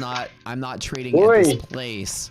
Aqui, a linha aqui, it's cara. not because I'm bearish. Like, that's the whole reason I'm not trying to shorten these stocks. Aqui, uma aqui, ó. It's if you lose MHP.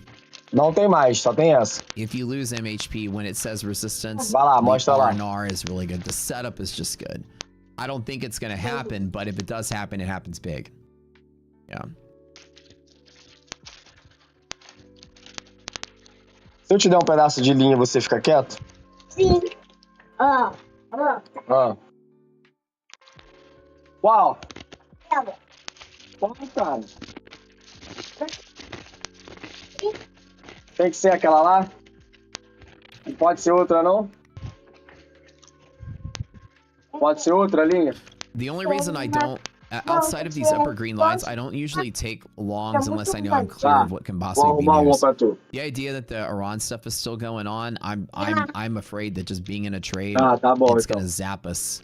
So that's why I'm kind of like being hesitant. Although I could have taken the scalp a dozen times, today is a day I just feel the need to kind of stay away. Yeah, I mean, Trump's gonna say something or whoever knows. But it could be a pretty big fall if things get all crazy, so. Senta aí, bicho, espera aí. I'm not betting on it, but it can happen. Yeah, if you feel unsure, just watch. It's been choppy, and I feel like I could have lost a lot of money chasing this. And but yeah, if we do lose MHP, it's a pretty drastic, nasty fall. There's VWAP on the charts. This is Kyle's new Varus band.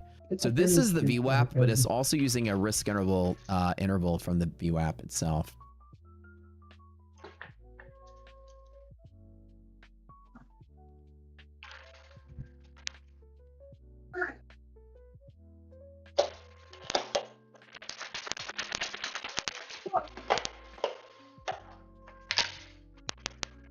Alô? Alô? Pensei que vocês tinham me abandonado. E esse cash? Peida não.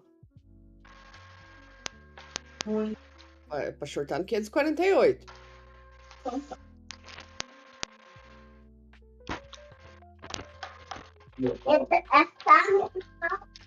Coitadinho. Agora não me enche o saco. Já volto aí. Ó.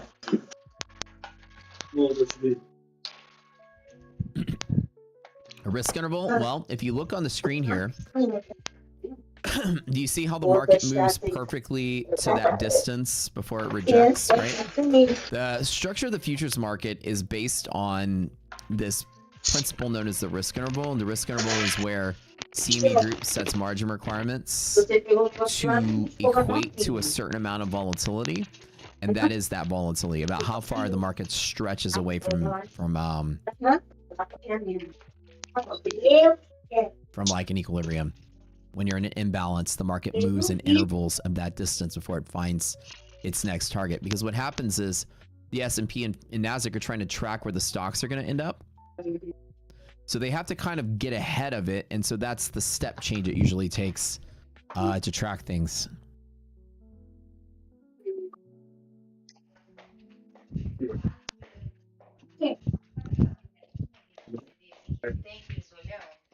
Ah, ela queria ter de TV. Cadê a fazinha dela? Não sei não. Ai, não.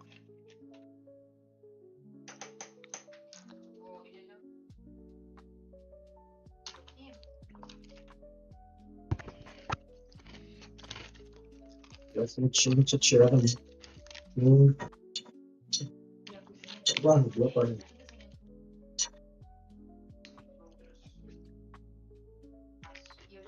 Oh.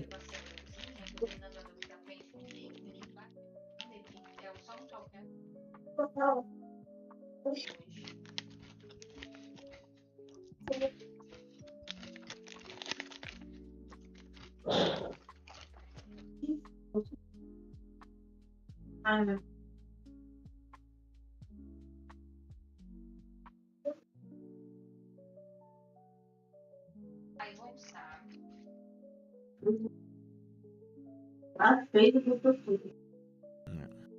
Não vejo não. Assim? All right.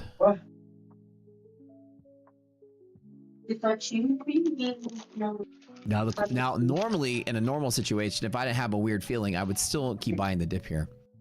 But I'm just waiting for MHP break so I can short the shit out of this. Today's a day where I don't want to take the bull side of things. I don't want to be bearish. But the idea is that MHP break would be so nasty. If we lose MHP, I mean, it falls to lower band. That's a very common thing that happens. I just wait for it to happen. I took a stab at it here. I'll wait all day if I have to. I'll take another stab. It's just, the idea is I should still be scalping long, and I should flip if it goes to the short side, pointing that no return. I just don't want to, I don't want to risk anything here, and I don't want to be too long in case we get zapped with more Iran stuff, which can happen any minute. Any minute. When resilience and arbitrage are positive, we have more bullish sentiment. Yeah, so like right now, the indicators are pointing to more bullish sentiment for sure. Why is it too silent? No songs. All right, the winner. It's neck and neck. But the giveaway Bonanza song was the winner. Wow, it's 51 to 49. You guys are so tight on that. Congratulations, guys. That was a good finalist. Oh shit, I got 2 more. Okay, oops, let's go for it. All right, got a couple more. Comedy songs.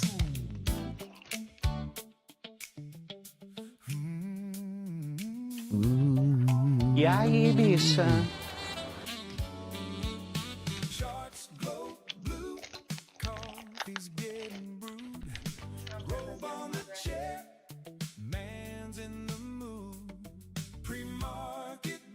Can you pass both? I really liked Fiesta. Okay, let me do the vote. They didn't give me an option to pass both of them through.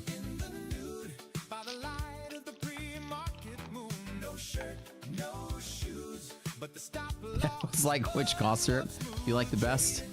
There's only one answer to that, and it's Diamond Tap. No, seriously though, they're both good. I wish we could pass both of them through. I don't know. The people who made the song contest give me an option to pick both. I can only pick one. I can only pick one. Esse áudiozinho do bruxo aí é o melhor, né? This one is called Trading in the Nude. Something I'm doing right now. Robitussin. Bleh.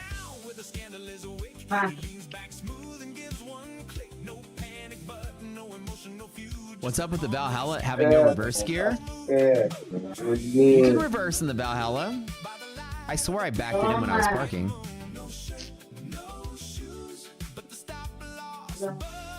Aston Martin's, the reverse is, you take the shifter and you pop it forward on the automatics and it goes to reverse.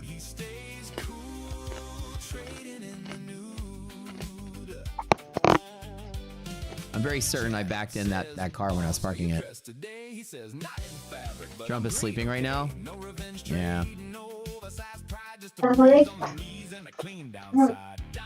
Do you guys like that perp drink? That Diamond Tap and Sprite and vodka?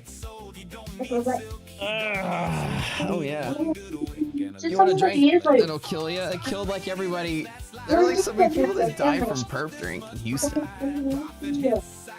DJ Screw, that guy that invented it, I think killed him. That invented the.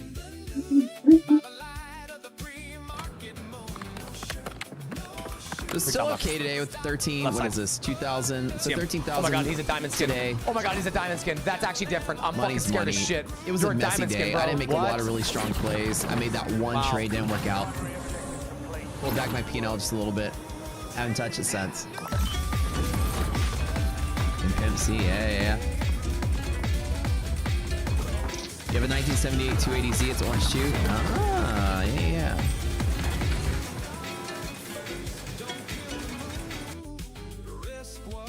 You gonna race the SF90 and the 280Z? That wouldn't be fair to you, man.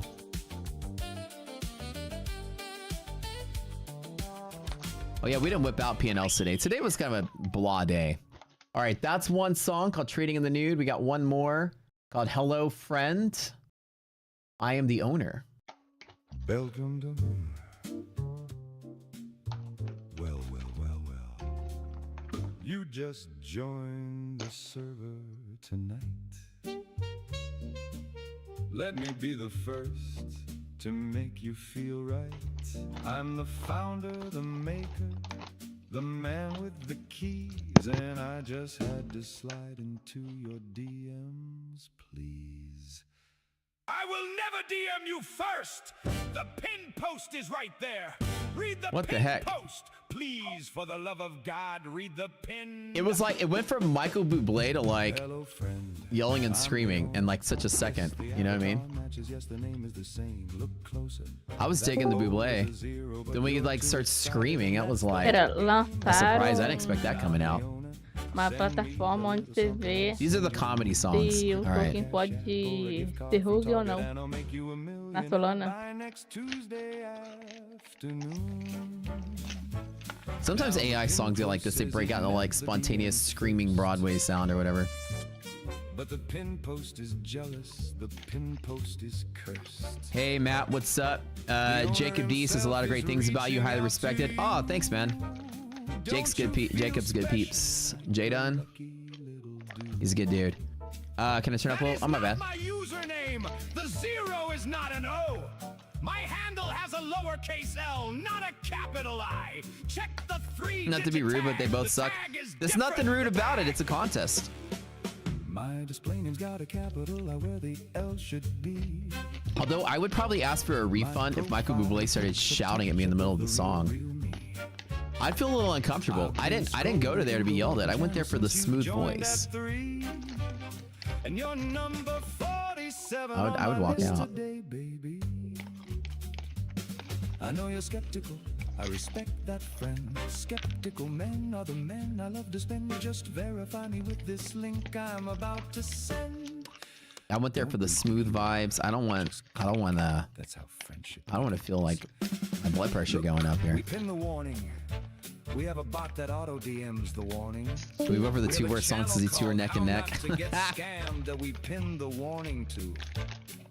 These aren't y'all's favorites, huh? The warning in voice chat on Tuesday. So currently arbitrage and resiliences are positive, so the flow is still somewhat supportive here. I'm still chilling. I have a feeling that we're probably gonna survive this, but I can't forecast if we're gonna get a big dump candle because of the Trump thing. Same picture, same swagger, same charm, same exact bio, same banner, same color. What could a few Did I short IBM? Oh no, I didn't. Wait, try your drink. What is this? And here is my cash app, my Venmo, my chain, my Whoa. It's friends and family. What am I drinking here? Babe, what is this? Send me your seed phrase again. Just check the username, man. It's kind of sweet. Is this a tea?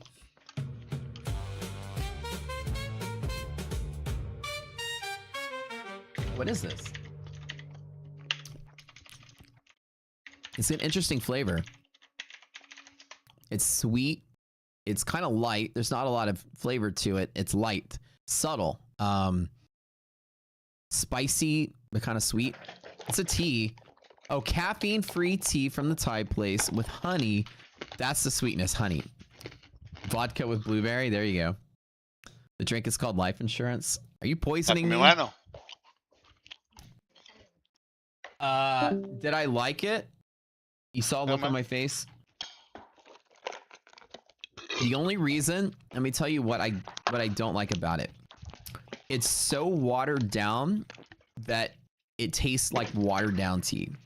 Like if you were to take this much tea and add this much water to it, there's no flavor. It's like drinking hot water. There's no flavor. It's like sweet hot water. I can barely taste the tea. All right, I got a couple of minutes to go. Let's pick the song. You guys have chosen the first one, Trading in the Nude. Congratulations, Trading in the Nude. You are the winner. Like, it was good, but it wasn't, you know what I mean? Like, when it's like super watery, it doesn't have a lot of flavor. I was like, it's sweet. There's a hint of sweetness. It literally, only just tastes like hot water and honey is what it tastes like. I can't taste the tea.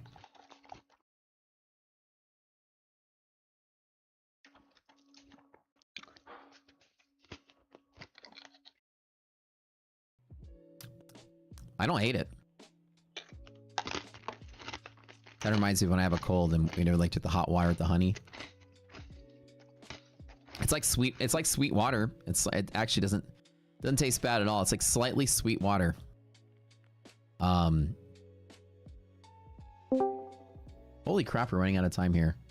Oh, I got to do my funded TV, don't I? Let me see. Yep. Well, guys, it's been one of those trading days. Winning streak continues. I don't want to risk it. Indicators are still bullish-ish. I'm definitely not shorting this market from here. But if we lose MHP and it does say resistance, then I'll take the short. As of right now, all the indicators have flipped to say support. So it's still strong for the upside moves. Might spend its whole day crawling up. I'm going to do no short trades today at all.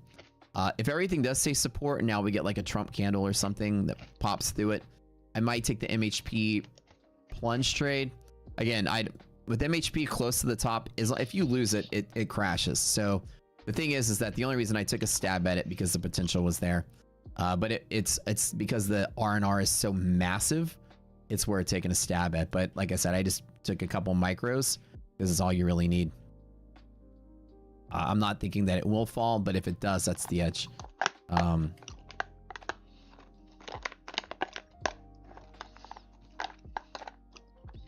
right, guys, been a good day.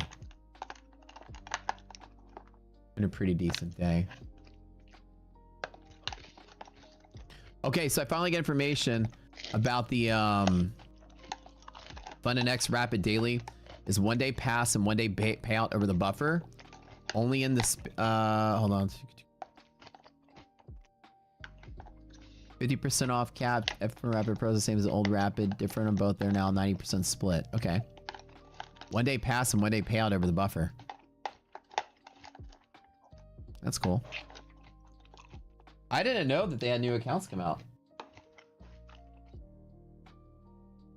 That's pretty neat. Well, I'll have to talk about it another day.